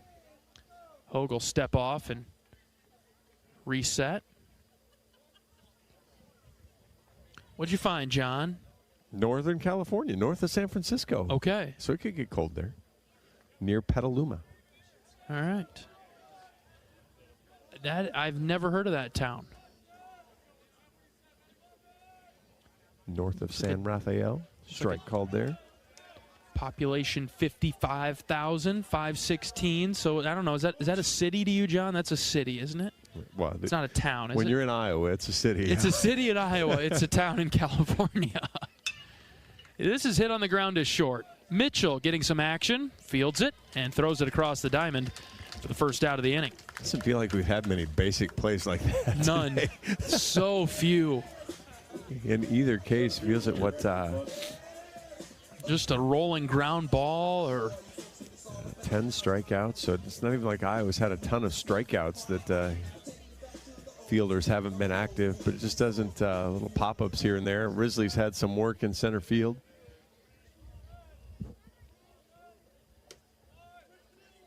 Hogue pitches inside to Reggie Bussey.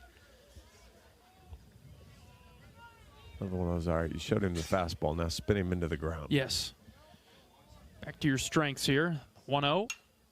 Fly ball left side. Long run for all Hawkeyes involved. Wilmus near the wall cannot make a play. It is foul.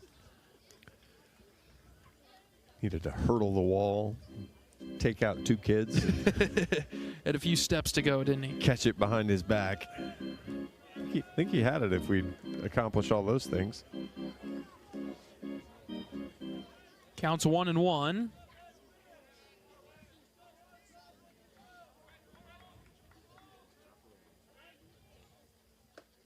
Good fastball from Hogue, low and in. Called a strike.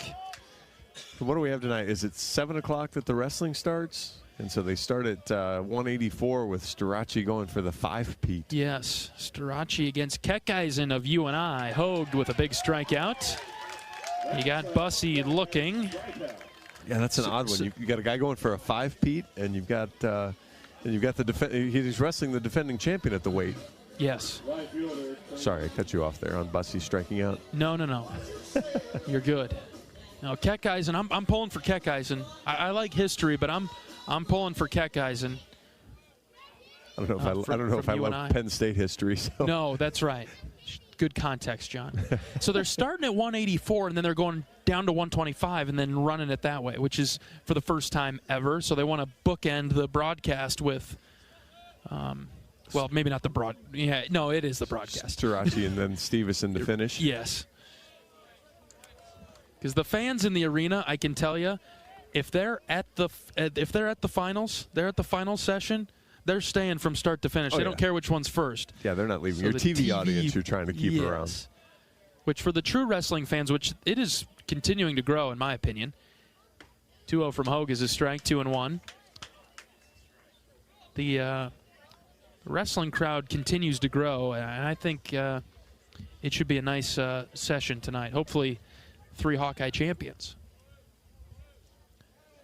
2-1 pitch from Hogue inside to Lipsy. Surprised he didn't get hit again. He almost acted like he did. 2 outs in the inning. 3 balls and a strike. Hogue pitches. Strike 2. Yeah, let's get that pitch clock rolling. Lipsy has some interesting demeanor as he wanders out and around. And full count with 2 outs. Pitch from Hogue. Sliced foul. Over to the left.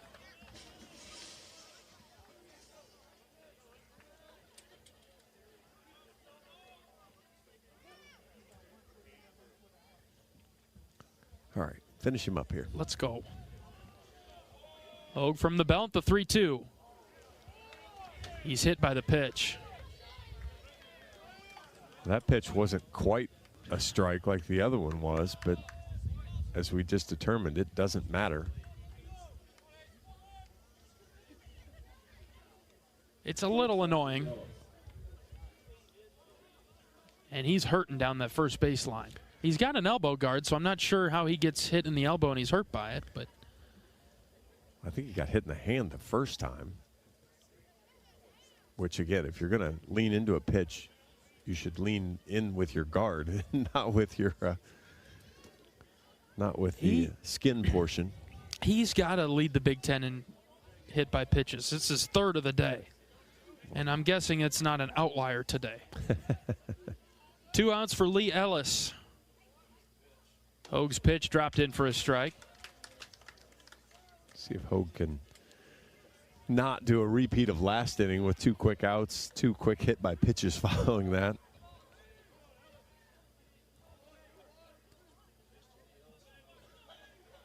Hogue will throw it over to first base. I don't think Lipsy's going anywhere.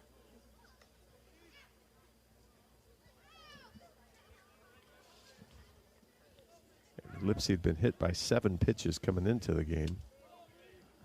Figured it'd be more than that. Added to the total. He does sit right on the plate.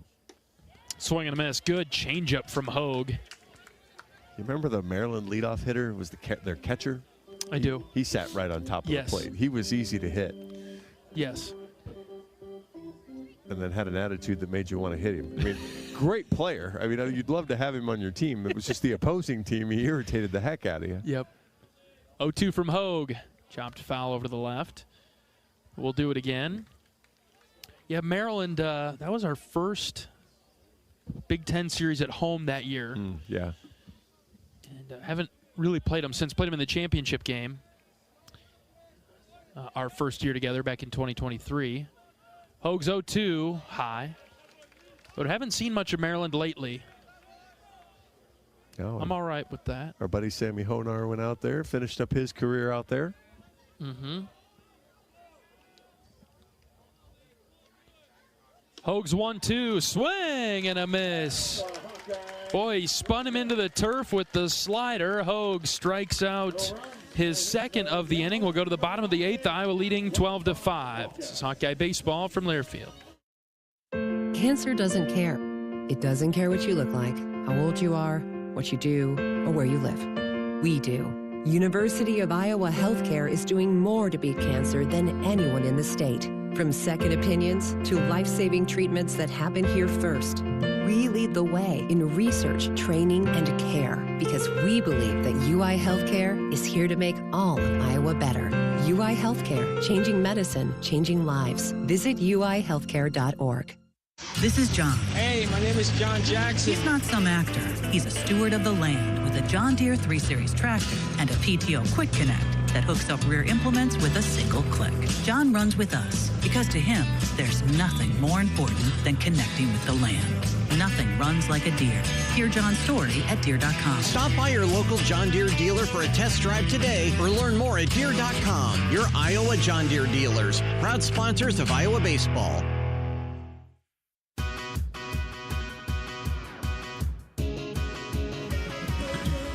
Bottom of the 8th inning, Iowa 12, Ohio State 5. Hawkeyes with a chance to win it with 3 in this inning. Swales, Wilmus, and Mitchell. I think we have a new third baseman. Let's see, is that Ty Fox? Looks like it's Ty Fox. I'm reading the number, trying to pick it up. Nope. It's not Ty Fox, it's Maddox Simpson, maybe. Can't You tell got it. You got it, John. 6. Ding, ding, ding. You win. You didn't get the signs flashed to you from Ohio State's SID, Brianna, down there. She was telling me 6, but I had already committed to 8, so I already got it wrong. Assist from Brianna, outstanding SID for Ohio State. She made the trip to Iowa City this weekend.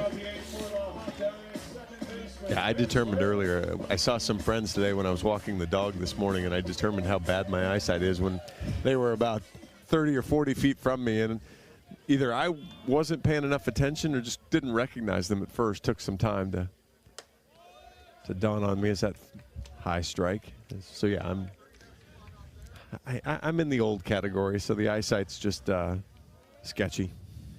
Is this a trap, Johnny? You set me up. I don't know what I'm supposed to say to you right now. Just nod your head and smile. You're good at that.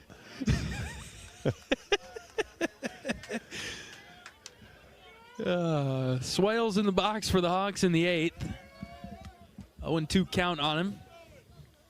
You know, Erdman's been pretty good for Ohio State. He came in with a pretty high ERA, but Iowa has not been able to get to him. 0-2 pitch. Low and out. I'd go a step farther. I'd say he's been outstanding. Mm-hmm. 2 2/3, giving up just a hit, a couple walks. Almost effectively wild. You know, he's had times where he's been spraying it around, but he's in the zone enough, and Iowa hasn't had any real solid contact on him. 1-2 is lined into center field, and that'll get down. It bounces in front of Bussey. A 2-strike leadoff single for Ben Swales. As the Hawks in business in the 8th. You know, we talked about this with Kuznetsky, you know, he'd pitched pretty well and felt like they maybe left him in two batters or, you know, a few batters too long. And then the next thing you knew, he got in trouble and gave up a bunch of runs. And Carroll couldn't come in and shut it down. So kind of wondered here, too, with Erdman, if maybe he's been in a long time.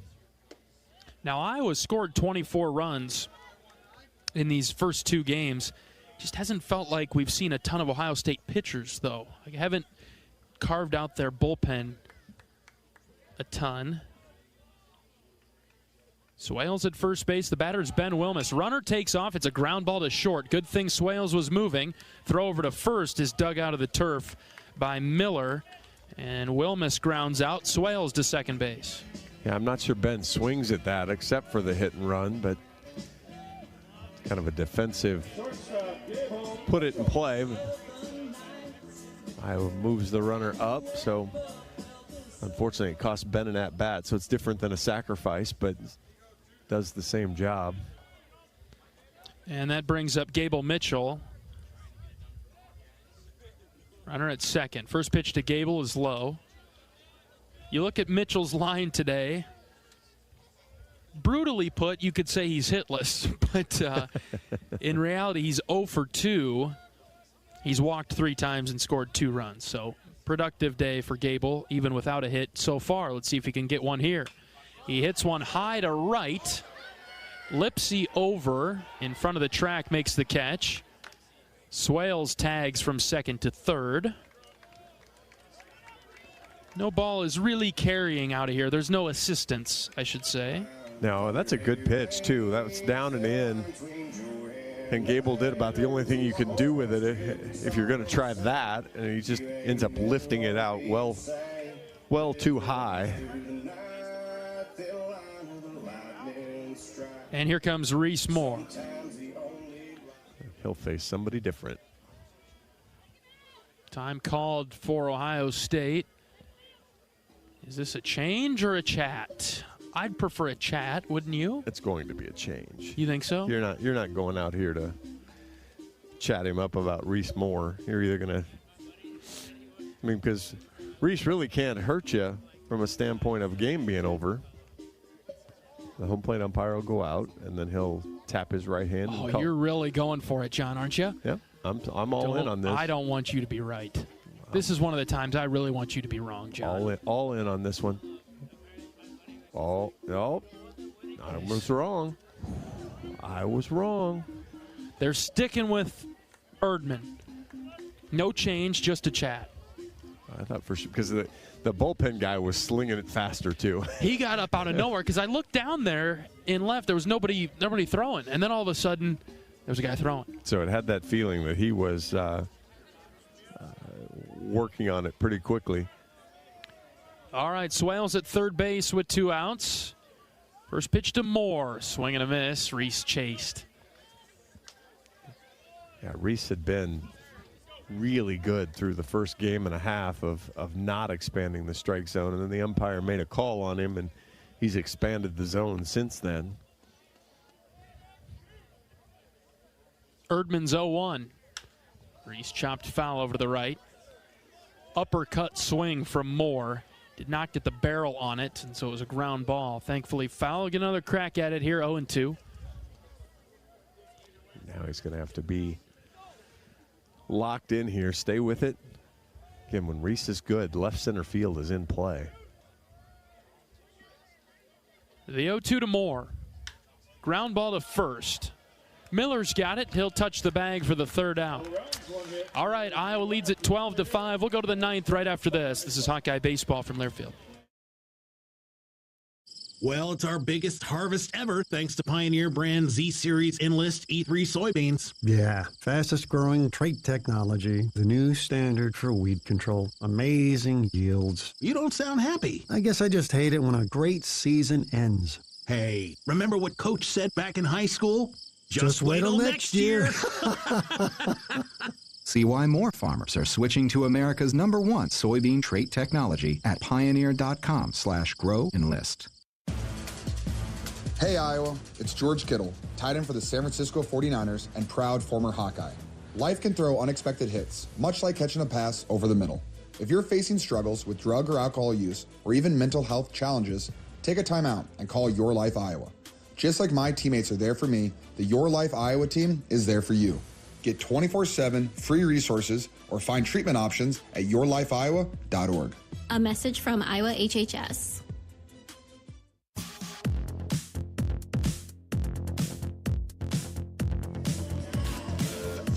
Top of the ninth inning at Banks. Iowa leading Ohio State 12-5. The Hawkeyes will bring in a new pitcher to try to close this one out.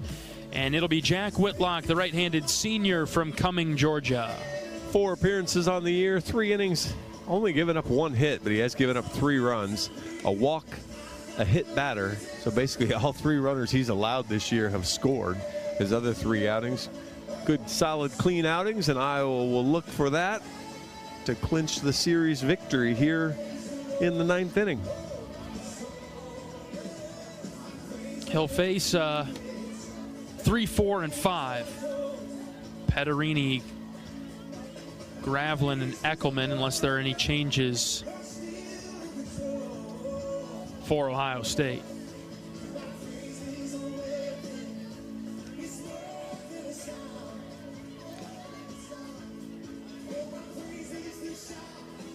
No changes for Iowa defensively. Guerin and Strohmeyer entered in the 6th. Rutgers still leads Oregon 3-0, top of 6. Nebraska gets 4 in the top of the 4th. Now lead USC 4-2 through 5. Indiana 2-1 over UCLA. Michigan 5-1 over Purdue, bottom of the 3rd, as they look to win that series.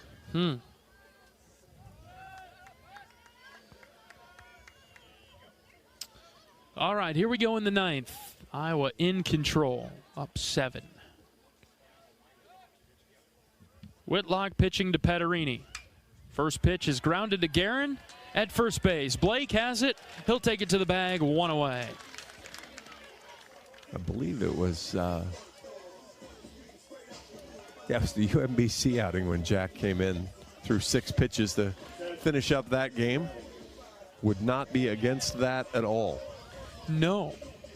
We'll be back here tomorrow, 1 o'clock, first pitch for the series finale against Ohio State. Be bold, wear your gold. That's right, gold out. Gravlin bats for Ohio State, swings and misses on the first pitch from Whitlock.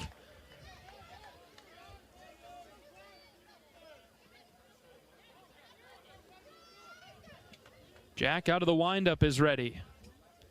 Here's the pitch, swing and a miss. He threw it again. Pure dirt from Jack. Yeah, he's found something that that he likes and Gravlin likes too much as well. Counts 0-2. Whitlock winds and fires. Swing and a miss. 1, 2, 3. Threw him 3 breakers and he couldn't touch it. Boy, and those were all off the plate and away. And again, if you're pitching coach Sean Kenny or your pitcher Jack Whitlock, it's like, well, this is working. Why would I deviate here? Ohio State down to its final out. Mason Eckelman. Flip it over to the left side. Whitlock's first pitch is low. Do not hit the home plate umpire. That don't ruffle his feathers. Does not help you in any way, shape, or form. That would have lit the goal horn, John. Ball 2. Whitlock trying to find the strike zone on Eckelman.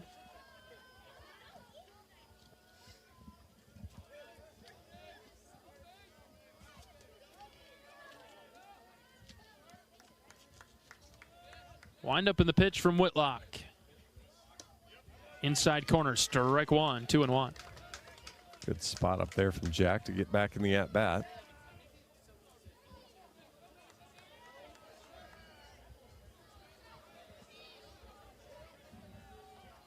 Longer pause this time from Jack. He delivers the 2-1. Fouled back. Ohio State down to its final strike. Iowa fans over to the right, rising to their feet, supporting the Hawkeyes. And a nice performance this afternoon, leading 12-5.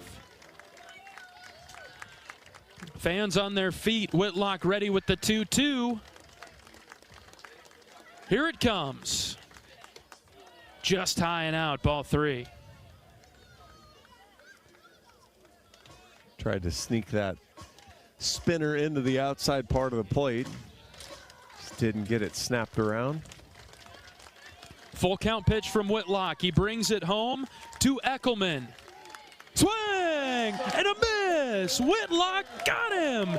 And that's a Hawkeye winner. Iowa takes care of business 12-5, and they win the series a day early over the Buckeyes. Really nice job there. Iowa settled in, after game was still in the balance, 8-5 there as we headed to the bottom of the 4th inning, and Iowa pitching shut the Buckeyes out from there. 5 straight scoreless innings. Iowa offense okay, did it in bunches and selective when they needed to be, and only scored in 3 innings, but managed to put up 12 runs. Strange game, but fortunately Iowa takes the win in what, when you look at the scoreboard, looks like a dominant win, but as you said, John, it was close and a lot of momentum going back and forth until we got to those later innings. All right, we'll take a break. We'll get into our post-game coverage after this. This is Hawkeye Baseball from Learfield. Our mission at Oak Knoll is to provide exceptional retirement living and health services through life care. I'm Steve Rowe, CEO. We are a not-for-profit life plan community and have served the Iowa City area for 58 years. Oak Knoll is located near the University of Iowa hospitals and clinics, Kinnick Stadium, Carver Hawkeye Arena, Hancher Auditorium, and downtown Iowa City. Visit our website at oakknoll.com to learn more. We are a proud sponsor of Hawkeye Athletics. Go Hawks! Something big is happening at Hy-Vee. We've just lowered thousands and thousands of prices on thousands and thousands of items in every aisle and in every department. Online, too. And on many of your favorite products. We've even matched prices with some of the biggest discount stores in the country. Because we get it, times are still tough. So we'll continue to work hard to bring you new lower prices on thousands of items. Things are looking different at Hy-Vee. Come see for yourself.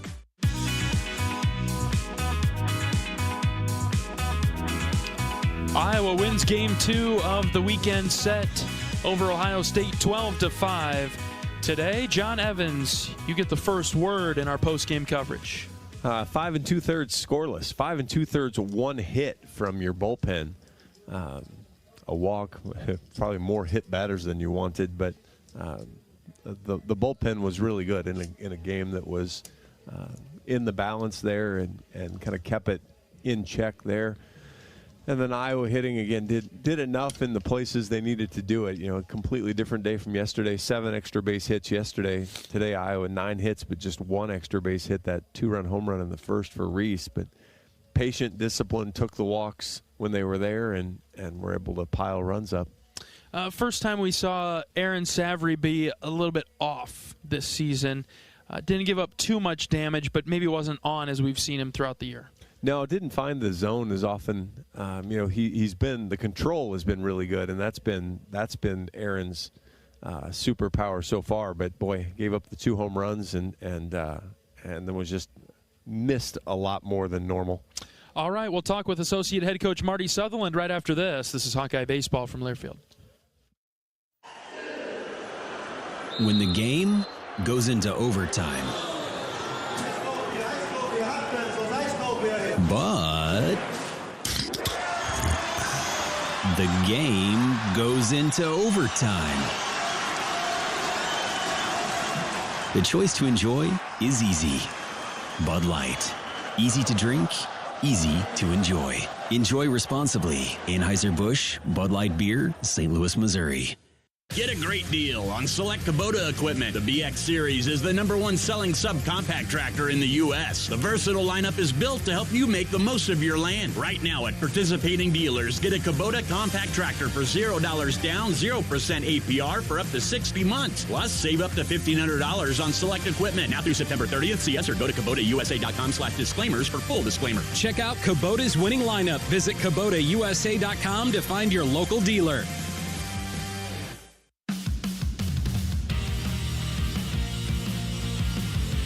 Iowa beats Ohio State today 12-5 to clinch the series this Saturday afternoon in Iowa City. We're joined by Associate Head Coach Marty Sutherland. Coach, congratulations on the win today. It was a bit of a strange game, didn't you think? Yeah, absolutely. Just a lot of free bases. I think I looked up, before I came up, I think it was 24 between the two teams, just walks and hit by pitches. So a lot of traffic. It seemed like constant traffic. We were lucky enough to work out a lot of that stuff that we gave them, but we were able to capitalize on what they were doing. Certainly 13 walks and another couple hit by pitches from our standpoint. It's just going to put you in a great position to score, and so that's kind of indicative of scoring 12 with nine hits. We just had a lot of help.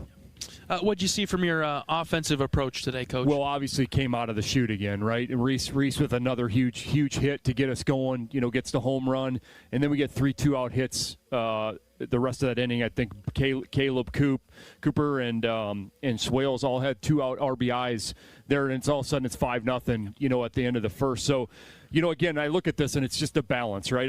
Our lineup's long, and that's what you want, right? We talk about this 1/9 kind of mentality with the offense, and you want 9 guys picking at that guy all the time, and that's what you see. Even guys that didn't have hits, Ben Wilmus doesn't have any hits, but he's on base for 3 times, and that's what we're talking about, and just running pitch counts up, and certainly got their pitcher out really quickly, which we didn't think he was in for the long haul anyway, coming off of injury, but really did damage on him. Same thing with the first couple relievers. The last guy did a nice job, but I even think about that. We hit a lot of balls hard. Coop had some bad luck a couple times on balls we hit hard. Gable just missed hitting one out. So it wasn't, even though we didn't score those last 3 innings, I felt like the at-bats were okay, and we kept grinding them out. So that's really all you want, a long lineup that it feels like there's no break for the other side, and that's what you're seeing a lot right now. On the pitching and defensive side of things today, Aaron maybe wasn't as sharp as we've typically seen him, but we thought it was a really good outing for Anthony Watts. He needed one of those. Yeah, really, the guys after Aaron did a really nice job. If you look at it, we just gave up a couple inherited runners. They got that big 2-out hit off F. Tony, and then he kind of suppressed it after that. Again, there was traffic. We kind of hurt ourselves a little bit. They didn't really hit. It was just free passes, right? You look at after Sav goes out, we give up 1 hit. But we give up, we hit 4 guys, and then we walk a couple more. We just walk another guy. So that was really the only thing that we put ourselves in a predicament a couple times. But I thought Brandt did a really nice job, was super sharp. Jack comes out of the pen there and does a nice job as well. But you're right, Anthony kind of extending. Anytime your starter goes out, you need some length from somebody. Anthony and Brandt both did that. And Sav's picked us up before. We just need to pick him up. So that's kind of the way that stuff works. And he was just a little off, and that happens. And you just hope that, in that situation that your offense picks him up, which they did. And so you feel good about that aspect. 5-game winning streak, Coach, and an opportunity to get the sweep tomorrow. Yeah, I mean, Sundays are really important. We talk about these all the time, right? Because there's so many times that it becomes a huge, it's a rubber match, and it's whether you win the series or not. And now when you have opportunities to sweep in the league, you really have to cash in on these. But listen, we talked about this yesterday. It ain't going to be easy tomorrow, and the weather's going to be a little bit dicey early. It's going to be windy. We certainly played in enough of that, so that we understand. So we just got to come out with the same energy and focus, and we need a great start out of Reese. Feel great about where our pen's at. So that part's good, and we just got to keep doing what we're doing offensively and grind out these at-bats, and we'll be in a great position. But it's going to take that, right? We can't assume it's going to be easy, and that's what we've constantly been on them about. It takes what it takes every single day, whether you've won 10 in a row or lost 10 in a row. The next day, the same thing needs to happen. So we'll be ready to go, and if we have a good Sunday crowd, like I said, I know the wind's going to blow a little bit, but what's new? What's new in the Midwest? All right, Coach, congrats on the win. Good luck tomorrow. We'll see you then. Thanks, John. Associate Head Coach Marty Sutherland on our post-game show from Banks. Iowa wins at 12-5 over Ohio State. We'll be back with more right after this. This is Hawkeye Baseball from Learfield. Play ball! It's college baseball season, and we're here to talk about it. Every week, join Kyle Schassberger and me, David Kahn, as we deliver the best of college baseball. We've got all the diamond talk you can imagine, with interviews from coaches, players, broadcasters, and more. Plus, we'll give you our weekly rankings, hot takes, and a whole lot of fun. Step into the batter's box and let us deliver our best fastball. Wherever you podcast by searching College Sports Now.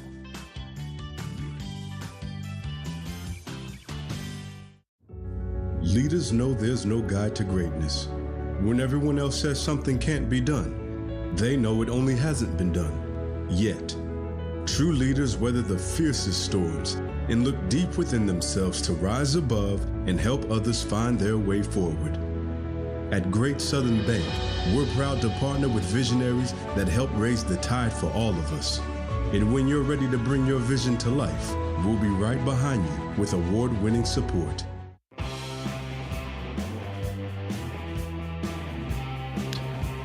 Iowa takes down Ohio State 12-5 this afternoon. Plenty of highlights from this one. It was a wild, funky, twisting and turning type of game. Glad the Hawks came out on top. Let's hear some highlights from this one. Reese is on a tear. First pitch to him is hit high and deep right center field. It is gone! Are you kidding me? Reese Moore crushed it to right center. And the Hawks lead 2-0. Next pitch, shot right back up the middle, and it is down for a base hit. They're waving Risley around third. Here's the throw. It's cut off at second base. It's an RBI single for Caleb Wolf. 3-0 Hawks. The 1-0 is hit on the ground right side, and that's through past a diving Carpenter at second. Rogers scores. It's a 4-run first for the Hawks. Back-to-back RBI singles with 2 outs. Yes. Whip it over there. This is instead hit into the left center field gap, and it is down for another base hit. Wolf scores. Schulte to third, and Swales with a double to left center. 5-0 Hawks. First pitch to Reese. Line drive into center field. Schulte jogs home. Wilmus sprinting around third. He slides in safely. Reese en fuego. Full count pitch from Whitlock. He brings it home to Eckelman. Swing and a miss. Whitlock got him. And that's a Hawkeye winner. Iowa takes care of business 12-5, and they win the series a day early. And the Hawkeyes will go for the sweep of Ohio State tomorrow with first pitch at 1 o'clock. Our pregame coverage begins at 12:30 on the Hawkeye Radio Network. All right, that'll do it for our coverage of Iowa Hawkeye baseball today. 12-5, Iowa beats Ohio State. For my great board op down the line, Michael, excellent job as always. My color analyst, John Evans. I'm John Leo saying so long from Duane Banks Field this afternoon. Every day's a great day to be a Hawkeye. Some are just a little bit better than others. So long, everybody. Iowa Hawkeye Baseball has been brought to you by Iowa Corn. You might think Iowa just grows corn, but the truth is corn grows Iowa. Brought to you by Iowa's corn farmers of the Iowa Corn Growers Association and the Iowa Corn Promotion Board. Iowa Lottery. Be a VIP with the Iowa Lottery. Visit ialottery.com for details. Mid-American Energy. Call 811 before you dig. It's the law. Visit midamericanenergy.com for natural gas safety tips. U.S. Cellular, the official wireless partner of the Iowa Hawkeyes. U.S. Cellular, built for us. Also brought to you by Wellmark, here for every member, every moment. Learn more at wellmark.com. U.S. Bank, proud to sponsor the Iowa Hawkeyes. Equal housing lender, member FDIC. The preceding has been a Learfield presentation on the Hawkeye Sports Network.